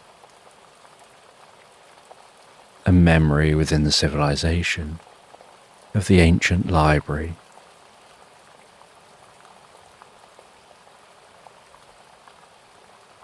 And as they're talking to you, so you see time moving through, that pyramid being built, the sun rising and setting and rising and setting, day after day, like watching the world around you move in fast forward.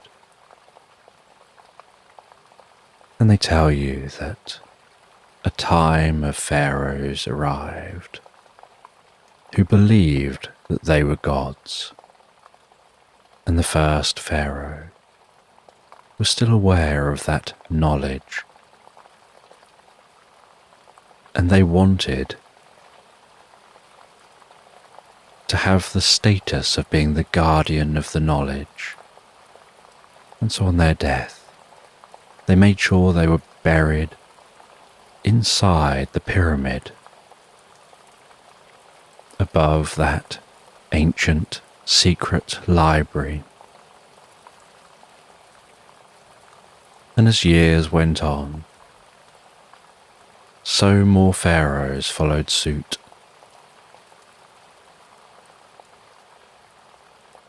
In the older days, they just used to build smaller pyramids. But now there was this one large pyramid. Others wanted to do the same, but no longer to guard the knowledge.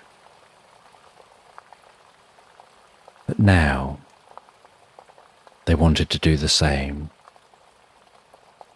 to prove they were more worthy, more godlike than what came before.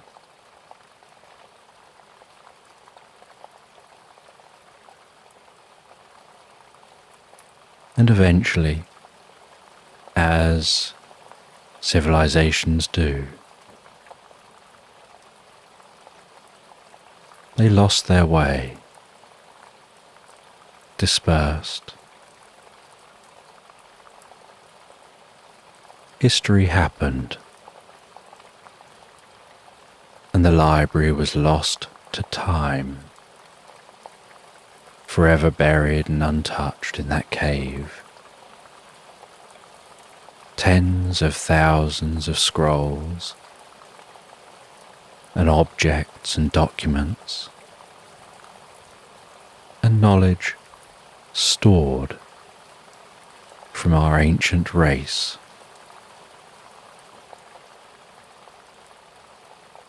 Within those emerald crystals.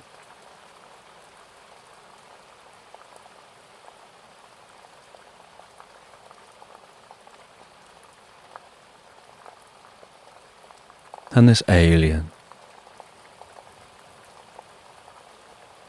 then guides you into that library as it looks today, guides you through a secret entrance. You descend a spiral staircase, and all the way down that spiral staircase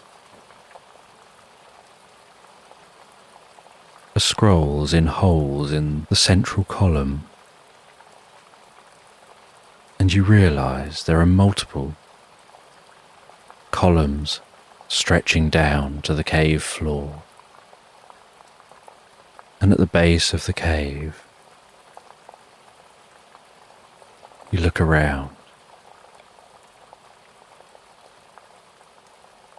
and the alien lights a torch that illuminates the cave. You see the vastness of this chamber, each footstep echoing, and yet there's a certain stillness and silence to this chamber. You see how delicate the scrolls are that are stored here.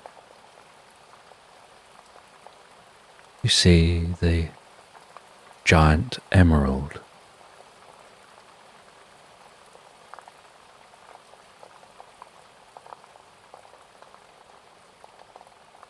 And then the alien guides you back out and tells you this is what you've been seeking, that that book shares the last handed down secrets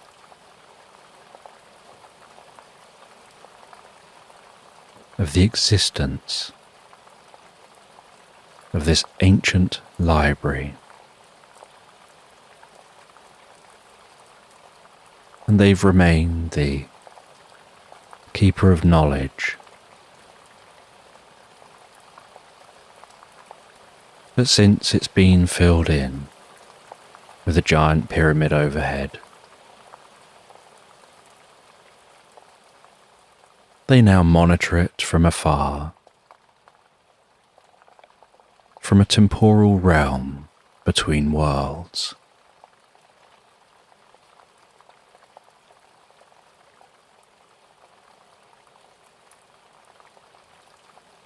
And they're the ones that have created that temporal realm.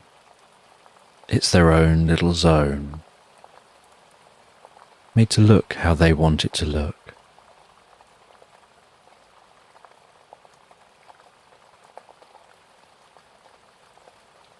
And they can come and go as they please, and with a click, the temporal realm can disappear completely.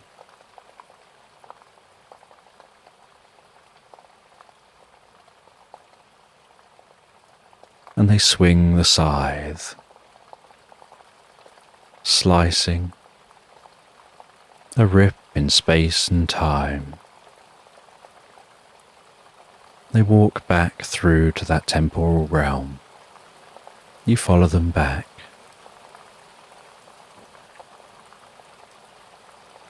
You sit on that swing chair at their hut as they tell you more of the history of how they visited the planet. how they influenced civilizations, despite trying really hard to just be observers. But they didn't bank on ancient civilizations and their tendency to find meaning and to imbue meaning upon situations. And to want some kind of explanation to the point that they're prepared to create their own explanation and then treat it as true. And so it didn't take long for them to be known as gods here, when they're really just visitors from the stars.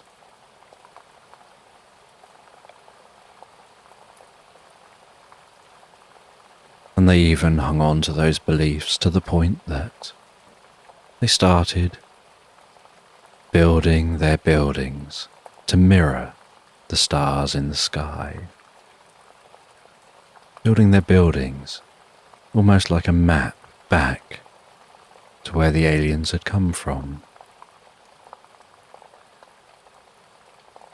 And the other aliens had left. Just they remained to watch over those records.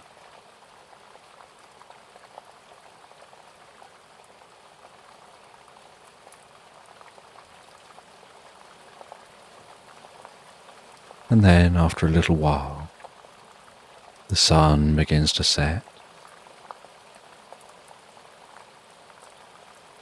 and they guide you into the hut. They offer you some food and some drink. They tell you that you can't go back the way you came, so you'll need to have some drink to find your way home.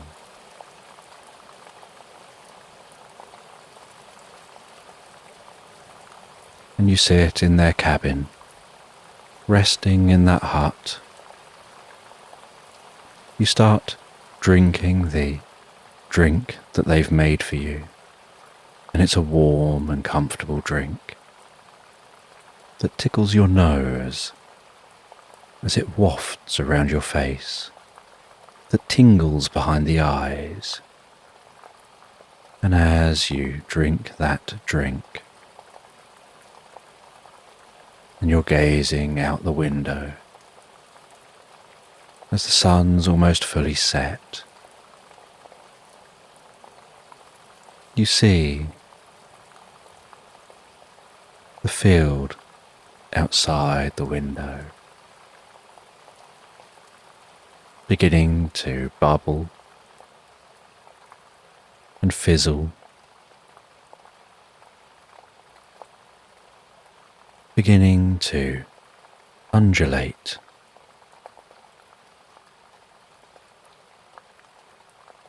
You see what looks like fog rising from the field, but the fog seems to be rising with the field, as if taking the field with it as it rises higher and higher. And you notice beneath the field, what's left as the field disappears and rises into the sky is just black. And you look out other windows. You see the trees fizzing and bubbling and rising from the ground, almost turning to particles as they merge with the fog. You see the kitchen tap jump down from the back of the kitchen sink and start dancing on the work surface.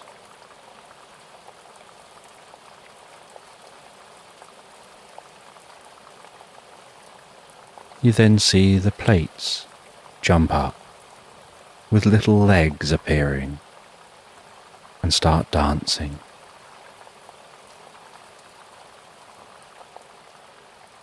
And everything around you seems to begin to separate into individual particles and gradually pop particle by particle out of existence until the darkness around you gets closer and closer as every particle of matter slowly pops out of existence until you're just left in a state of nothingness, in a void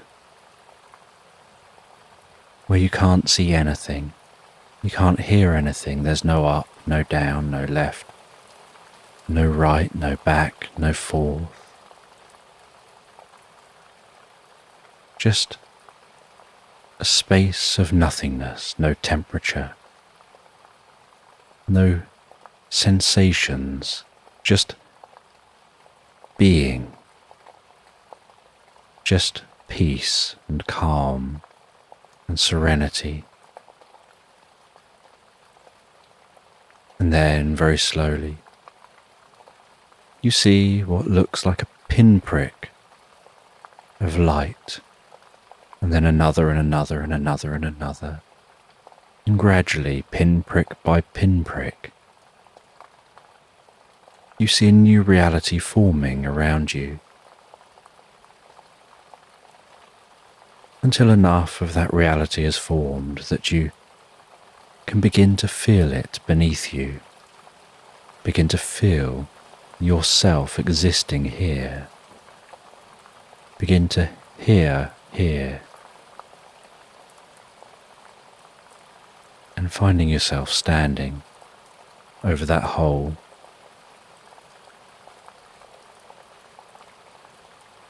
As you sit back down and look up and look around and see your horse resting beside you, as if just a moment has passed,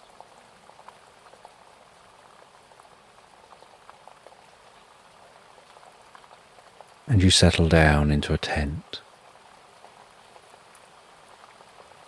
and you begin to write up your experiences, writing in detail what happened, the ritual you undertook, the void, the ancient Egyptian library under the pyramid,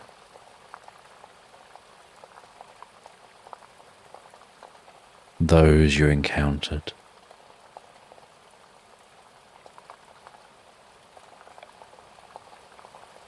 and after writing up your experience, you leave the tent, you walk around, and occasionally jump up and down, just to make sure you have a sense of reality and being connected to reality. Almost like checking that everything is as solid as it is supposed to be.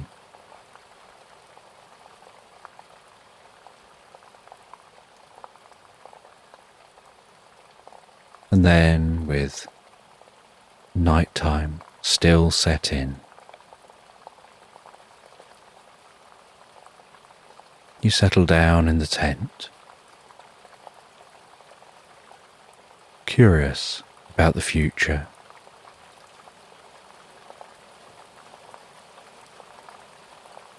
curious about how you'll share your new learning and what you may choose not to share, and how this experience might shape you in the future, and feeling a sense of peace and calm, you gently drift and float, relaxed asleep, into Slumberland.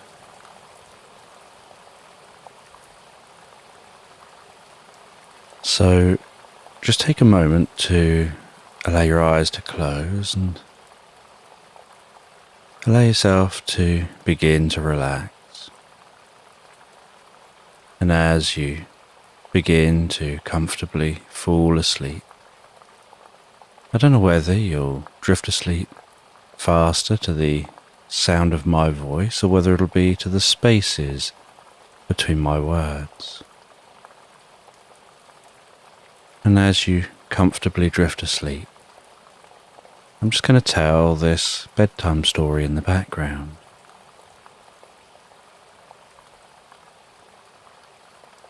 And in this bedtime story, the girl is out exploring.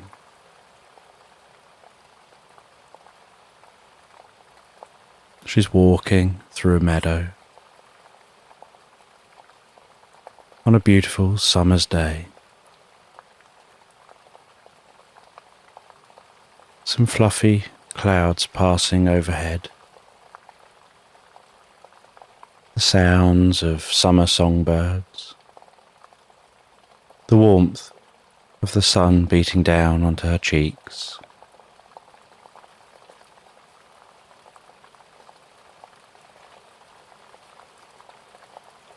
The sight of bees and butterflies flitting from plant to plant.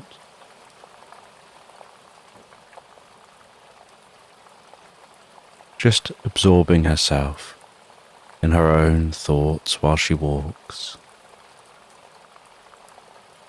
The sound of her feet moving through the grasses. That slight rustling sound. The dull thud of each footstep. The gentle tickle of the grasses against her legs.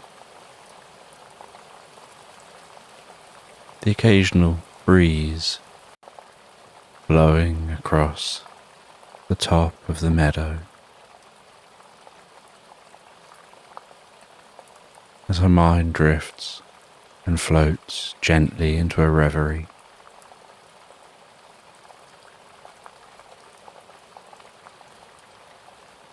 Then jumps softly, meandering, from focusing on roaming through the meadow to being lost in thought, in the most pleasant dreams.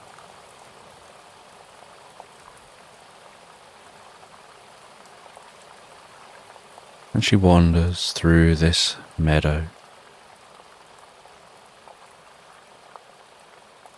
heading towards a very straight canal that cuts through the landscape.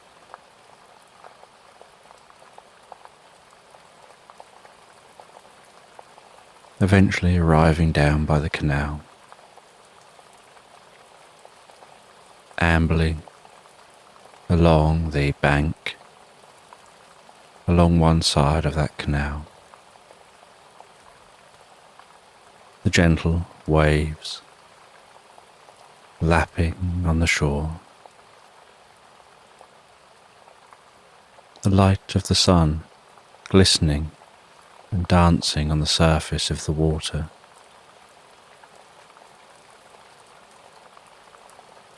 Dragonflies darting around and hovering above that water.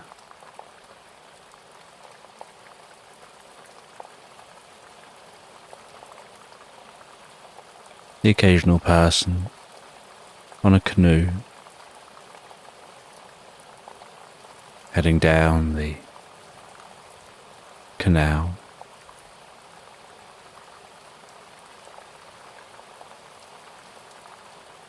And the sight of some long canal boats moored up at the sides of the canal. And she follows this path along the bank, passes some dog walkers, and heads into woodland. As the canal cuts through this woodland,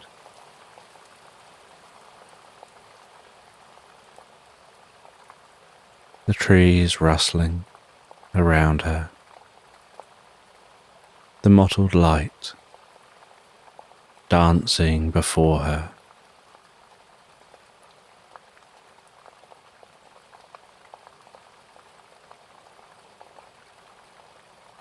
And in the canal, she can see many families of ducks and their ducklings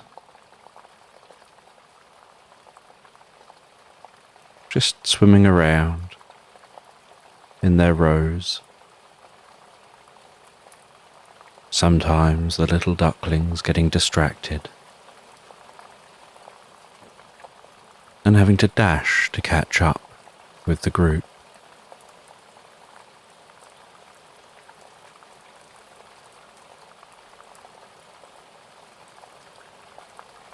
And the occasional swan gracefully traversing that canal.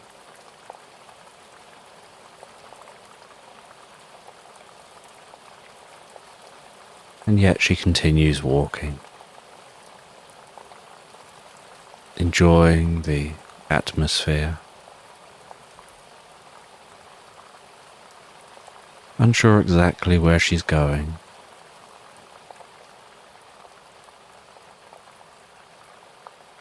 But curious what she'll discover on the journey and when she gets there.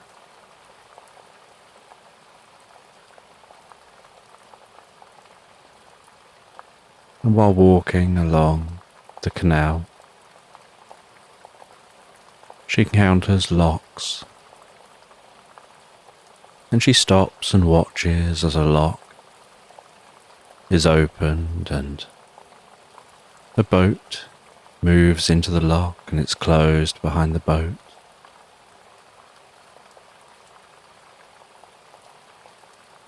And then the water is carefully drained out as that boat lowers down. And then the front of the lock is opened.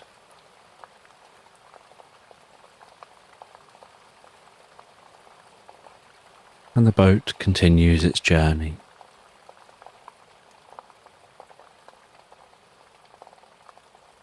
Just as the girl continues her journey,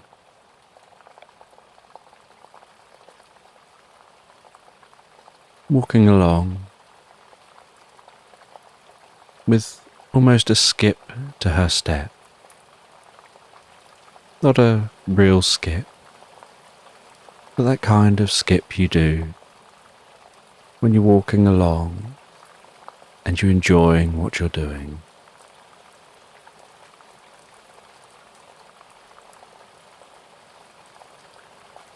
And while continuing along through this wooded area, she sees a stag at the edge of the woodland, which stops eating and glances up at her. And it carefully watches as she passes by.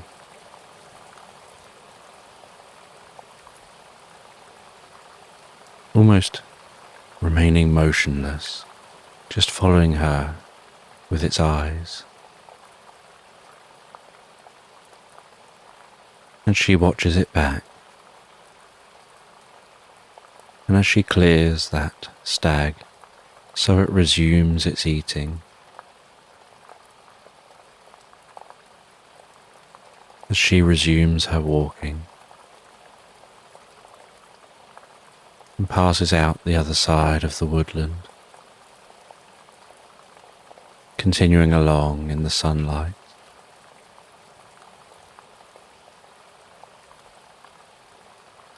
And alongside the canal, are large open fields. And she sees in one of the fields what looks almost like an army of chicks chirping in the field, chowing down on grain.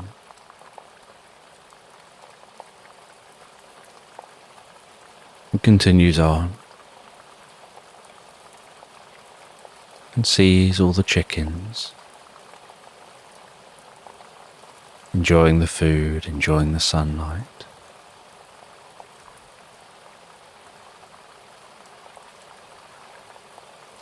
And she continues walking. And while walking, passes a field of cows. One glancing up, giving a deep moo, before continuing to eat.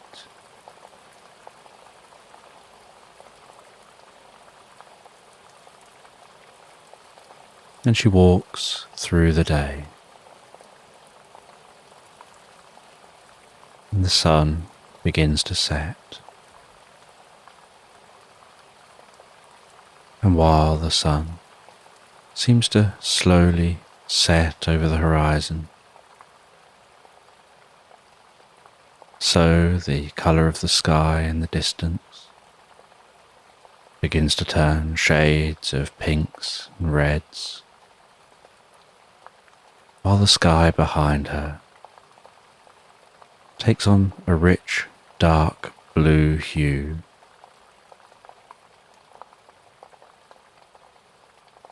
And the stars in the sky begin to turn on one at a time, jumping to life.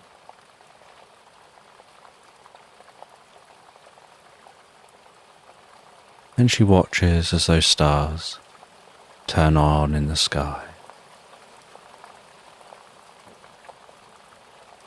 And she sees before her a small cottage near a lock along the canal.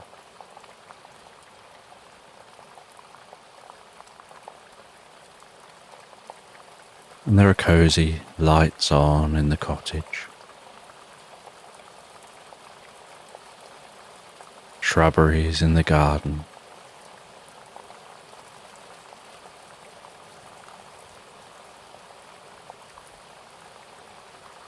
And some lights dotted through the garden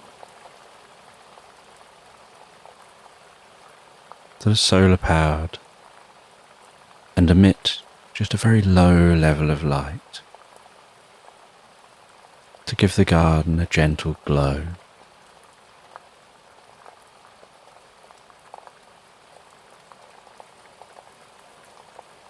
And she opens the gate,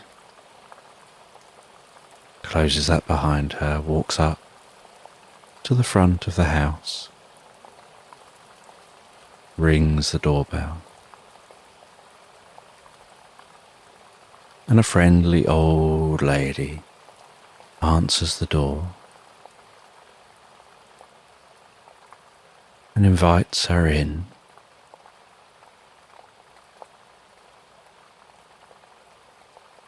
And the girl enters this cosy cottage.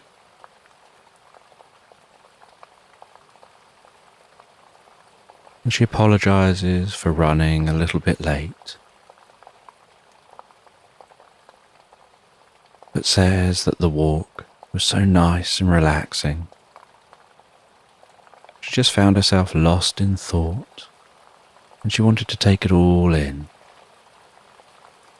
and enjoy the journey to the cottage.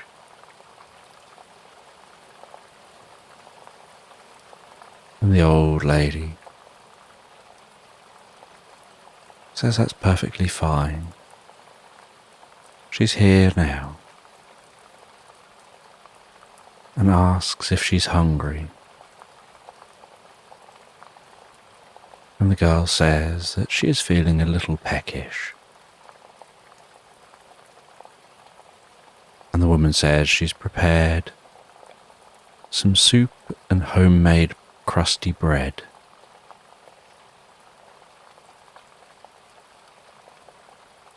and she gets taken through to a dining room, and on the dining room table is what looks almost like a swimming pool of soup. Just a giant bowl of soup.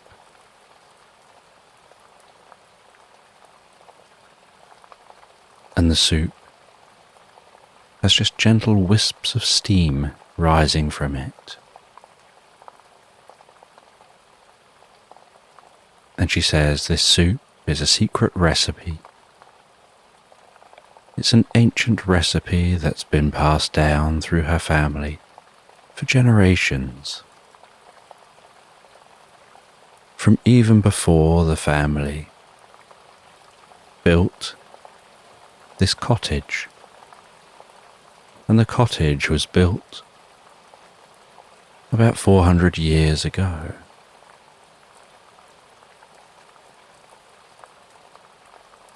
And she stirs the soup with a ladle,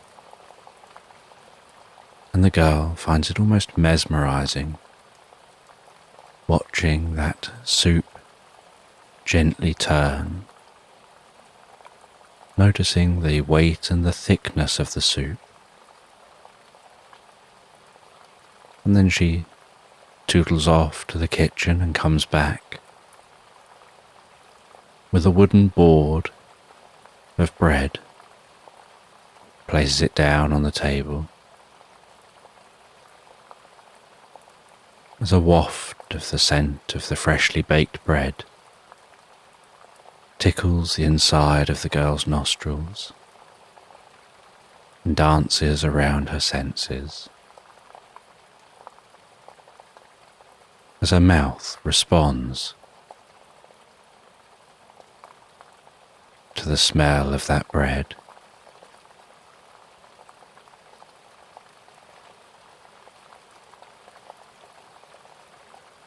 And then the elderly lady cuts up that bread into slices, places some onto a plate, hands it to the girl, and she puts it down beside her, then hands her a bowl and tells her to help herself to the soup.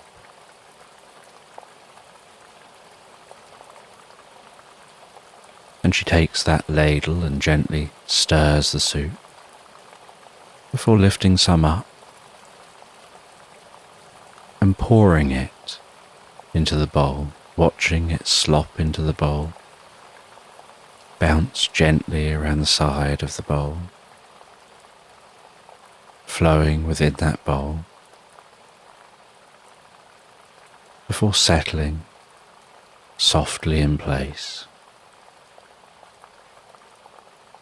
And then the lady does the same and sits opposite the girl and asks her how her walk was and what she's been up to, if she's seen anything interesting, while they gently eat the soup and the bread, dunking the bread into the soup, finishing the bowl of soup, having felt the warmth of that soup gently pass down through the body,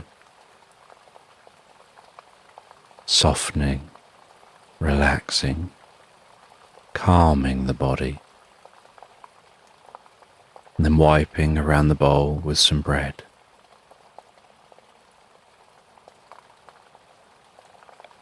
And the lady says, "You can have some more."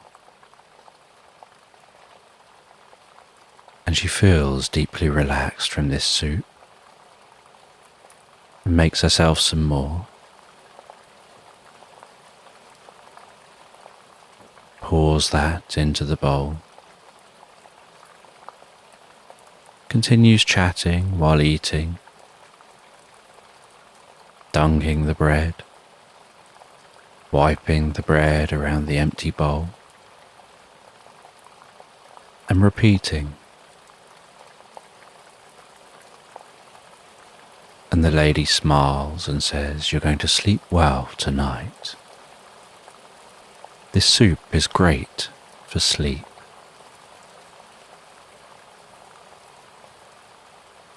And carries on eating her soup. And after eating the soup and the bread, the lady invites the girl to sit out by the canal at the end of the garden,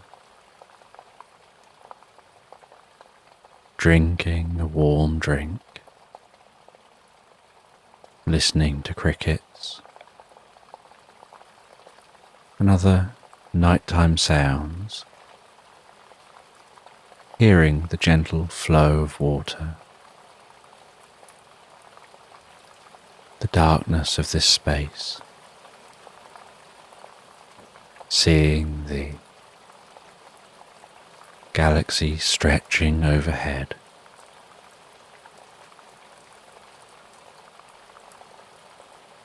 And just talking,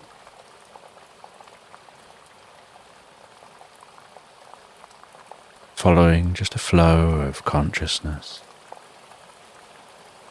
from thought to thought, unsure really where the thoughts are going, but finding it so easy to talk to this woman who sits and listens so well.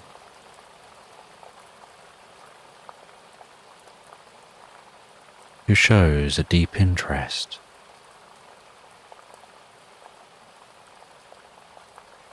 in what she's got to say. And as the night gets later and later, so the girl begins to feel tired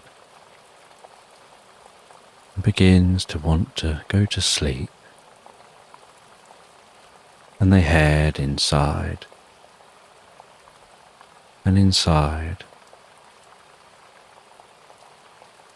the girl gets shown to the bedroom she'll be sleeping in.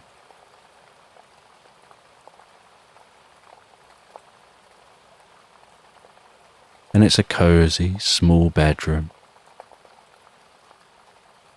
with a bed containing multiple layers of sheets and the comfiest looking pillows.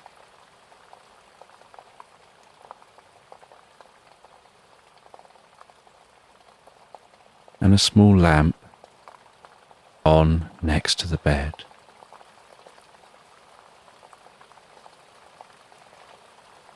And the woman says good night and closes the door. And this bedroom has a fresh, comfortable scent to it, and the most gentle coolness. And the cozy light brings a deep sense of comfort and kindness to the girl's heart.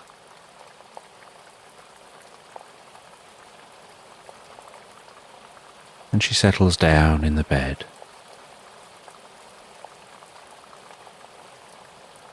and begins to drift peacefully asleep. And as she begins to comfortably drift asleep, she starts to dream about walking down some steps from the back of this cottage down to a secret path on a comfortable summer's day. And as she takes each step, curiouser and curiouser, down to the path, she hears a voice in her mind. counting her down those steps. 10, 10, 9, 8, 7, 6, and she descends those steps slowly and meaningfully, each step feeling so solid beneath her feet, and yet bringing her closer to that path, closer to a deep understanding of something just out of grasp. 5, 4, 3, 2, 1, and she steps onto the path and finds the bright sunlight too bright, and realizes she's carrying an umbrella, and she holds that umbrella above her head, opens the umbrella out, and it's an umbrella of the softest, lightest fabric, decorated with spring flowers, with a gentle, frilly edge to the edge of the umbrella that's blowing softly in the breeze. And it shades her gently from the sun as she walks along this path. And this path is a gentle gravel path, and she can hear each step slightly gravelly while she walks, and finds herself exploring some landscape she's never explored before. And at first, the landscape seems fairly typical. There's a field of cows along one side, a long hedge separating the field from this path.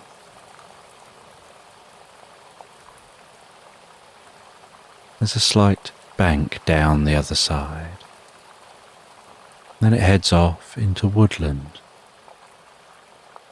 and the trees in the woodland are gently rustling, and she can see the light dancing through the branches, weaving around the woodland floor.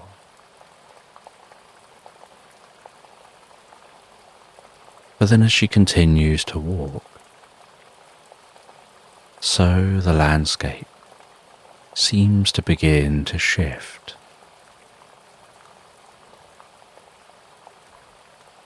The trees stop making a sound as they move.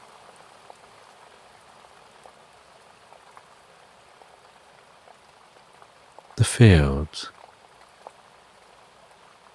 begin to look more spongy and foamy, like she could bounce on them. And while she continues walking, suddenly she notices what at first she thought was a field of corn or some other kind of plant being grown. But notices at the top of each stalk is a tiny cupcake, and she sees in that field a combine harvester. Only the combine harvester is travelling through the field so delicately, cutting the tips of those stalks, just gathering up the cupcakes from the tops of each stalk. And instead of it shooting grain out of a pipe into a trailer, it's funneling the cupcakes onto small conveyor belts, and they're being moved from the front of the combine harvester through the combine harvester on small conveyor belts into rows at the back of the combine harvester.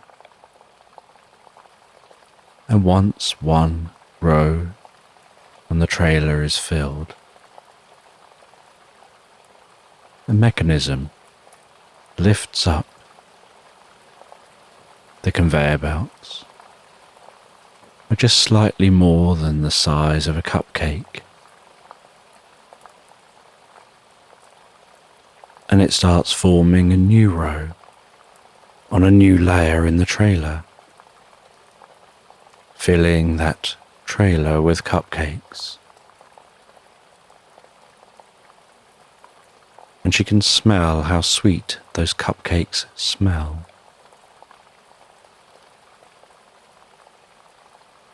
And she continues to walk until she reaches the edge of the field. And she sees by the edge of the field a farmer. And she calls over to the farmer and asks about the farm. And the farmer explains that each field has different cupcakes to be grown and farmed. These ones are carrot cake cupcakes. In another field, they're plain cupcakes with vanilla icing on top. Another field has chocolate cupcakes with chocolate icing on top.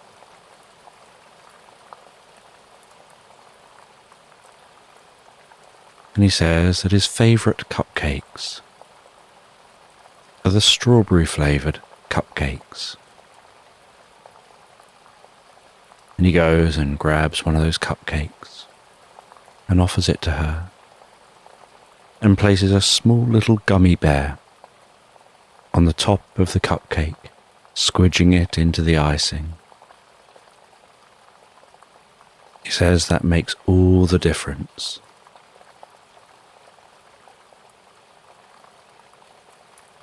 And he hands her that cupcake. And she can smell that strawberry smell as she moves the cupcake towards her mouth.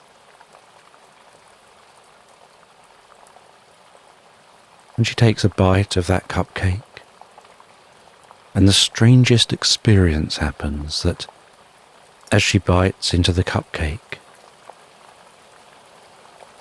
it's like an explosion of a taste sensation, like popping bubbles bursting around the inside of her mouth, fizzing.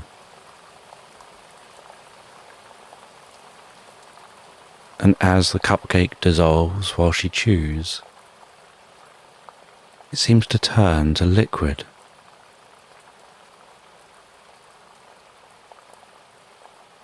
Almost as if the cupcake is like a solid form of a drink. And she acknowledges to the farmer the unique taste and sensation of consuming it. The farmer explains that each cupcake turns to pink lemonade once chewed, and the bubbles fizz and pop, triggering that sensation around the inside of the mouth, the throat, expanding the taste And she eats the second half of that cupcake and gets given an additional cupcake to take away with her. And she says goodbye to the farmer and continues walking. And as she's walking, so she notices some trees with pink petals waving gently in the breeze.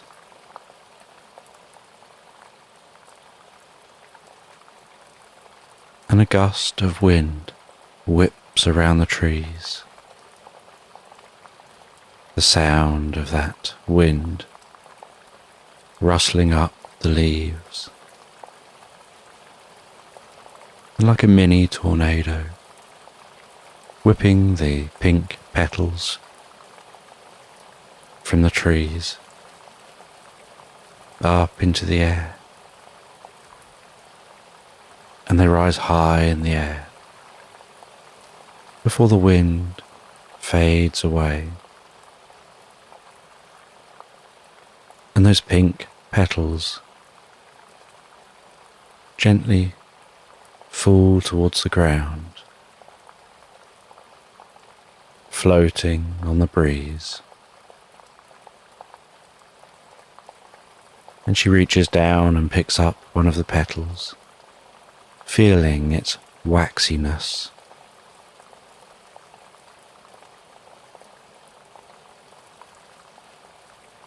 And feeling this urge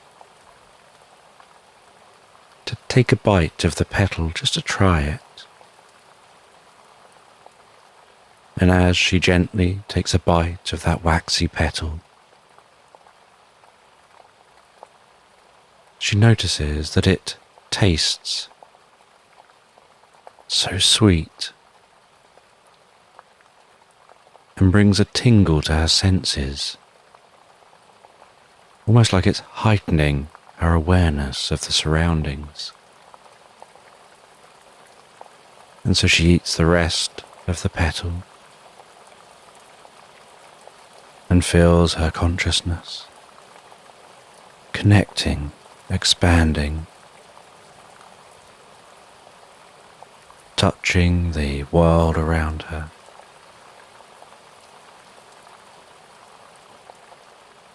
Noticing each and every movement of each and every twig, every rustle of every leaf, the movement of every single blade of grass. Can hear the flapping of the wings of every bird and every insect, and feels that something about the experience is trying to communicate with her a direction to go.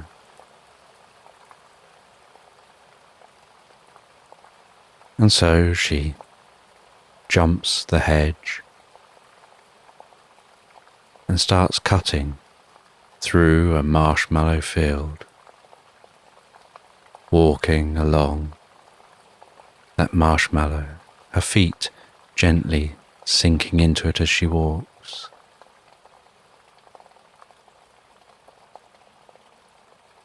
And she can see at the far end of the field is a farmer with a tractor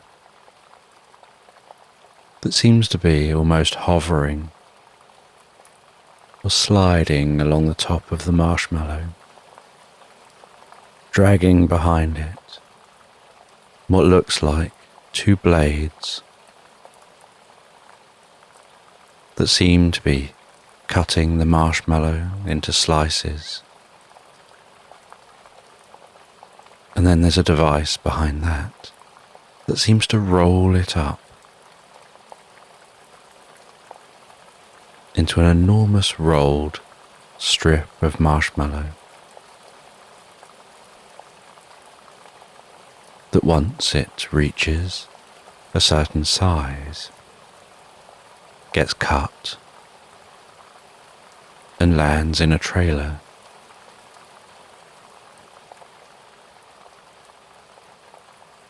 And she continues bobbing along this marshmallow field, finding it difficult and time-consuming to walk through this field, like trying to walk along a stony beach. But eventually she reaches the far side of the field, and she feels drawn to something over here. She jumps the hedge this side, walks into the trees, and in the heart of this woodland is a tree that seems to be humming with the gentle sound of a million bells.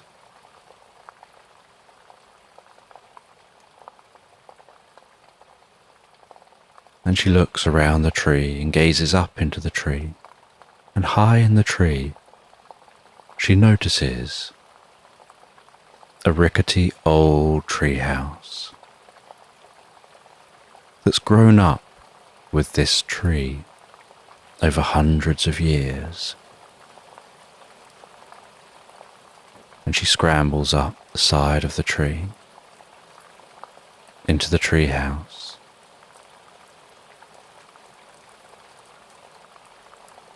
And inside the tree house, it smells of wood and ever so slightly musty. And there's a small, weathered metal box. And on that box is what looks like a combination lock,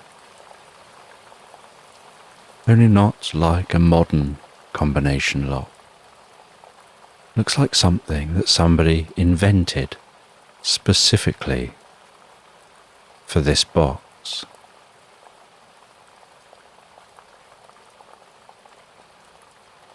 And so she touches that combination lock, carefully moves each number around, feeling to see if she can notice anything that will reveal when the number facing her is the correct one. And she pushes with a little pressure while doing this. And she notices there's a very slight bit of tension at one specific point. And so she assumes that that probably relates to the number needing to be facing her or facing away. And so she feels on each number and makes it so that the tension is facing her, and then tries to release the lock, and it doesn't release. So she does the same, but makes sure the tension is facing away from her. And this time when she tries the lock, it slides open easily and effortlessly.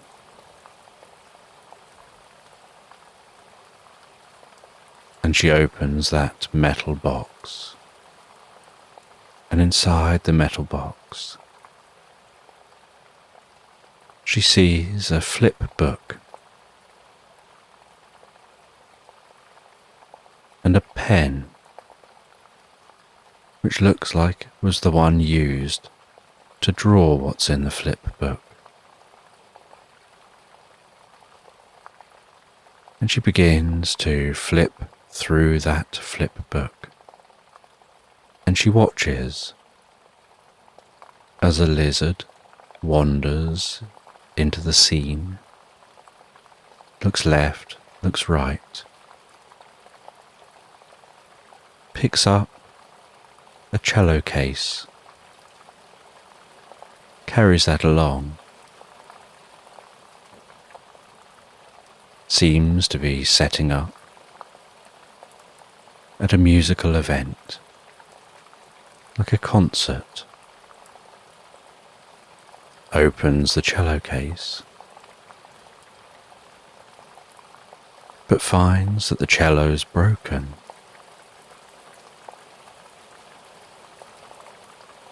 And then the lizard's eyes droop,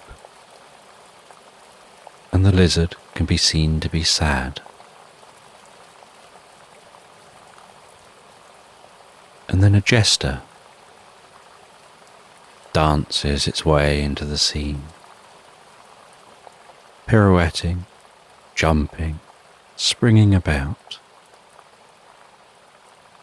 full of joy and happiness.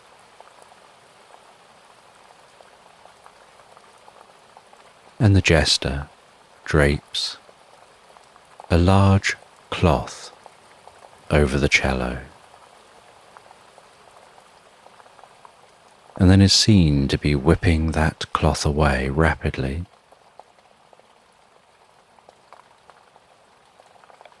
And then the words, ta-da, appear on the flipbook page.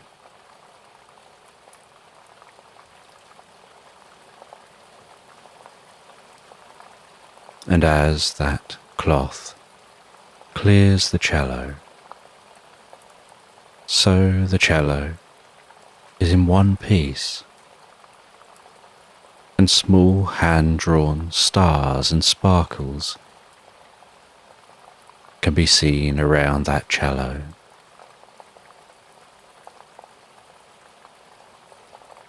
And then the jester points to a calendar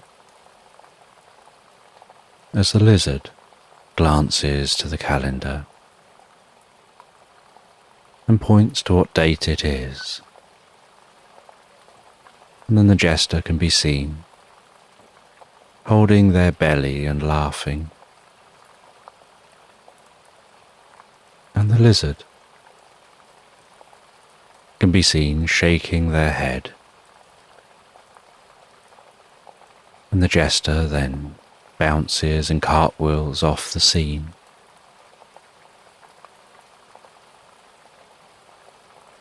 As the lizard plays that cello before an audience, with a single spotlight shining down on them as they do a solo. And then the flipbook ends with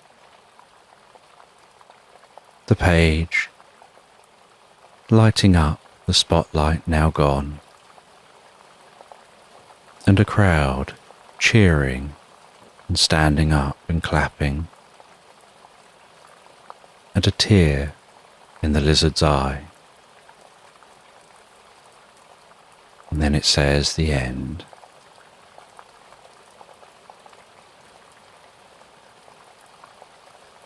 And the girl places that flipbook back into the tin and looks at what else is in this tin.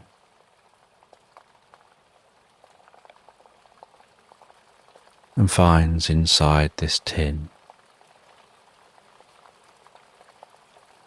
a key attached to some purple ribbon. And she takes that key and looks at it and wonders what it's for. And the only keyhole she can see in this treehouse is into what looks like a medicine cabinet attached to the trunk of the tree. Just a small door in the shape of a box.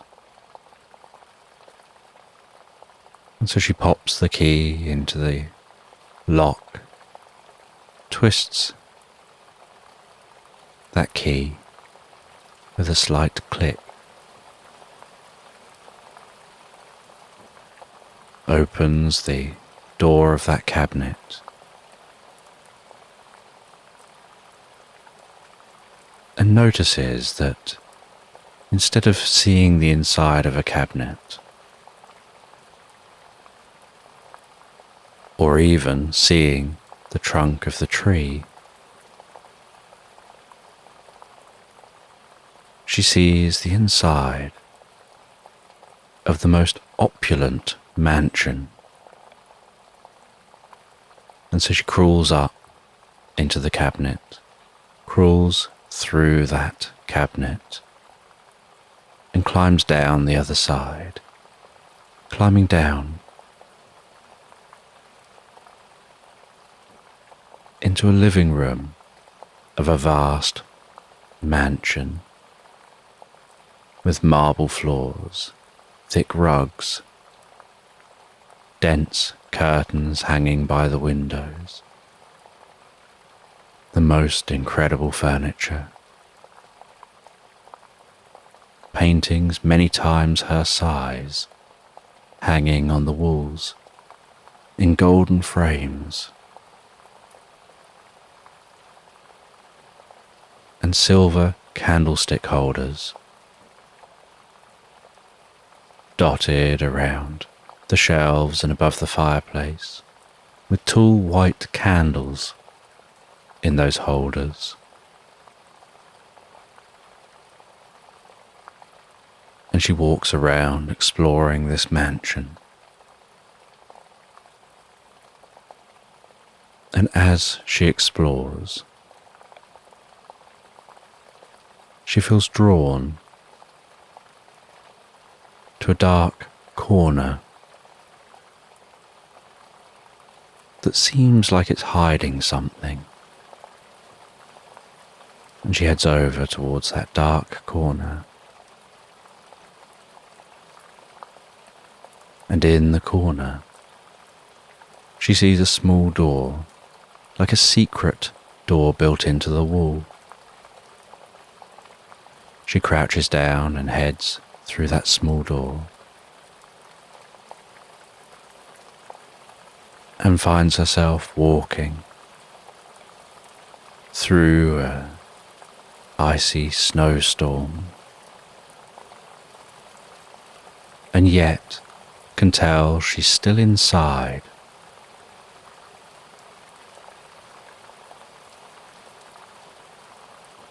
And in this icy snowstorm,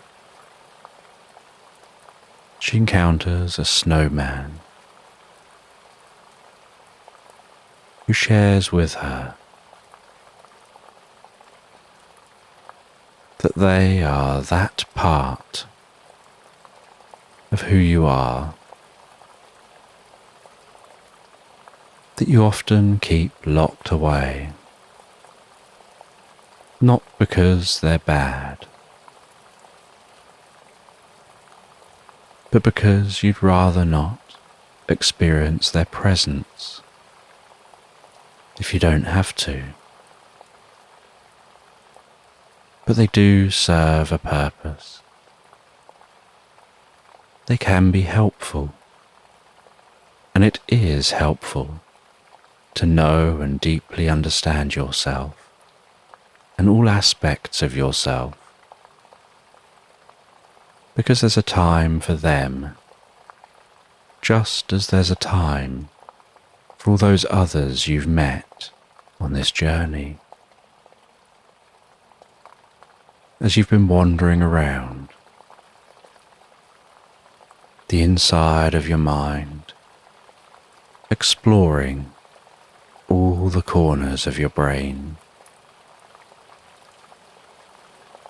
in a way that you can understand and connect with.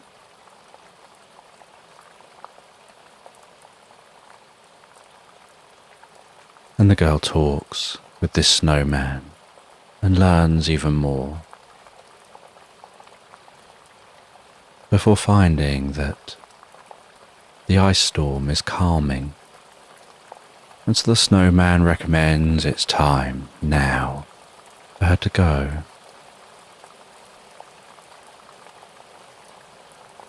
Because she's diluting who they are, and they're a part of who she is. And she heads back out of that room, and she explores some of the other rooms in this mansion, before beginning to feel that pull of wakefulness, beginning to realize she slept through the night.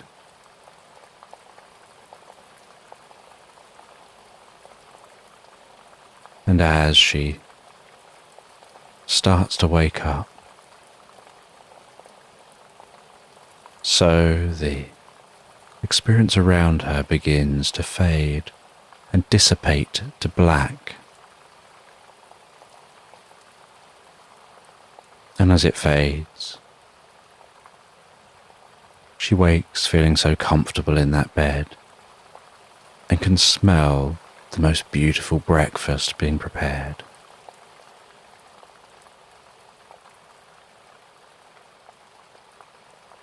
And she goes and enjoys that breakfast with the elderly lady. She smiles and says, "I can see the soup worked wonders. I can see that you've dreamt and your mind is expanded, and you have a deeper understanding of yourself." And the girl enjoys the breakfast.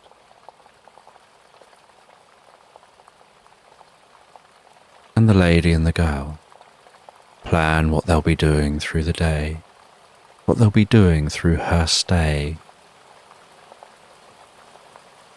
as she learns more about herself over the coming days. Each day getting to spend some time resting by the canal. Each day learning new skills. And each night integrating those skills deeply within her.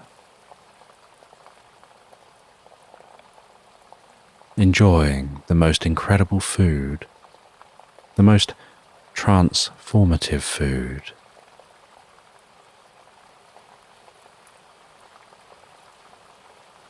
And on her last day, as it approaches her last night before she'll be heading back home, the lady says there's one last thing for you to experience. And that's to experience connecting deeply and comfortably with the world around you.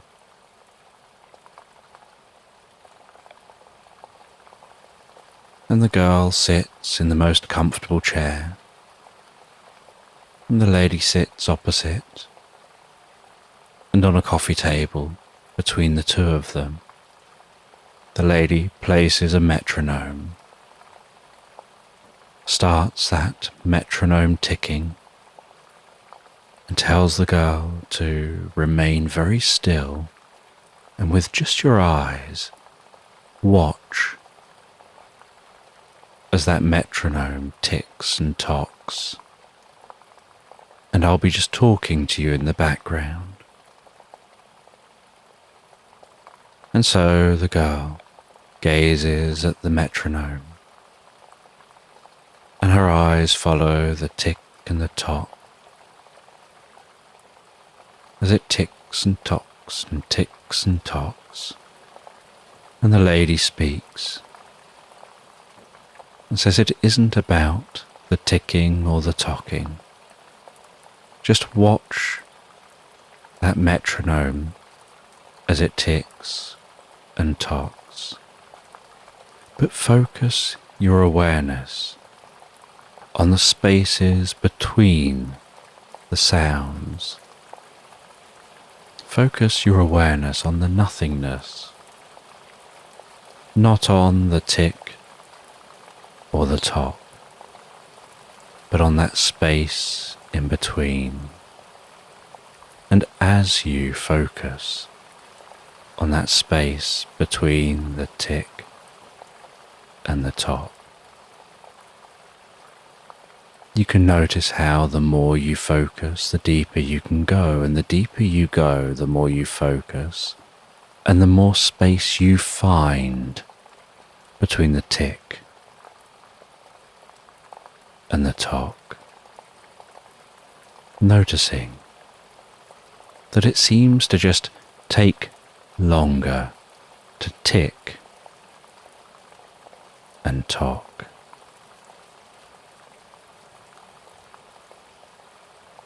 And for every tick of real-world time, the tock can take longer to arrive, and the longer that tock takes to arrive, the more time you can find before the tick. And I don't know, as you listen to the tick and the tock, whether the ticking and the tocking will stretch further and further apart to the sound of my voice or the spaces between my words, or the changes in your mind as you become so absorbed in that nothingness, in that space between the ticking and the tocking, the space between the in-breath and the out-breath, the space between the words that you say to yourself, the space between the flap of a butterfly's wings, the space between the movement of the clouds, the space between the earth and the moon, the planets and the stars and each other, the galaxies,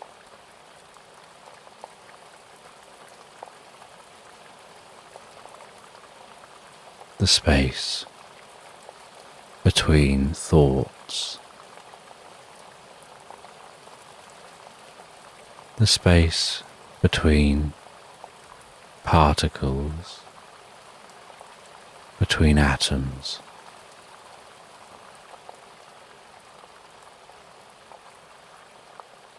the space between the crests of the waves that make up the particles,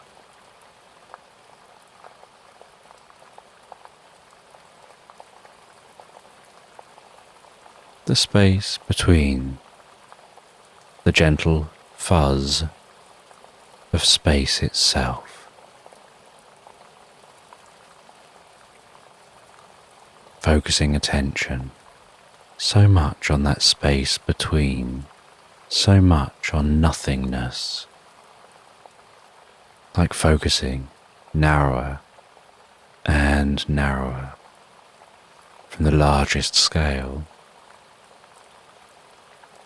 through the fuzz of reality, through those quantum fluctuations beyond the Planck scale, passing through space, passing through the space between all of space, focusing so narrowly,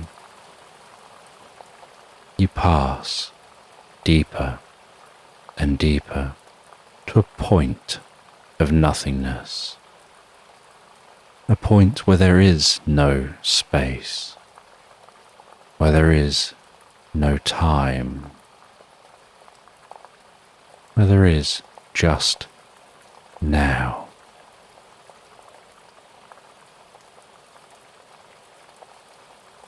And letting your mind sit now.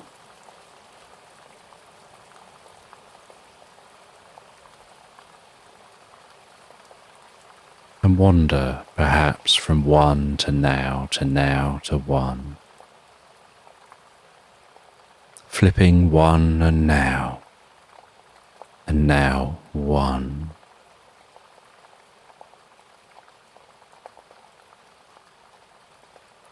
Absorbing yourself in that fundamental point.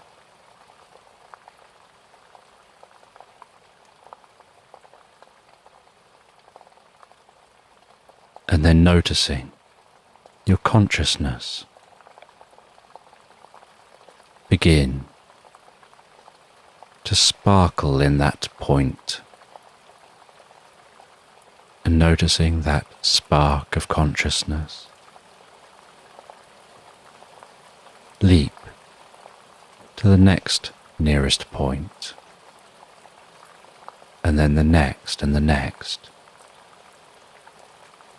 And each spark of consciousness leaps to all the sparks of consciousness nearby, exponentially spreading from one point of consciousness to 2, to 4, to 8, to 16, to 32, to 64, doubling each time as your consciousness jumps from one fundamental point of space and time where there is no time nor space, doubling each time, only at the rate and speed that you relax deeper and deeper.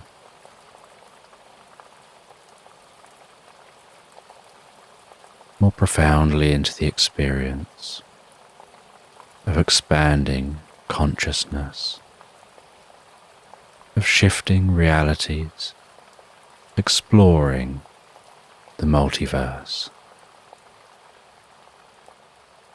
following your path.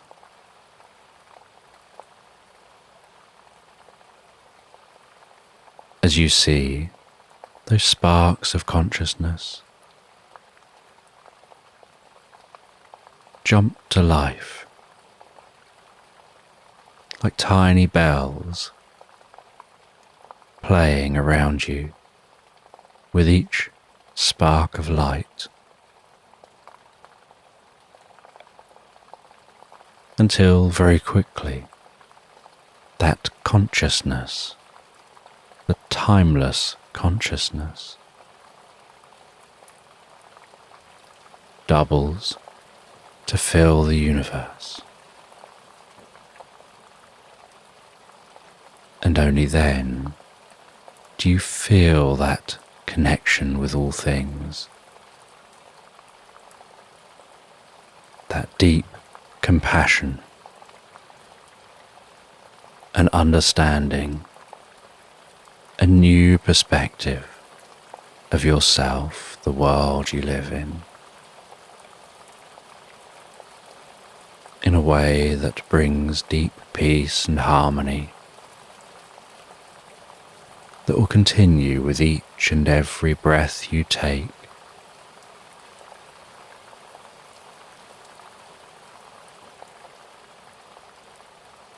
And that will continue to build and expand and grow with every dream, in every way that's good for you, your well-being.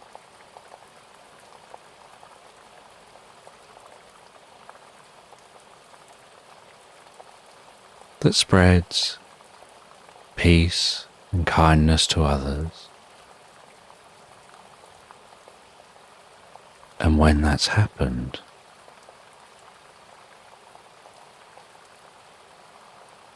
and it becomes a part of you, then you'll begin to drift back to noticing the ticking and the tocking, and the way it just gently continues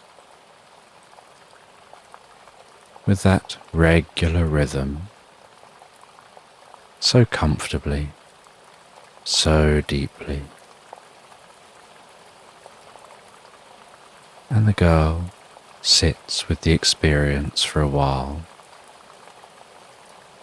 and the lady quietens down in the background to give her time for her consciousness to expand, to understand, to connect.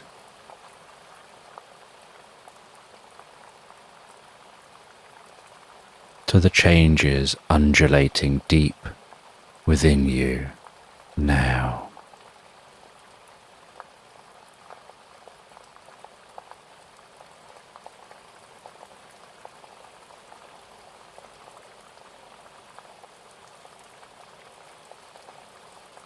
And then, when the time is right, the girl's eyes gently open and she smiles, a deep and comfortable smile.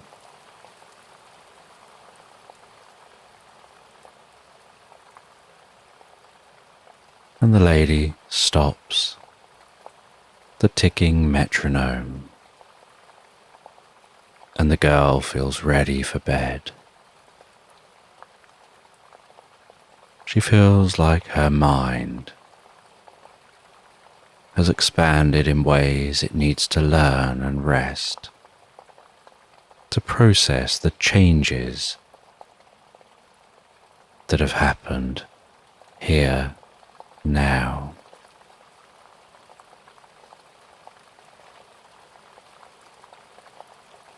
And after an evening drink and a final chat with this lady, knowing in the morning she'll make her journey home,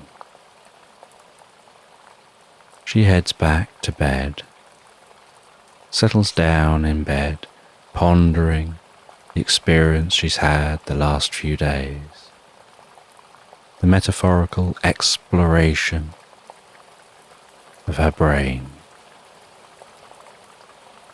and the deep, meaningful meditations connecting her with herself, with others, with the world around her, helping to improve mental health, helping to reduce worry, helping to calm anxiety and find peace and clarity and understanding and a focus.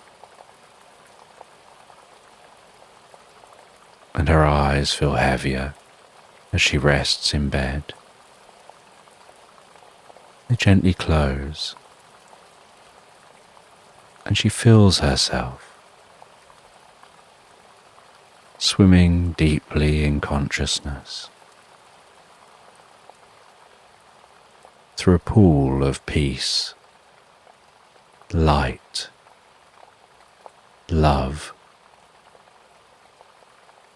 feeling that through her body as sleep begins to take hold,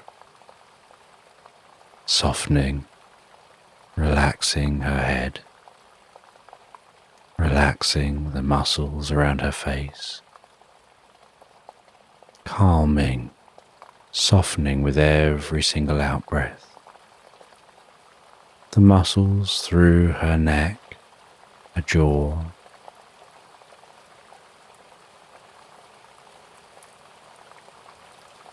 softening and relaxing down the shoulders, down each arm,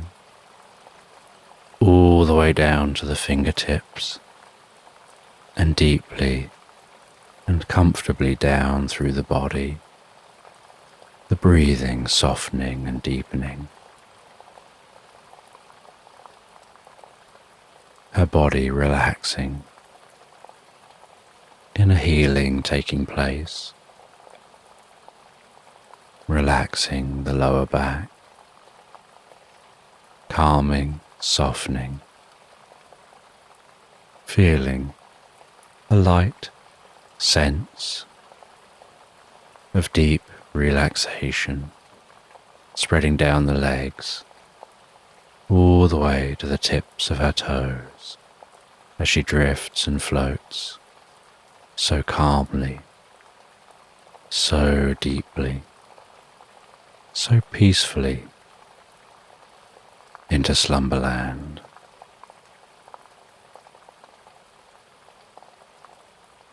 So just take a moment to allow your eyes to close and allow yourself to begin to relax.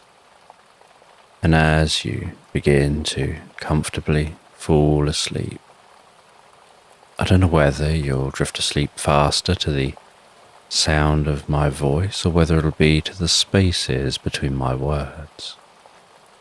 And as you comfortably fall asleep, I'm just going to tell this bedtime story in the background.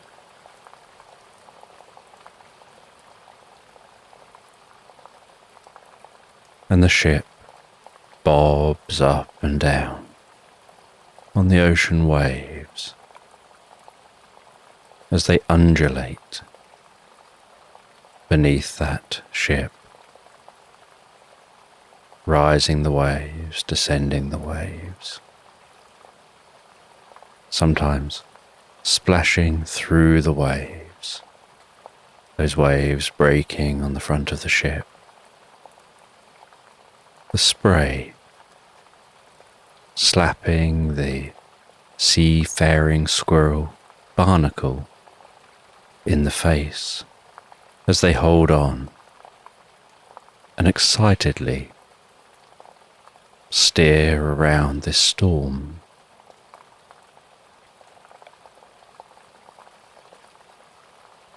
And the storm whips up that sea air, the dark clouds spiraling overhead, the rain lashing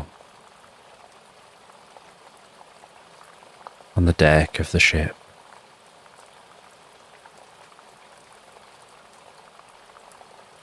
The monkeys climbing the masts, managing the sails,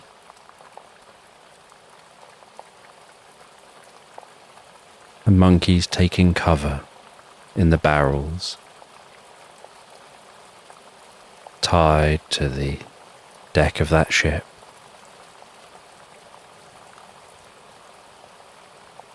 And yet the squirrel excitedly cheers into the storm, waving their hat in the air.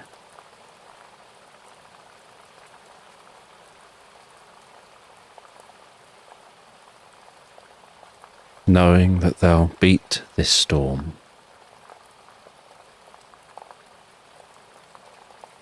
and they can enjoy the calm ocean when the storm passes.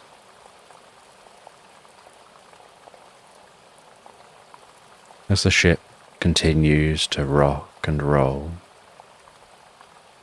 and the wood continues to creak,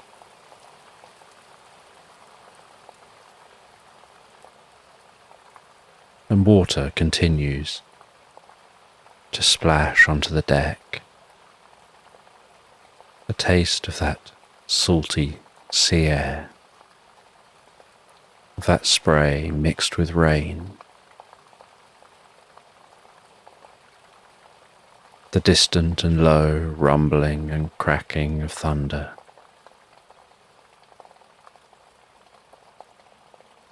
the eerie illumination of lightning flickering through the clouds.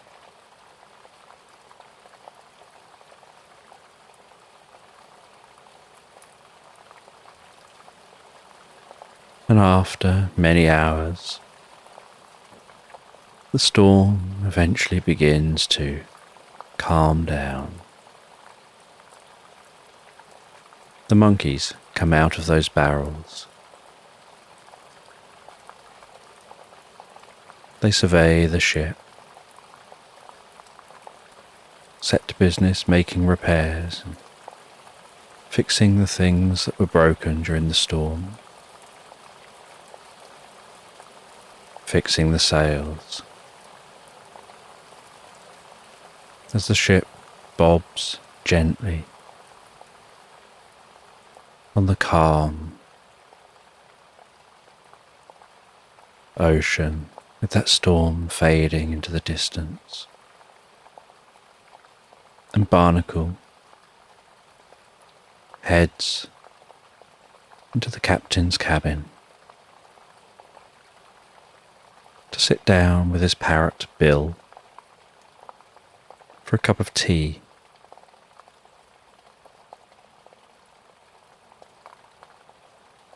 And he enjoys that cup of tea while surveying his notebooks and the maps.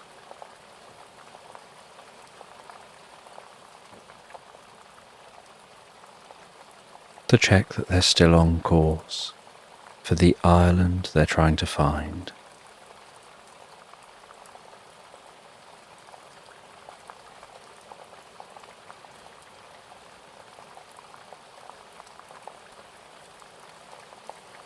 Barnacle calls in the first mate, Legolas, the three-legged iguana, to come and take a look at the maps,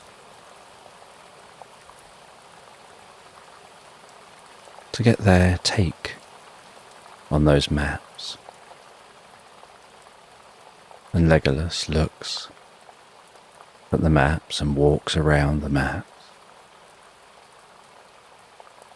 and flicks open an really old science magazine.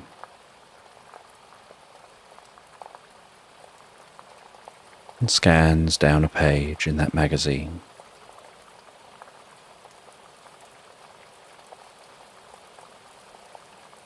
And in that magazine looks at some long-lost ruins, and then looks back at the map and says that that one island looks like it might have some of the features that are in the image from the science magazine. So that's the island to head for.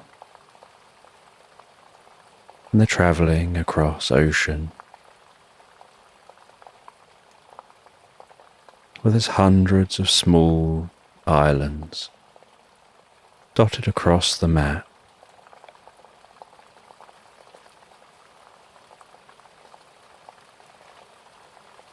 And trusting Legolas,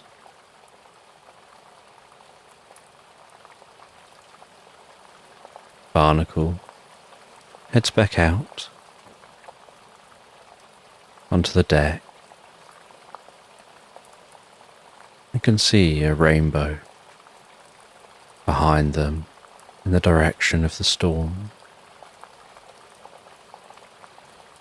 and the low sun casting the most beautiful golden light across the sea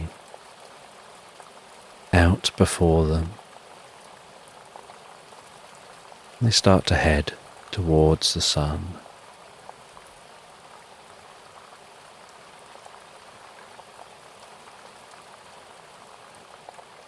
And they make slow progress at first,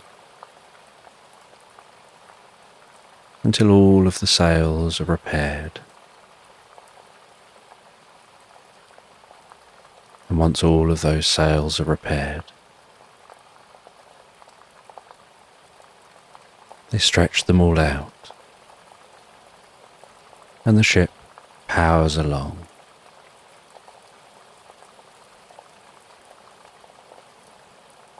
Barnacle steering towards that island.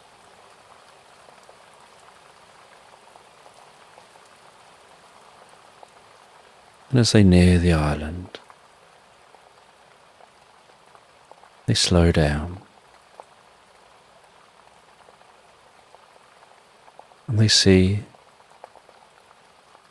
some dolphins come alongside the ship,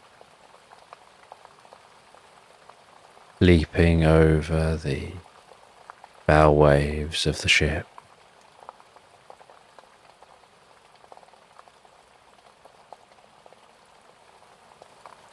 They see a narwhal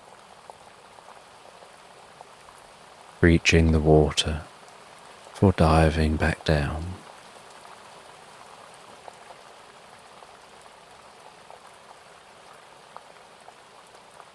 And then they see that island coming into view.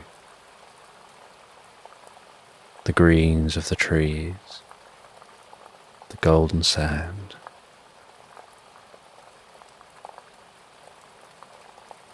Rolling hills.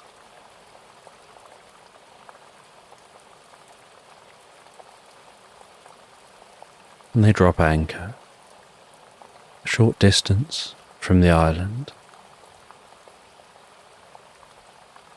And Barnacle gets in a small sailing boat. It's lowered down to the sea. And Rose gets in a small rowboat. It's lowered down to the sea and rows over to the island. And rows the boat up onto the beach, jumps from the boat onto that golden sand,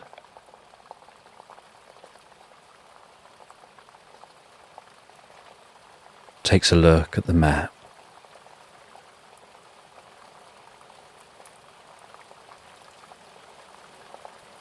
chooses the direction to head, and sets off into the heart of this island. And it doesn't take them long on entering the forest on the island, listening to the sounds of the forest birds, seeing the most beautiful birds in the trees, to see on the forest floor ancient ruins being reclaimed by nature.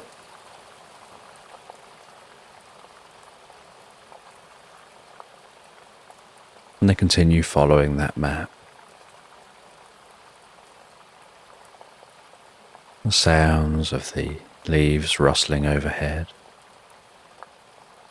the rustling of each footstep through the undergrowth.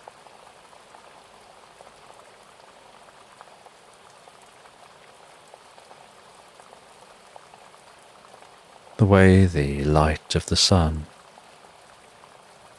flickers through those leaves, its golden setting sunlight, casting the softest shade.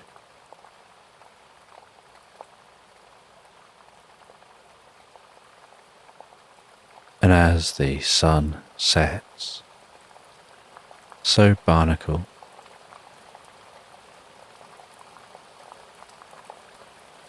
sets up a camp here in the forest.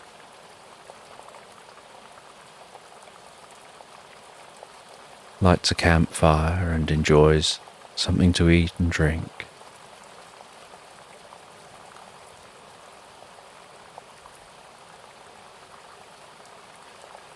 hears the sounds change as night time sets in.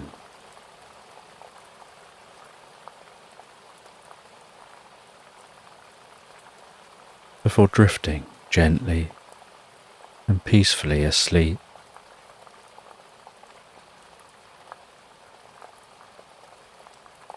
And during the night, Barnacle hears a sound, a gentle rustling coming from within this forest. And so he leaves the tent. He follows that sound, heading deeper into the forest. In the pitch black, barely able to see the outline of the trees. Hearing the wind rustle through the leaves overhead.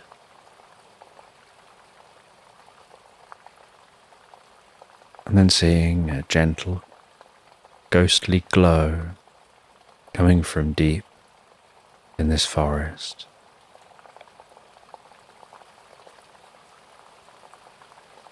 And on approaching that ghostly glow,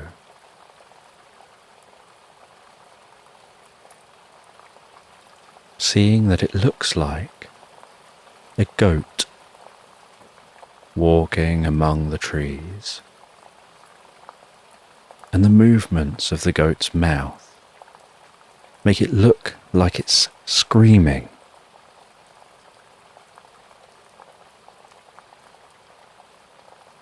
Except that there's no sound coming from its mouth.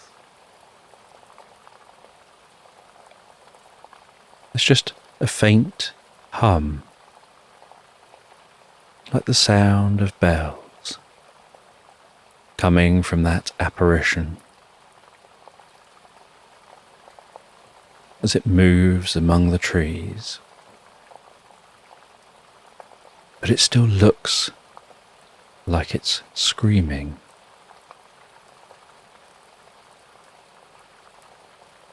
And Barnacle approaches, and it's as if that ghost doesn't notice them or acknowledge them. They get right up next to it. It seems to be almost like it's on autopilot.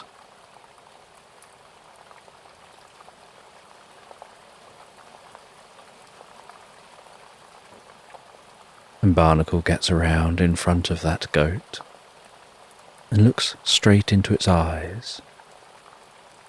And it looks like it's screaming straight at them.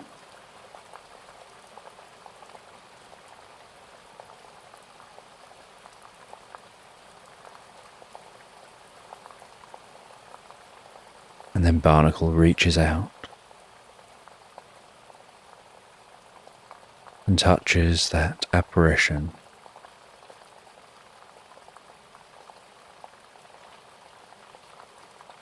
And it sends a slight tingle through their body, as if there's something there, or at least the energy of something there.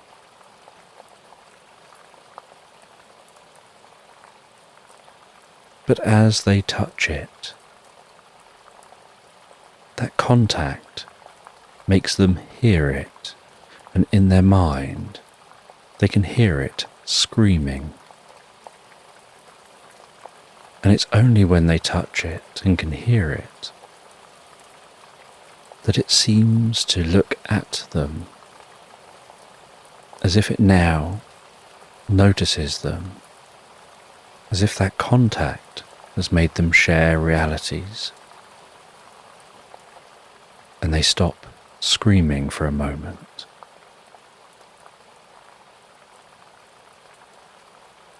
And Barnacle asks them who they are and why they're screaming.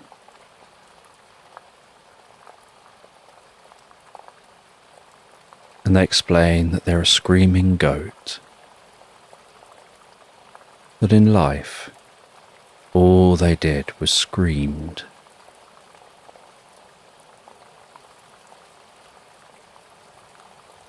It's an evolutionary survival mechanism. Yes, it means they can be heard, but it's such an unbearable scream that nothing goes anywhere near them. The trouble is, it can be very lonely when you scream all the time.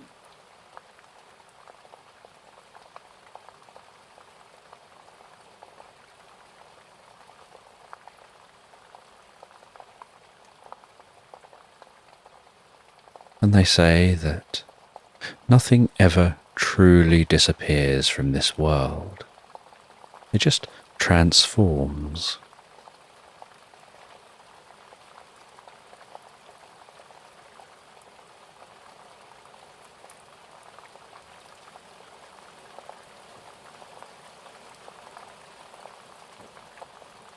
And the only way that Barnacle can hold any conversation is by remaining in physical contact. And the screaming goat explains that they just follow almost a program of behavior now that they're just here as energy.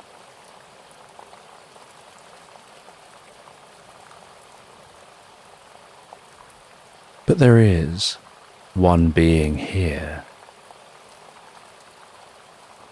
that they may find interesting.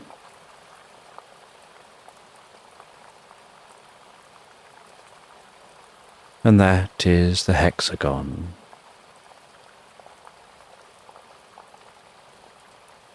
And it's like a dragon, but with many wings.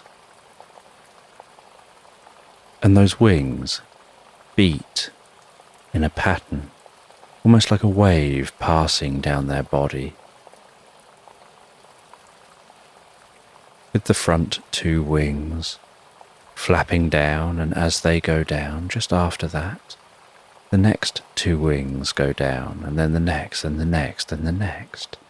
By the time the last two wings descend, the first two wings are rising up. And they rise up at a slight angle, cutting through the air. And they've got a long body, a slender body and a long, whip-like tail.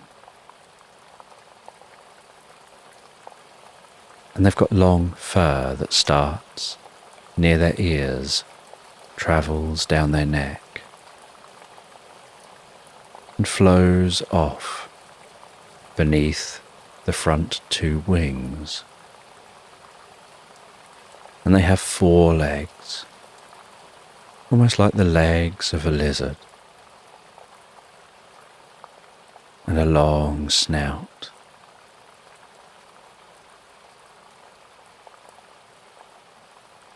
And they let out large bursts of golden flames. And you always know when one's nearby, because they sniff in before their burst of flames, and so you hear that sharp, deep sniff sound as they take in vast amounts of air.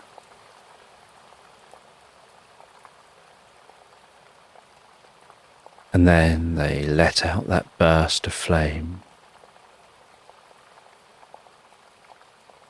in pulses,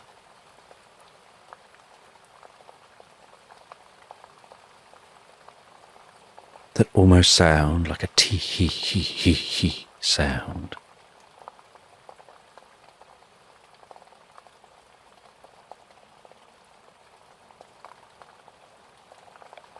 And they are some of the oldest creatures here.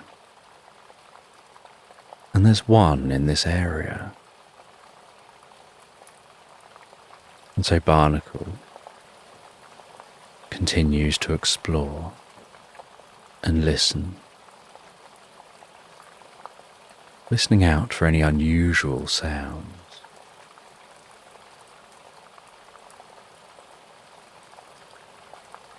And they frequently stop and stand in silence.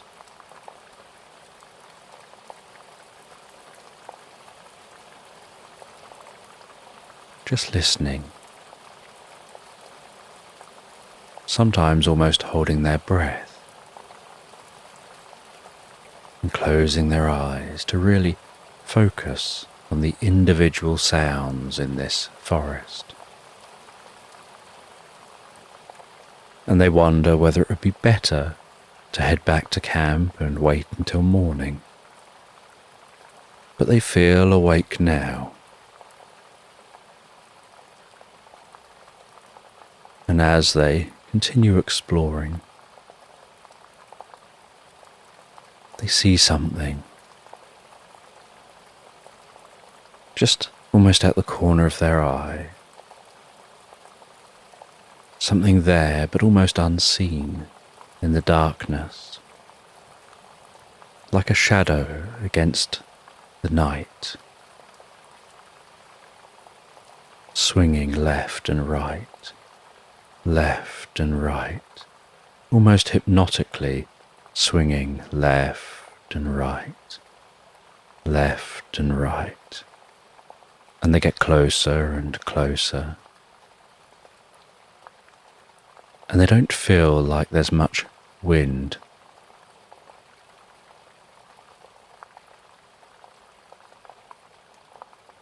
And so they don't feel like this swinging is something being blown in the wind. And as they get nearer and nearer, they realize it seems like something unusual hanging from the tree.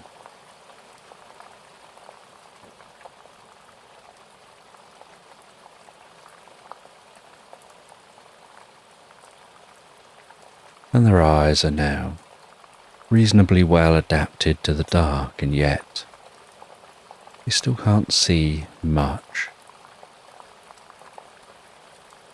But they can see some glowing eyes, almost piercing blue, with gentle purple pulsing around the blue eyes.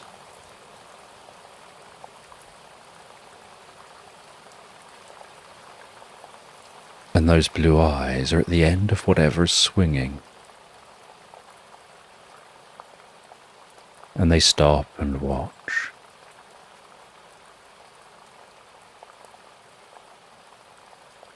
And then they realize it's a feather boa.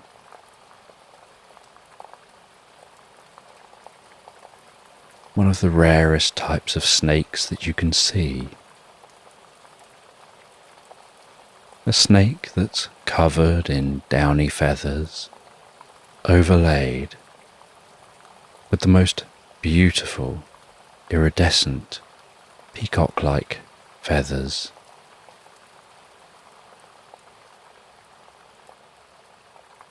And it's just swinging from the tree like a pendulum, swinging left and right, left and right.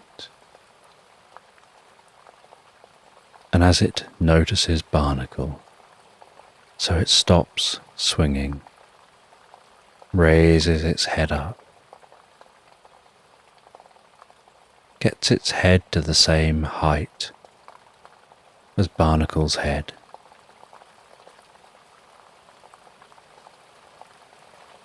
and in an almost hypnotic voice begins to talk to Barnacle, and its movements and its stare seem to lock Barnacle's attention, almost as if it's hypnotizing Barnacle.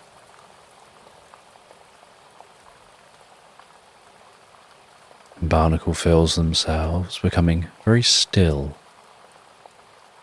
very focused,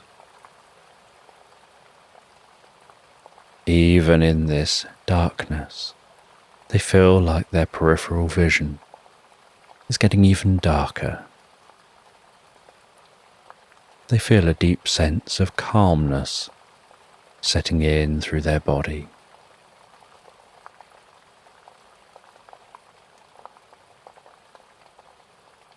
As this feather boa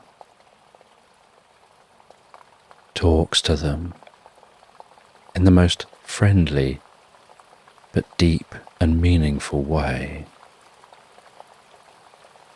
You seem like you're out late. You're not from this island.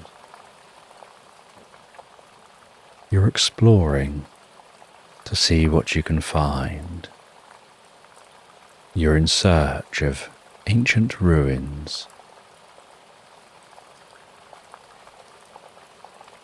to find something left behind.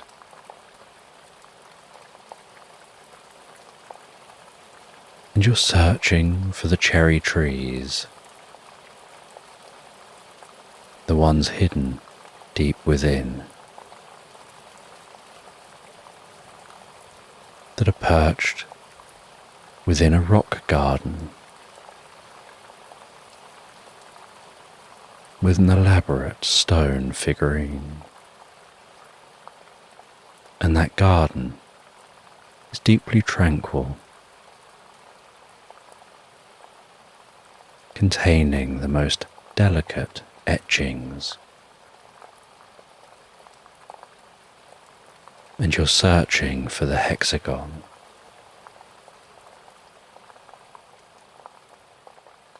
To find that which is within.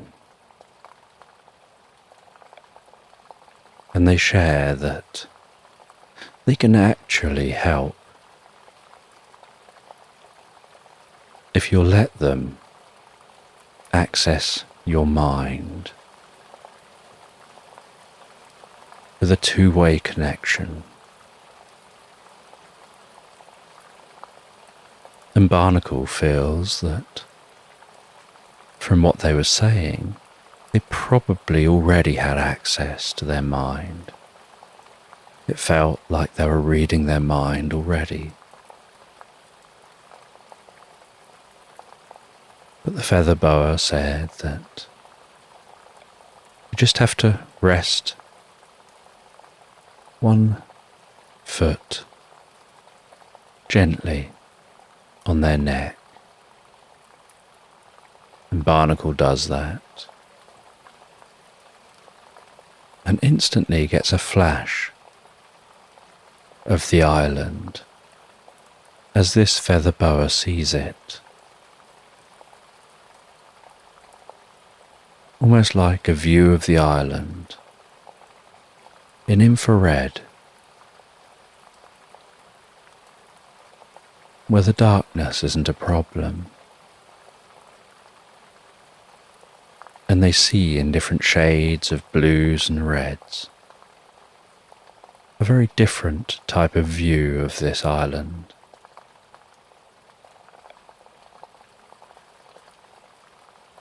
But because they can see in infrared, they can see the heat signature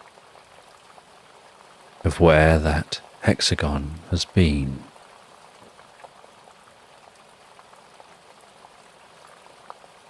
And so they thank the feather boa. They decide it would be sensible to safely make their way back to camp,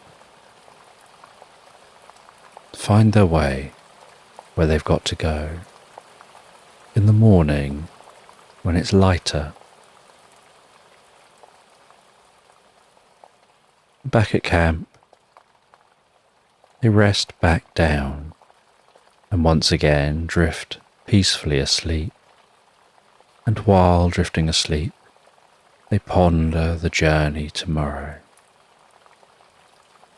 And as they drift and fall asleep, they imagine themselves in an unusual world, a land band of giant creatures.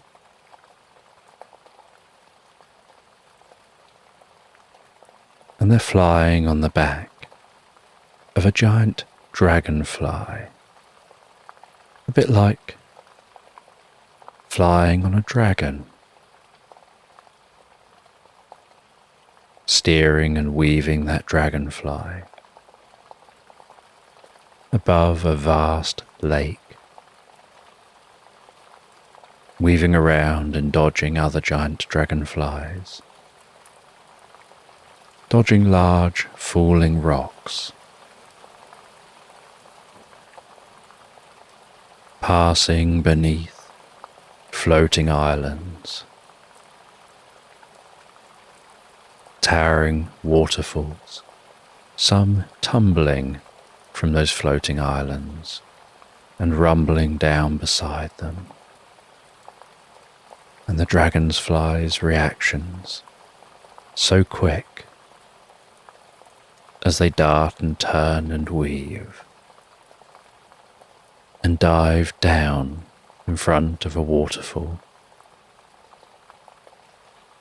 power through the spray at the foot of the waterfall, exploding out of that spray at high speed, racing their way down a river, weaving between boulders rising from the water,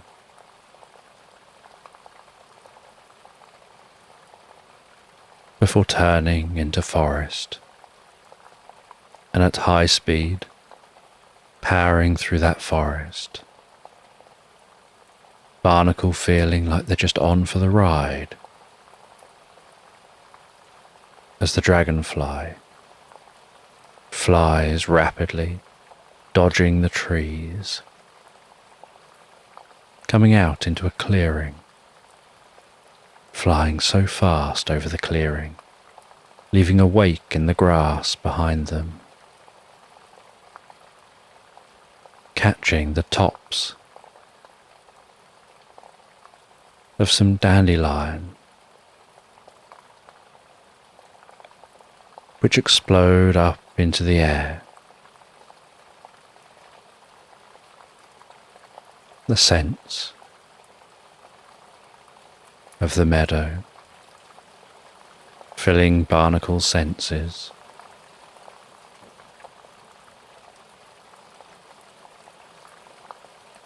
And then that dragonfly, flying rapidly at a glowing blue portal, passing into that portal, and then disappearing as they roll and land on the ground the other side of the portal. And as they look up, they find that they seem to be standing on the moon, only the moon is slightly soft. And every movement releases a gentle cloud, and they realize this is a mush moon, like a giant mushroom, a giant fungus floating in space, so large it has its own gravity, its own atmosphere, and with every step, puffs of spores gently rise from the surface and float in the air. And each spore carries the delicate sound of a tinkling bell. And as the spores interact, so the tinkling bells interact and sing together.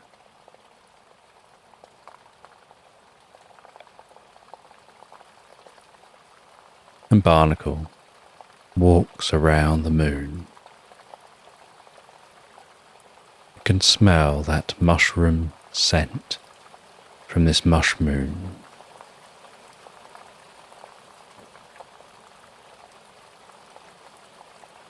And can see a planet down below,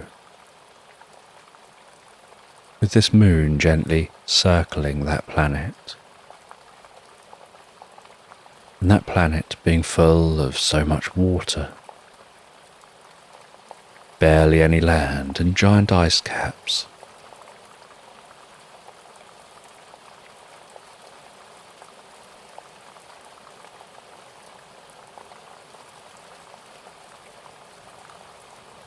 And as they walk around the moon, so they see a bit of broken off mushroom, and they climb into that bit of mushroom, like a ball of mushroom, and gently roll around the moon, pushed softly by the breeze, rolling inside that ball of mushroom, so soft to touch.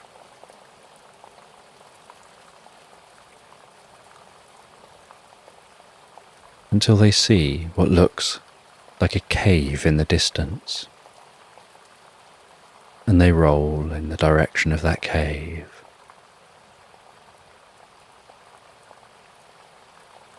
And when it's near the cave, they tilt back a little, bringing their bull to a halt.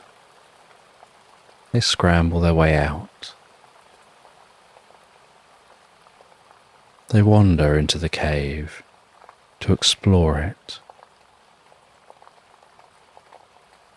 They call out into the cave, their voice muffled by the soft walls of this mushroom cave.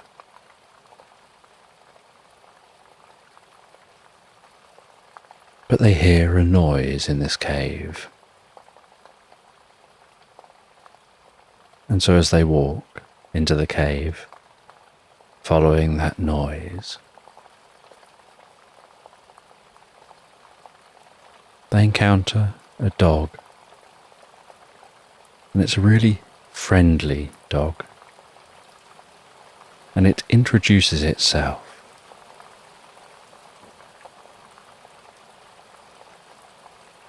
as Milton.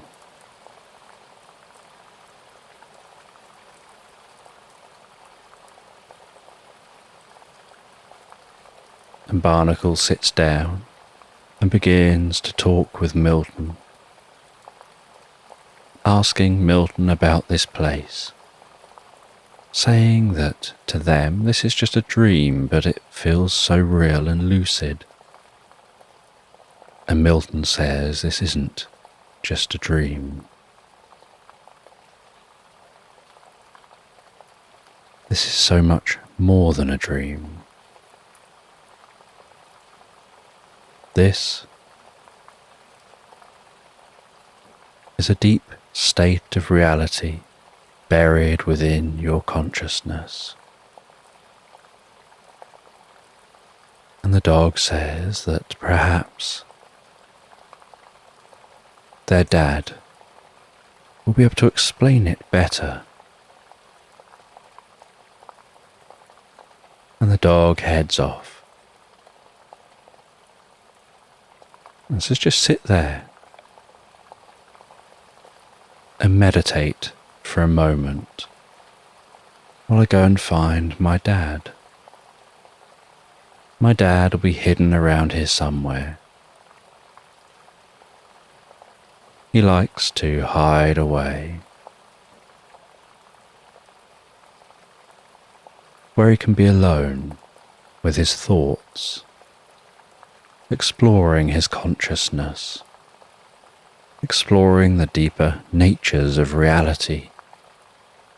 But I'll go seek him, and when I find him, I'll return. But for now, just stay here and meditate.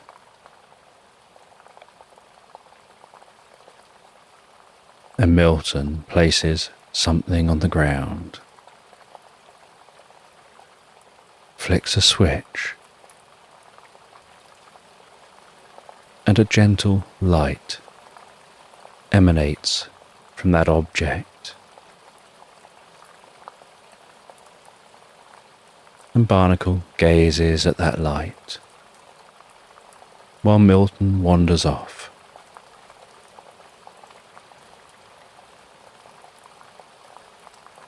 And as Barnacle gazes at that light, they notice a gentle pulse within the light. They feel their breathing synchronizing with that pulsing, and that pulsing softly slowing down. And they find their peripheral vision gently fading away, as all that fills their attention is that soft light, to the point that they can almost feel delight as they gaze at it. And their breathing continues to slow. And while they gaze at the light, they have this sense that the light is containing numbers from 600, 599, 598, 597. And they feel themselves almost instinctively beginning to count down those numbers. 596, 595, 594, 593, going deeper and deeper, 592, 591, 590, 589. And as they count those numbers, 590, 592, they begin to lose their place. And so they pick up after their mind has wandered a moment with where they last remember counting. 590, 589, 588. And every time they lose their place and can't remember the number they were on, whether it was perhaps 589 or 588 or 591 or 593 or 582, they lose their place. And focusing deeper and harder and more effortlessly, they carry on counting from where they last remember, finding themselves almost absorbed in what seems like a puzzle or some kind of game to them, to try in vain, to try really hard in vain, to count down, all the way down. And they really try to hold their focus enough to not let the mind wander and drift and dream and float elsewhere, distracted by losing count of those numbers. They really try to do that. And the harder they try to count, the more their eyes get heavier. And the more their eyes get heavier and heavier, and those eyelids want to close, the more they find themselves drifting into that game, trying so hard to do well at that game, until their eyes close and they find themselves lost in thought, find themselves exploring the most beautiful landscape, rolling green meadows, filled with magnolia trees with the softest, silkiest flowers.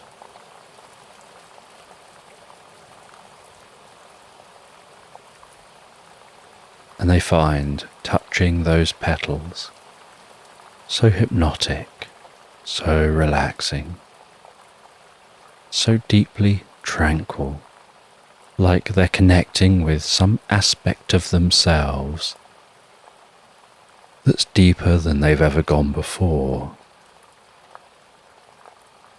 And then they hear a voice in their mind, beginning to bring them back to the moment. And as they open their eyes, the light has been turned off, but the light remains. And before them is Milton and his dad. And he introduces his dad and says, "This is Eric.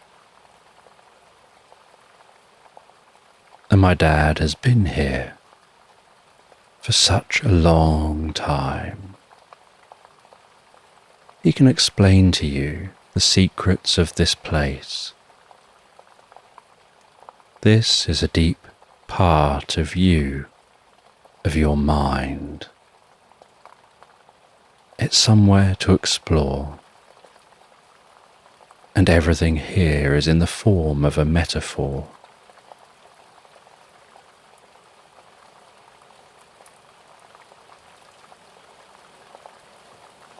And so, Eric begins to guide Barnacle through a meditative process. They tell Barnacle to gaze back into delight, to absorb yourself in delight. And as you absorb yourself in delight, you can listen to the sound of my voice. And while you listen to the sound of my voice, you can just say what you see. And Barnacle explains that what they see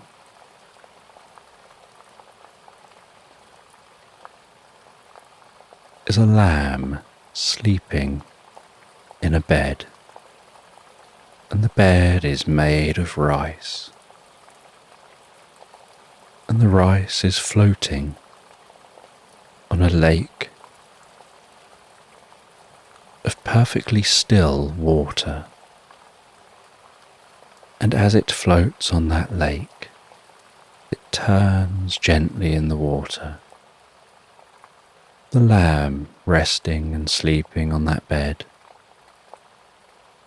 The moonlight beating down, silvery glow, illuminating the landscape with that silvery glow. The moonlight sparkling on the surface of the water. The deep blue in the night sky surrounding the moon. The dark green of the night-time leaves,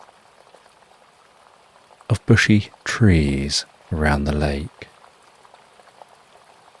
The faintest gentle sound of the water lapping on the shore of the lake. And that lamb breathing so calmly, so relaxed in bed.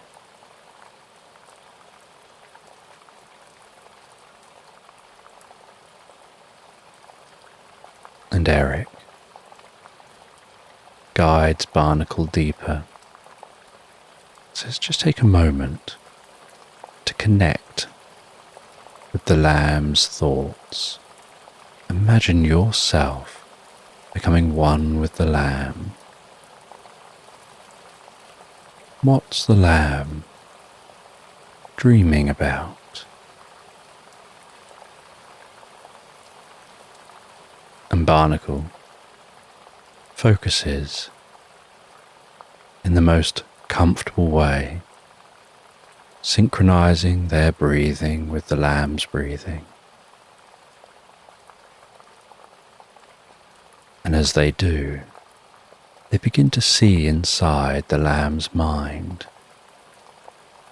And the lamb is in a field on a beautiful spring day. And the lamb is munching away on some grass, almost lost in thought. And next to the lamb is the mother. And from time to time the lamb will look up and just count how many of those other sheep are in this field with them. 1, 2, 3, counting those sheep. But every now and then the mother will get in the way, or the sheep will move, and the lamb will start counting again and have to pay even more attention to counting. 1, 2, 3, 4, becoming deeper and deeper absorbed. And then the mum says to the little lamb, "It's okay, you don't need to try and count the sheep. I can tell you now, there's 100 of us here in this field." And so the lamb ignores the mum and decides to check. 100, 99, 98, 97, 96, 95, going deeper and deeper absorbed in the counting. 94, 93, 92, nope, someone's moved. 100, 99, 98, 97, 96. And so Barnacle observes that the lamb is counting to check how many sheep are in the field.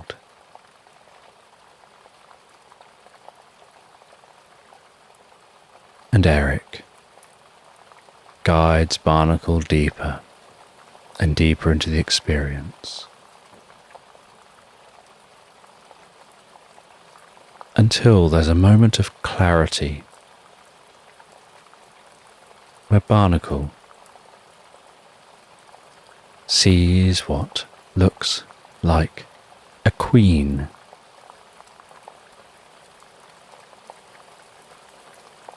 Somebody wearing a crown, gracefully walking towards him.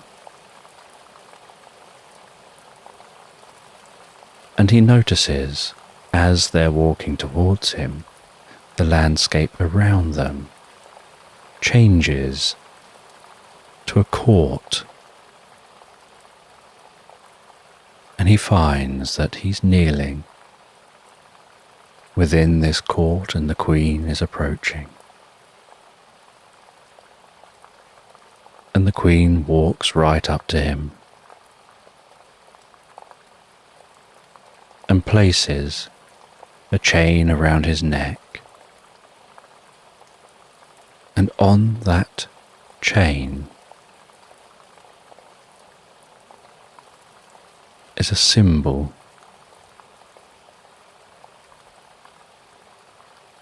And she looks at him and says, "You're now ready." And with that, he begins to drift back from that meditation. And Eric says, "Now, you're ready. and the mush moon begins to fade, and he hears the morning sounds in the forest, and opens his eyes to the dappled light gently dancing on his tent. He leaves the tent and smells the fresh air.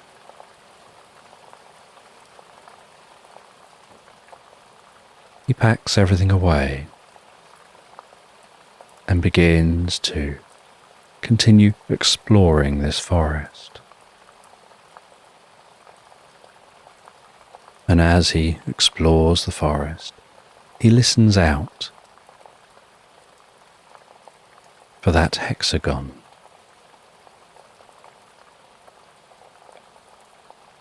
And eventually he thinks he can hear it flying high overhead. And he still has some residual abilities from that feather boa. And through the trees, he can see the faint sign of a heat signature. And he keeps his eyes on that spot while navigating through the trees to a clearing. And in the clearing, he calls down that hexagon,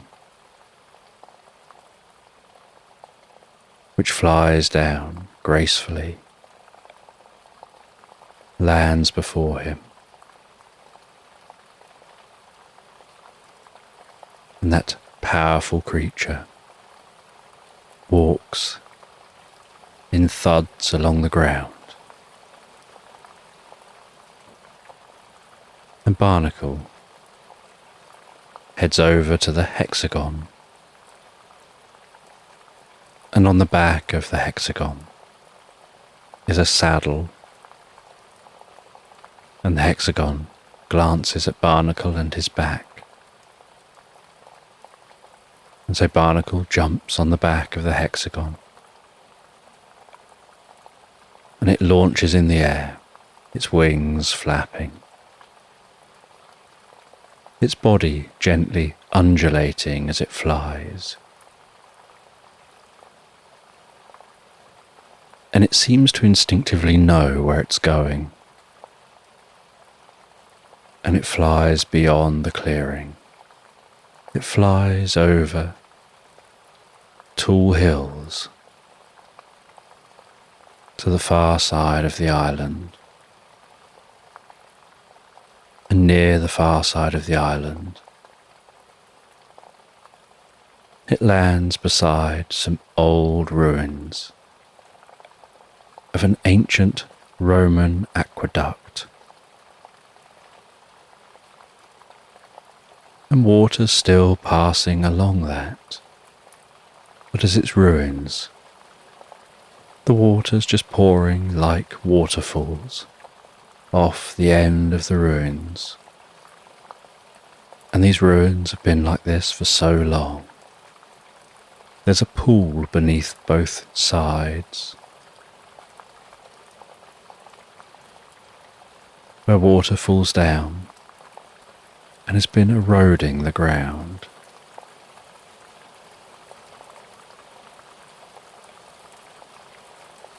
And in the centre of this aqueduct, which has 2 rows of flowing water,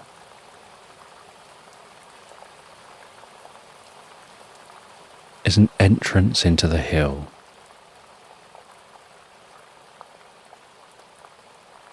And the entrance has a stone doorway with a worn and weathered wooden door. And Barnacle opens the door and walks through that door into the hill. But inside the hill, instead of finding darkness, they find the most beautiful rock garden. And surrounding the rock garden bright yellow daffodils, the scent of which wafts into Barnacle's nostrils.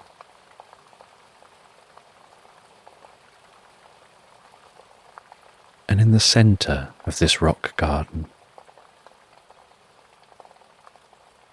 is a stone figurine, and at the foot of the figurine is an etching, and the etching seems to be some symbols.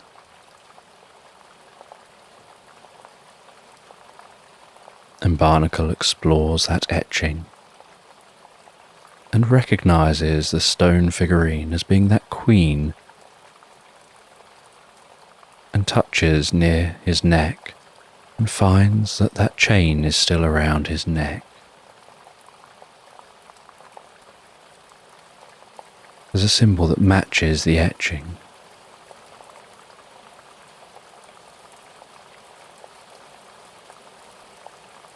And so he walks around the back of that stone figurine, and behind the legs of the figurine, tucked just up against the heels, is a jewellery box. He takes off that chain. He places the etching within what looks like a keyhole, and as he twists it, it turns and clicks, and the jewellery box pops open. And as it pops open, so a small figure rises up. Tinkling music begins,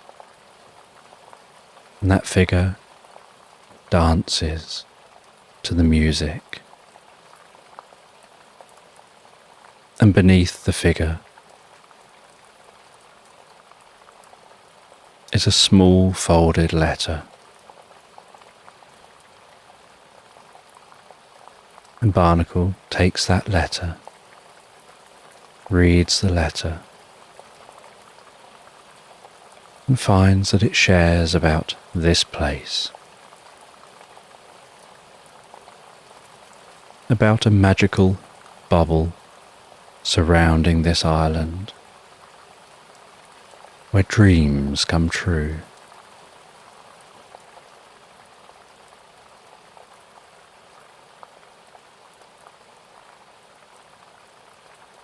And so Barnacle sits beneath one of the cherry trees here in this garden,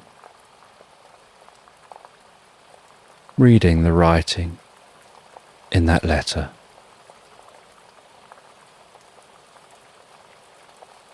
Learning that there is no physical treasure as they had thought they'd be seeking.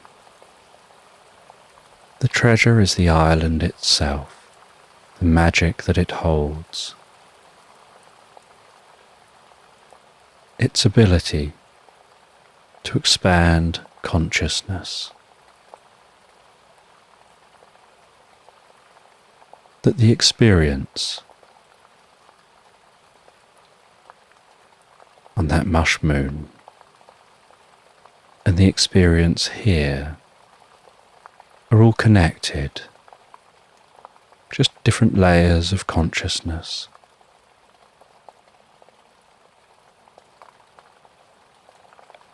And he folds that letter back up and places it back into the jewellery box, and places the jewellery box back in place. And as he places that back and pushes it back against the heels of the stone figurine,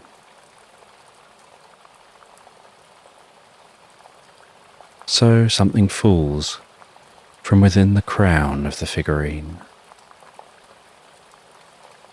and lands at his feet. And he picks that up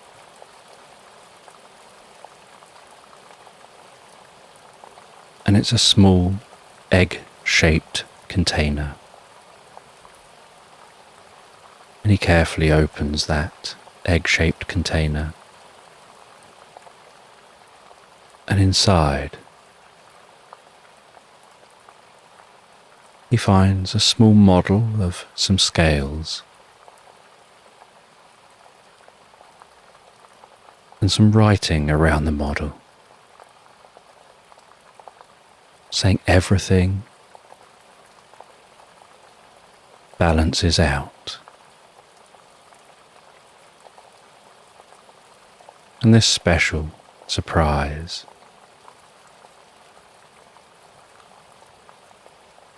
is just for him to take. And inside that egg is a rolled up bit of paper explaining it's a gift from the land to remind him of his connection to this place. And on the other side of that rolled up paper is a series of words which, if read, will trigger that meditation, psychically bringing him back to here.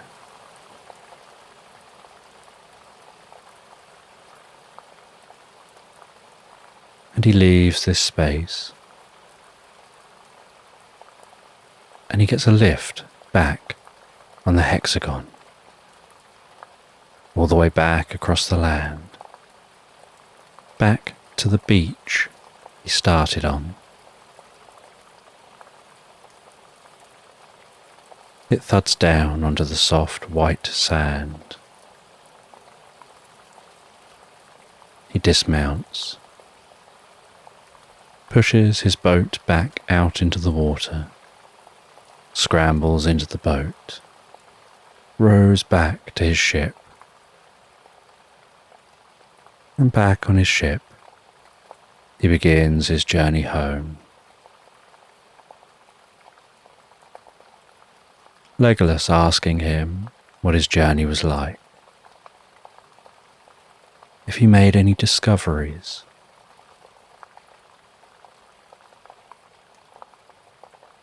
And Barnacle explains he found himself. And he places the scales on the edge of his desk, sits back in the captain's chair with a cup of tea,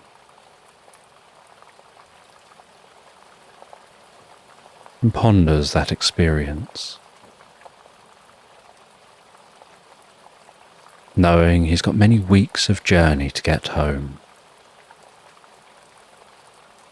And as nighttime falls and the ship gently rocks, he writes up his log of his journey, writing in detail about his experience, before settling down in bed, enjoying the gentle rocking of the ship, almost rocking and lulling him to sleep.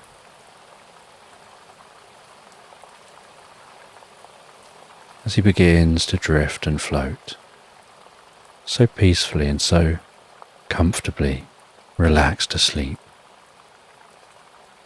into Slumberland.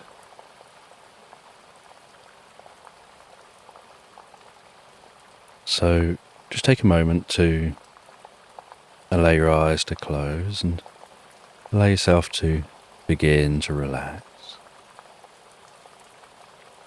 And as you begin to comfortably drift asleep,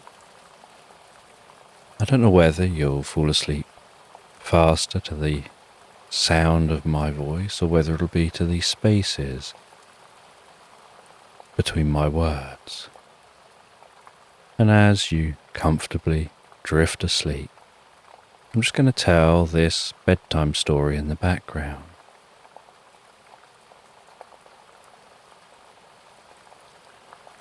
And the woodland has the most gentle fog, weaving and creeping its way around the foot of the trees. The delicate sound of birds waking up and chirping for the morning. And each footstep that you take through that fog pushes through that fog like parting the seas.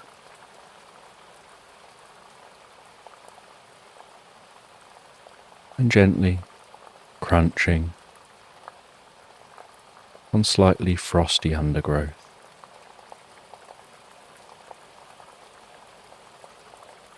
And while walking softly through this woodland, the rising scent of ferns, the smell from the bark of the trees, the calm rustle of leaves,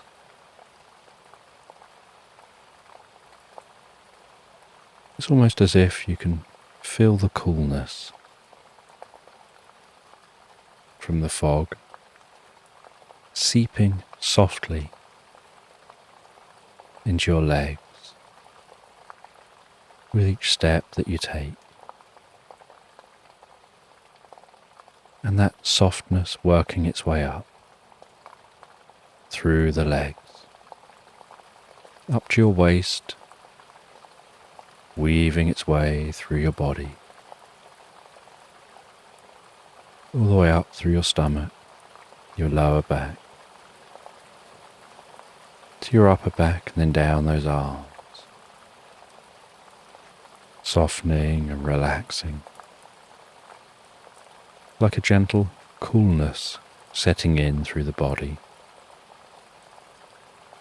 like a numbness or a nothingness as the mind gets drawn into the experience.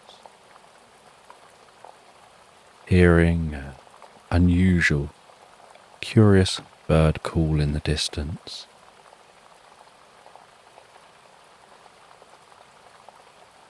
and steering gently and unconsciously in the direction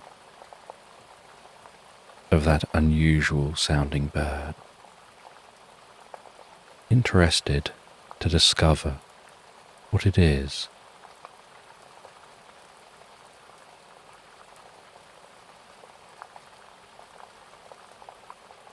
And as you veer off the path, crunching through longer undergrowth,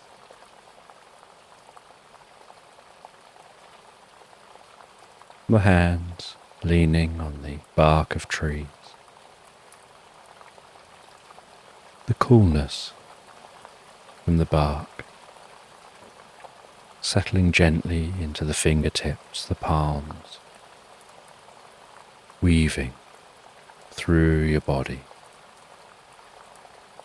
passing a cool numbness, as if it's moving through you.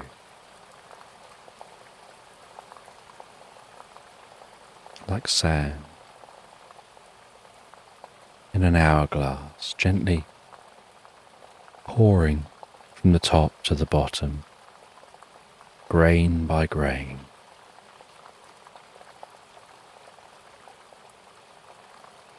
As the sensations within your body begin to fade away, so deeply and so comfortably, filling your mind with curiosity, where your focus is solely filled with that curious birdsong,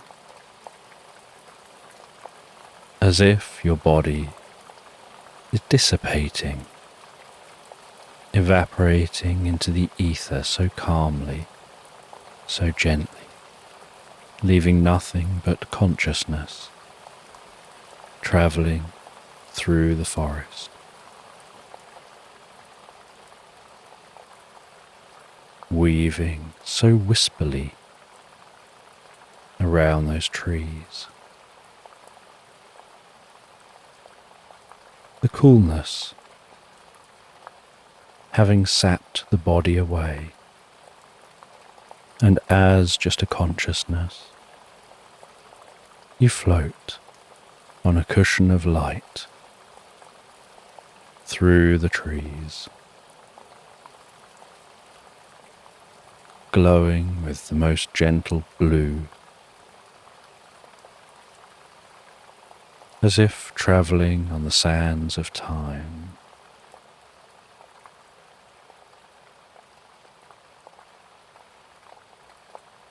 Getting closer and closer to that curious bird sound.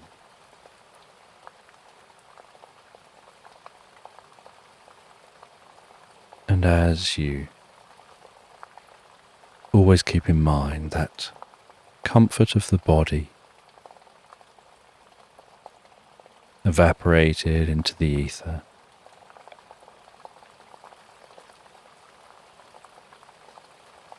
your consciousness spies in a tree a yellow bird,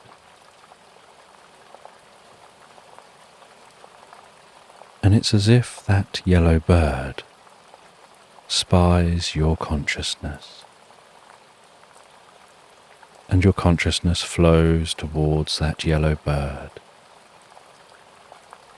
with the gentle sound of wind, the gentle touch of breeze through the leaves of the trees.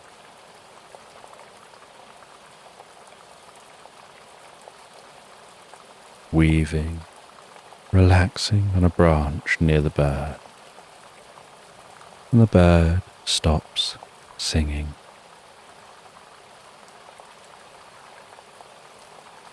And the bird introduces itself as banana.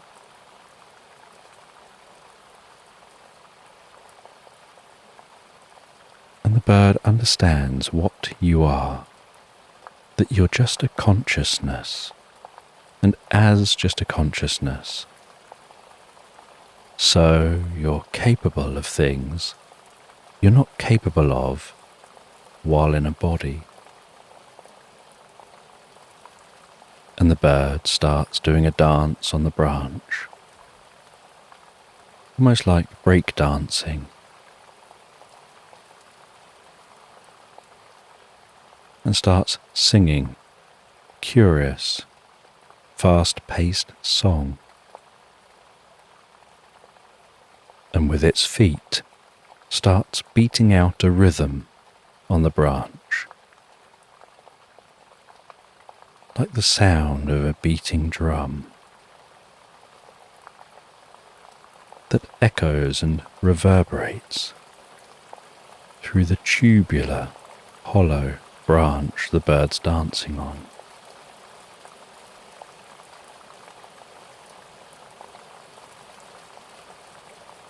And then at the peak of its dance, while it's flailing its tail, bopping its head, chattering its beak, wiggling its legs, it flicks out its wings in a flourish, whips them around, spins, jumps, and lands as a small yellow explosion forms around the bird. And with each flap of its wings, a yellow portal opens wider and wider, until it's much larger than the bird. And the bird then stops singing and says that this flick and flourish of its feathers is called the banana peel. It unlocks the sands of time. It opens a portal to a land of deep inner discovery that only the ethereal can pass into, and so as a consciousness, while the sands of time keep ticking gently down,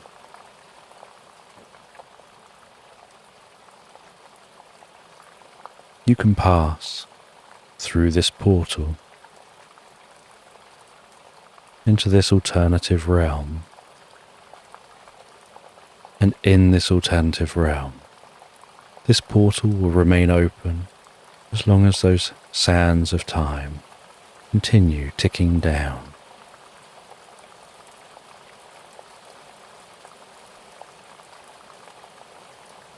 And so, as a consciousness, you head through the portal, and once through the portal, the bird continues dancing, now dancing a swing on the tree.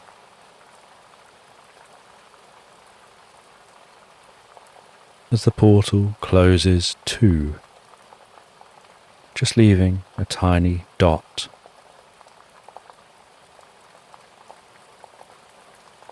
And you'll have to return to this dot to trigger the portal,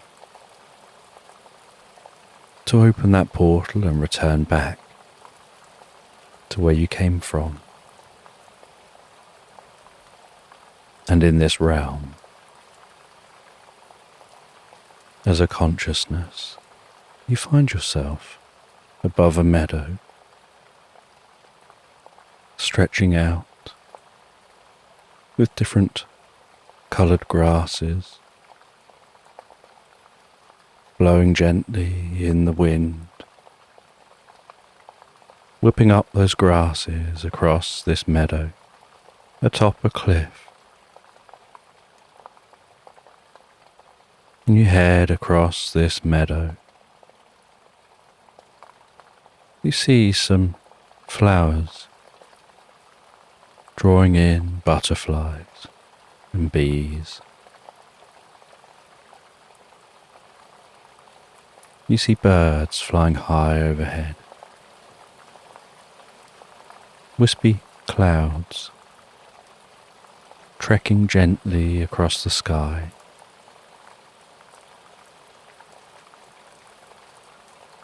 And as a consciousness, you weave your way down to the top of the grasses, and you fly through those grasses, the grass parting gently for you. You weave all the way to the edge of the cliff. You fly off the edge of the cliff over a vast ocean, with the white horses crashing at the foot of the cliff below.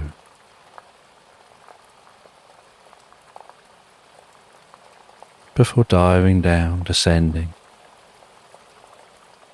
into the water. And as you pass as a consciousness into the ocean, there's a slight fizzle as the energy of the consciousness and its ethereal nature passes into the water.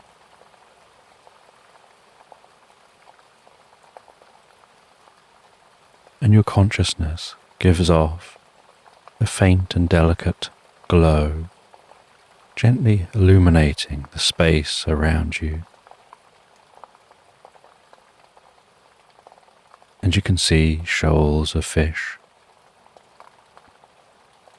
swimming in synchronized fashion. You can hear the distant call of humpback whales, a distant gentle rumble coming from within the ocean. And you head down deeper and deeper. And the deeper you head,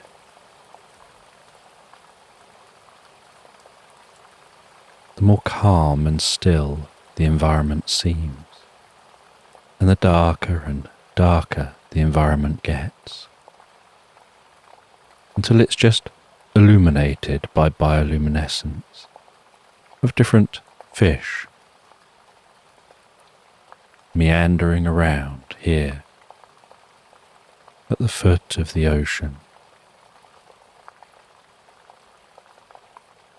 And you see a pulsating patch of colour in the distance. And as you approach,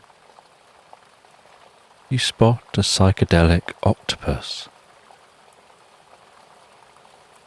wearing white gloves resembling the kind of gloves you'd see on Mickey Mouse's hands.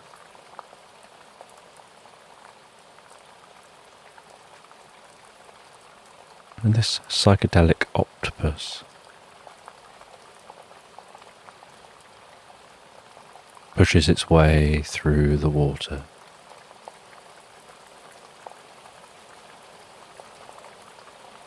And you follow that octopus.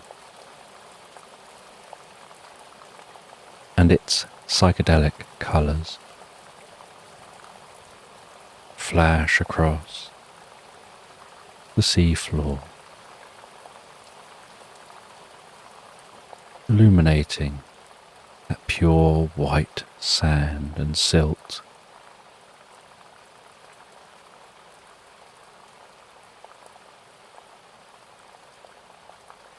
Before you notice a light blue glowing in the distance,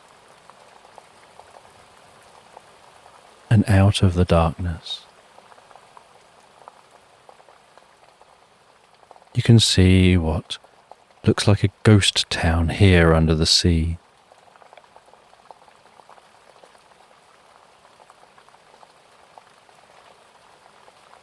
You can see creatures swimming around among different buildings,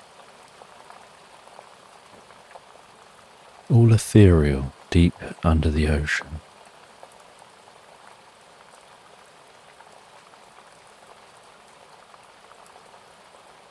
And as you get closer and closer, you notice that these aren't fish swimming around. They look like people. And this ethereal undersea ghost town seems to resemble Victorian streets. You can see an ethereal, ghostly horse and carriage ambling along a cobbled road between rows of crooked houses, some bars, some hotels, and rows of shops. You can see people walking up and interacting with market traders, all ethereal and ghostly. And as you get closer and closer, so you reach that ghost town, and you start to hear a sound resembling pan flutes echoing and reverberating from that ghost town.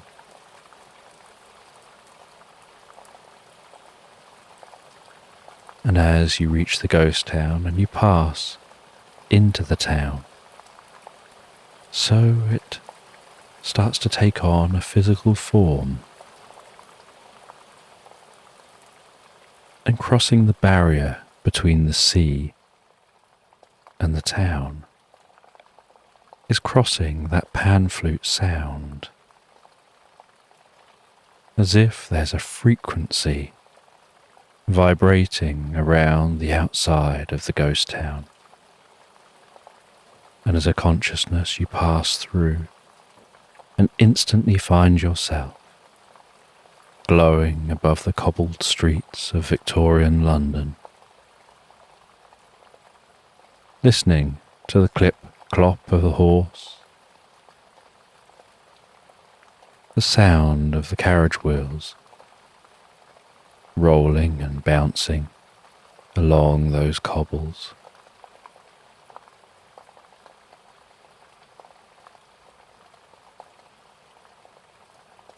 And while you drift around this Victorian London, you notice that psychedelic octopus following you. And as they pass through and land into this Victorian London,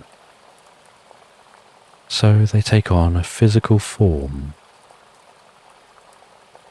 They're still wearing the same white gloves. They have the same psychedelic skin. Only they now look like a person and are wearing a tuxedo.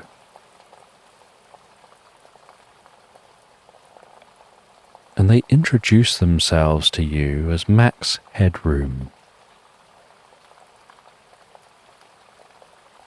They say they called themselves that after finding a sign years ago with that name written on it, sticking out of the ocean floor.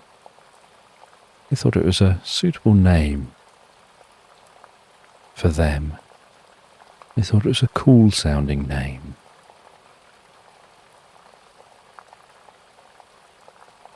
The Max Headroom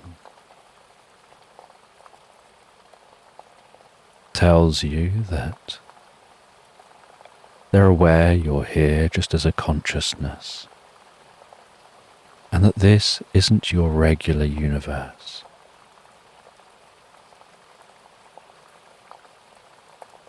You've come from a land that's taken you here. You've swam down and seen this place. And there was a portal through time, like a bubble in the ocean. And through that bubble, you enter a section of Victorian London.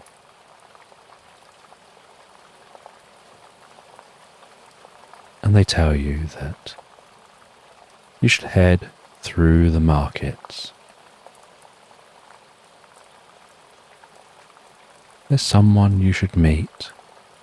They'll be able to explain more about what's taking place.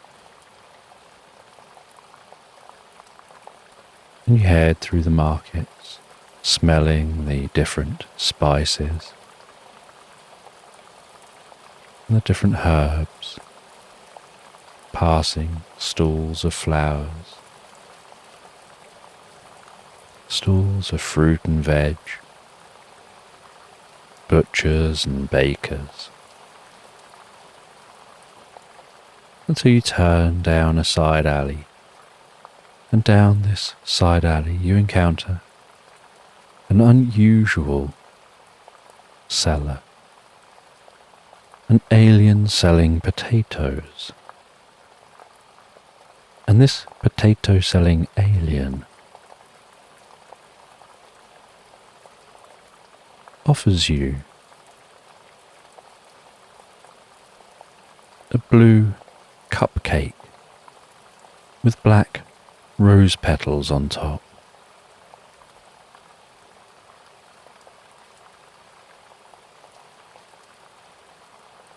And tells you should follow them. And perhaps you should eat that blue cupcake. And you say that you don't have a physical body.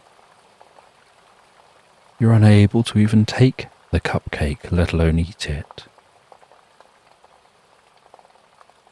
And they guide you to a back room behind their market stall.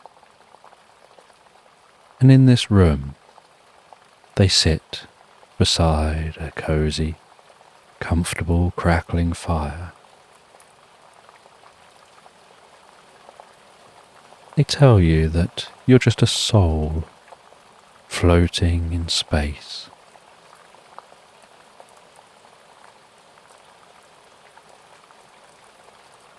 And they can give you a temporary body.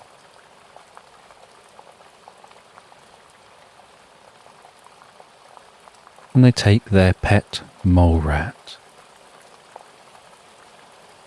And it gives the most gentle squeaks. And they place it on the ground in front of the fire.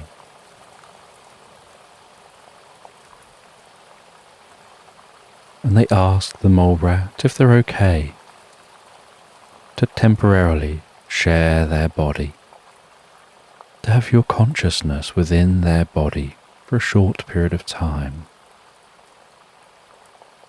And the mole rat acknowledges that'll be fine.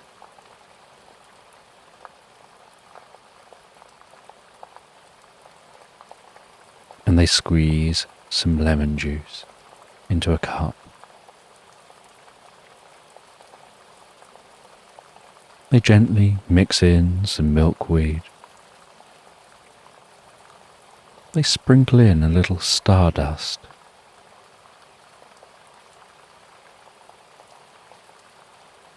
And a dab of mixed fruit juices. Using copper tongs, they hold the drink over the fire for a while until it starts bubbling, emitting a sweet and gentle scent.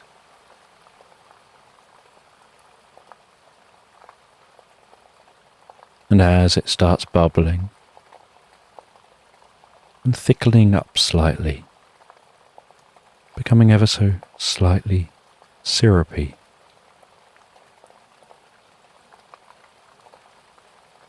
they take that off the heat.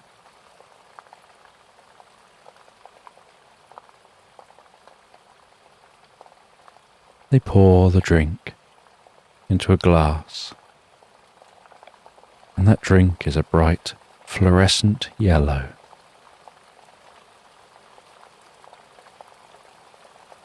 And a little steam is emanating off the top of the drink.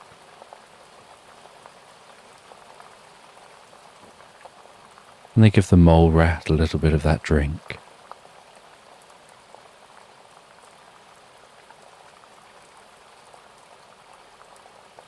And as the mole rat drinks the drink,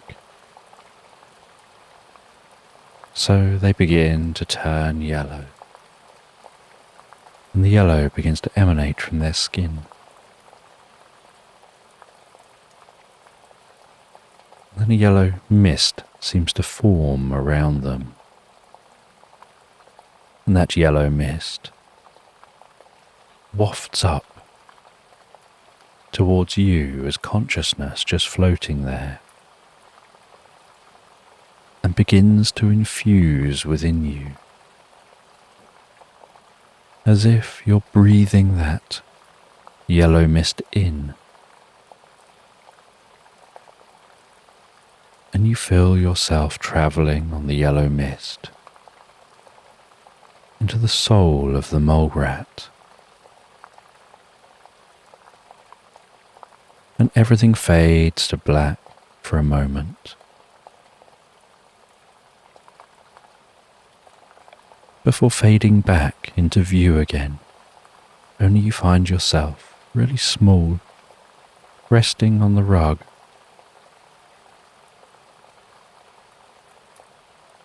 with some of your thoughts being mole rat thoughts, and other thoughts being your own.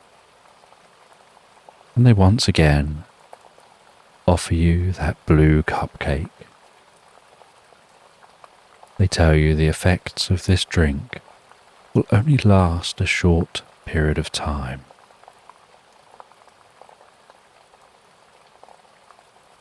And so you gnaw down on that cupcake, eating the black rose petals, consuming the blue cupcake, feeling that electric blue pass through you.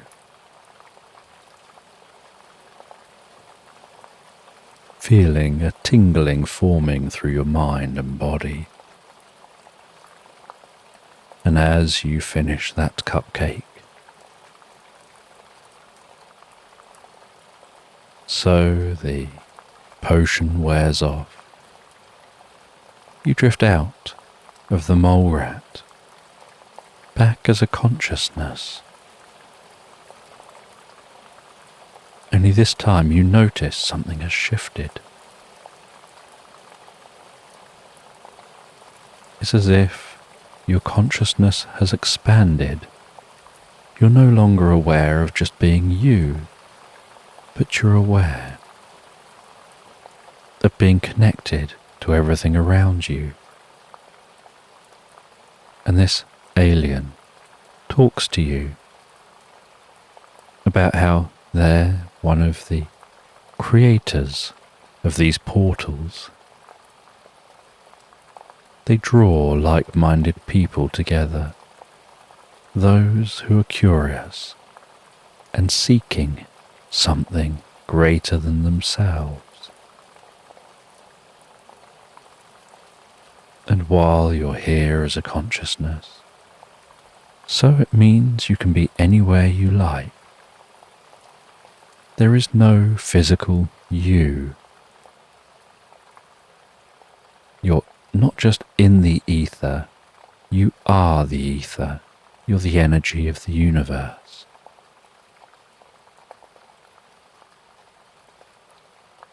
And in the same way that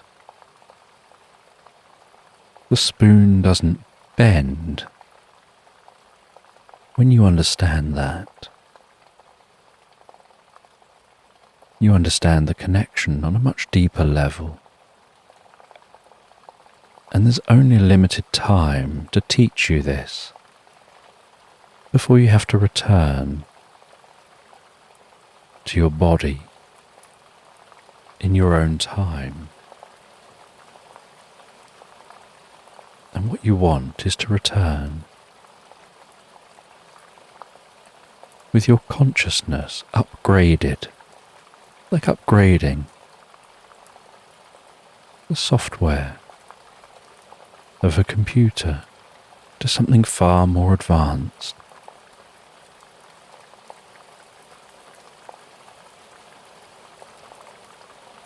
And that's why they had to break with tradition and work fast to meet you.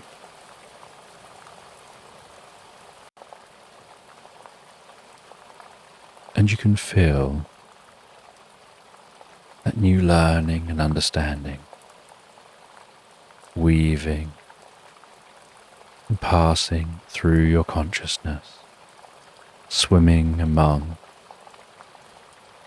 the channels of thought.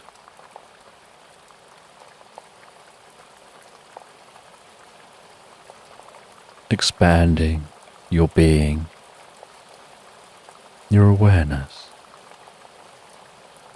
helping you learn and understand that your consciousness is quantum, that it is here and everywhere all at the same time.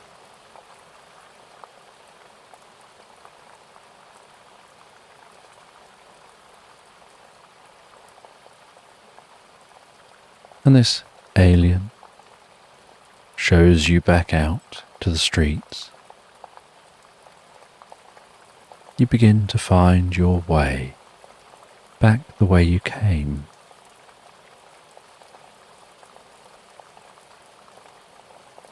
You see Max Headroom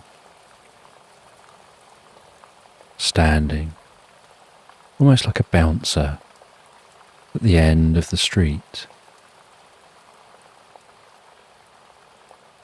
They guide you back through that portal into the ocean. And as they pass through the portal, so they become that psychedelic octopus again.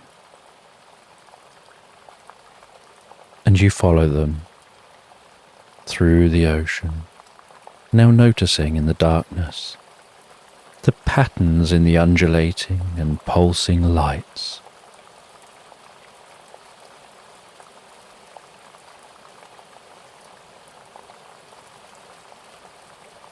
And you feel almost mesmerized by those lights.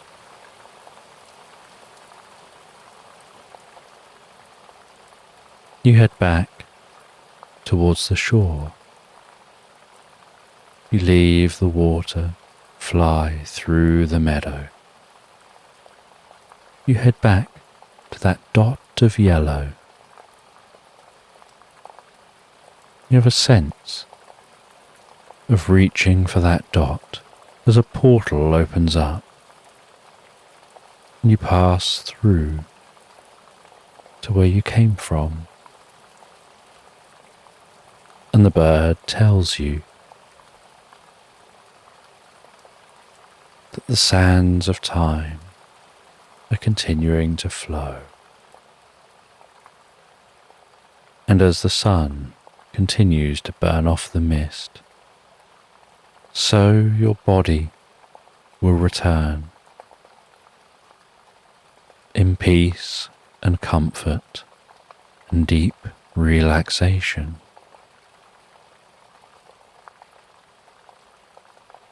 As if it's been renewed and repaired, like taking a car into a repair shop for an MOT, getting it all checked over, making sure it's all fit and healthy and in working order.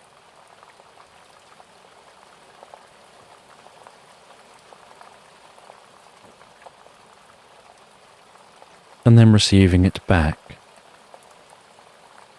in tip-top condition.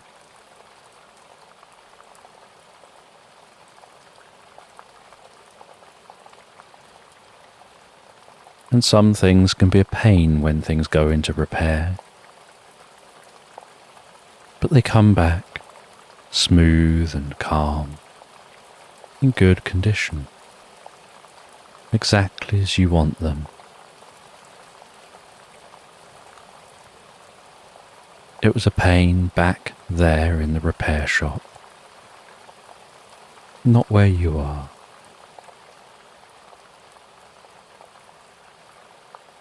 And the bird tells you to rest beneath the tree as the sun rises and the mist burns off.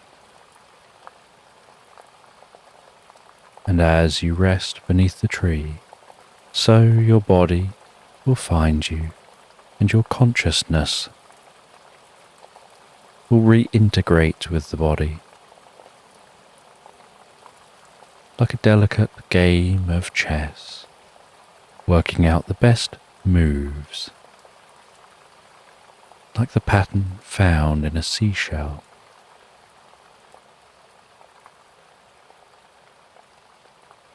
That follows the perfect mathematical formula,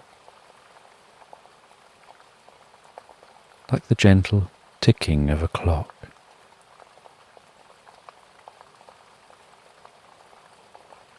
And while you rest beneath that tree, so you feel like you're drifting into a reverie. And as you drift deeper and deeper into the reverie, so you feel like your consciousness is swimming lazily among the neurons of the mind, exploring each path, working out what's best, melting gently into the comfort of your heart.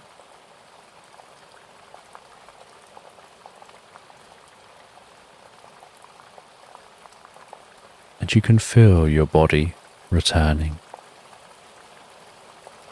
your mind relaxing deeper and deeper, and then in the heart of your mind, right in the center of your mind, like in the heart of a maze, you discover a small, delicate jewelry box. And you think of it as being so much like Pandora's box.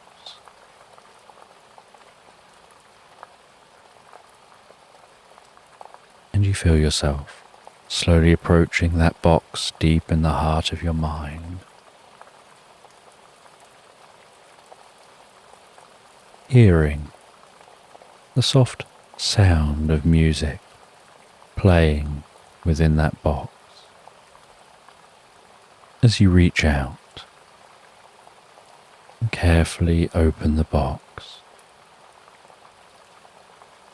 and finding inside that box a tiny scroll of hope. Carefully unraveling that scroll of hope,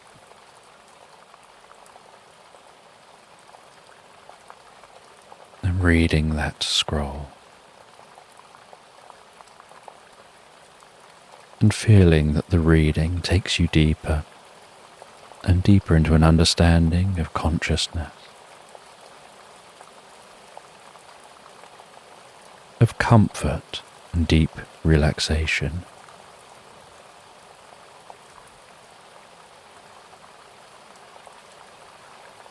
Of a connection to those things greater than yourself.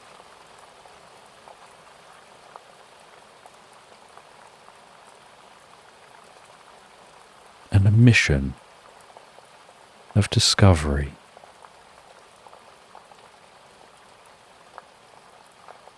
And it's only as you have a sense of sealing that box again that you feel like it's sealing an acorn deep within inside you, an acorn that will be nurtured and watered and grow into something greater than it starts.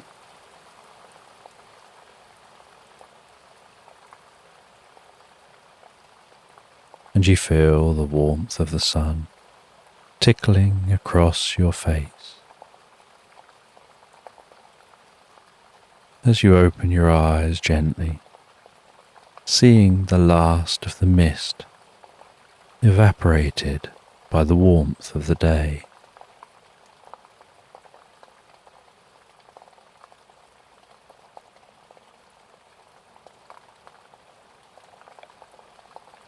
And you stand up, you continue on among the trees, passing out into a beautiful meadow, with the most beautiful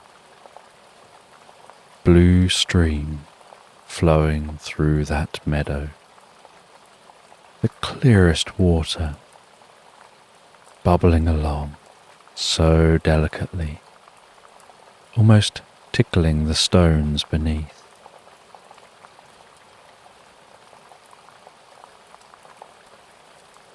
And you feel that something great is growing within you. A deep understanding.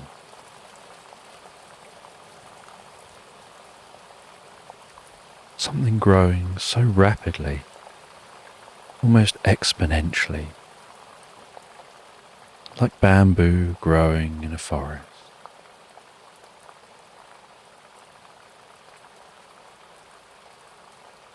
Everywhere you look, you see patterns like the pattern of the seashell, that mathematical pattern in nature, in every leaf, looking out over the landscape, looking at a large scale down to the smallest scale.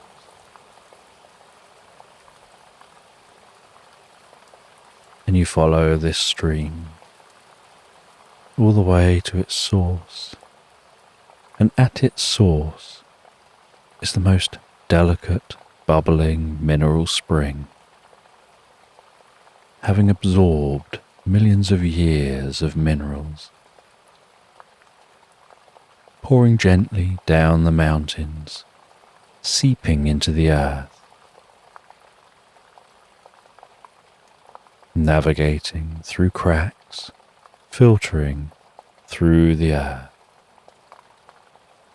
before rising gently up here.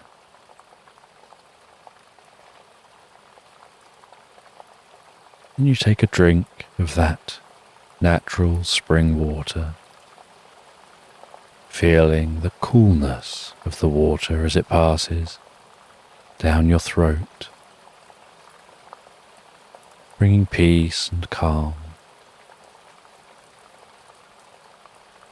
And you sit beside the stream,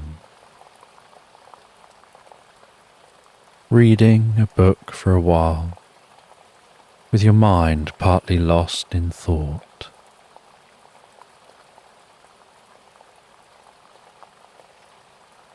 Constantly drifting to thoughts of your experience,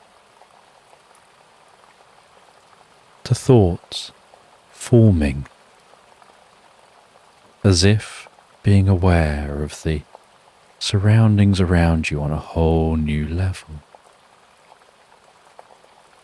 as if something around you is forming deeper and deeper within your mind.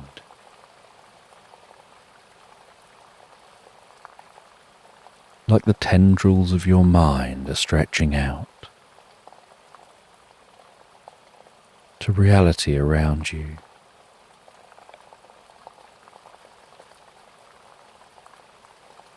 As if you're a small part of a giant cosmic web. And when one string of that cosmic web is played, you feel it in your heart and understand it in your soul.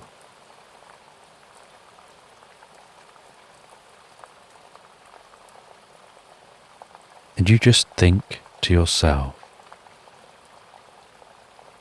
about your experience as that mole rat, and a thought comes to you: if life gives you lemons, melt them down and make gold.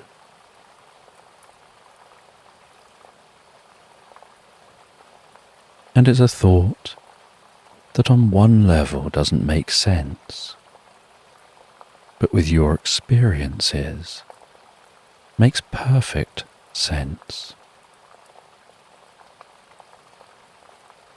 And you sit on the grasses for a while, continuing to read and listen to the stream bubbling gently beside you.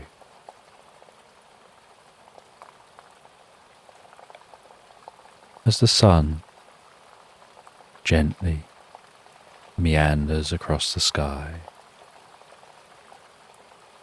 and settles down to sleep over the horizon,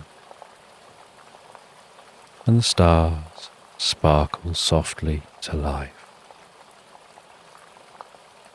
and you head over to the tree line. You tie up a hammock between the trees, oink yourself up into the hammock and rest yourself down, and gently rocking as the trees very gently and delicately sway, almost like a parent gently rocking a baby's crib, almost as if the wind is singing a lullaby.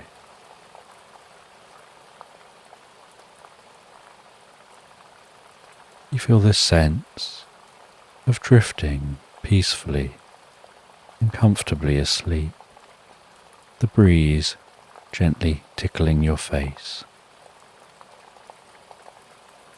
Your consciousness still processing, still learning and updating. A deep deep sense of comfort through your mind and body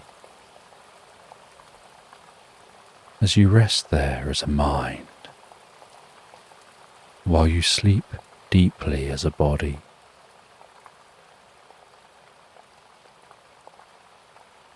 Aware of all your attention, lost in your thoughts of your mind, wrapped up in the maze of curiosity and the cosmic cobweb.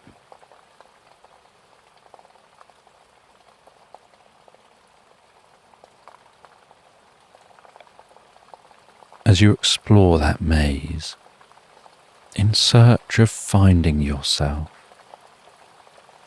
in a whole new way,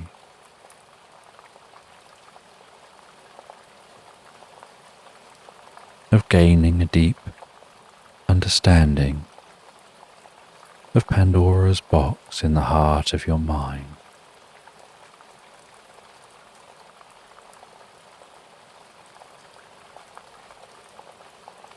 And as you rest there, swinging gently to the sands of time in that hammock,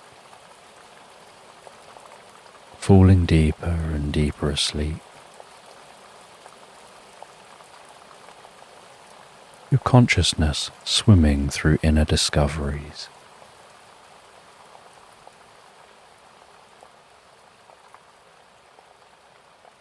your mind eventually quietens as it learns its next steps.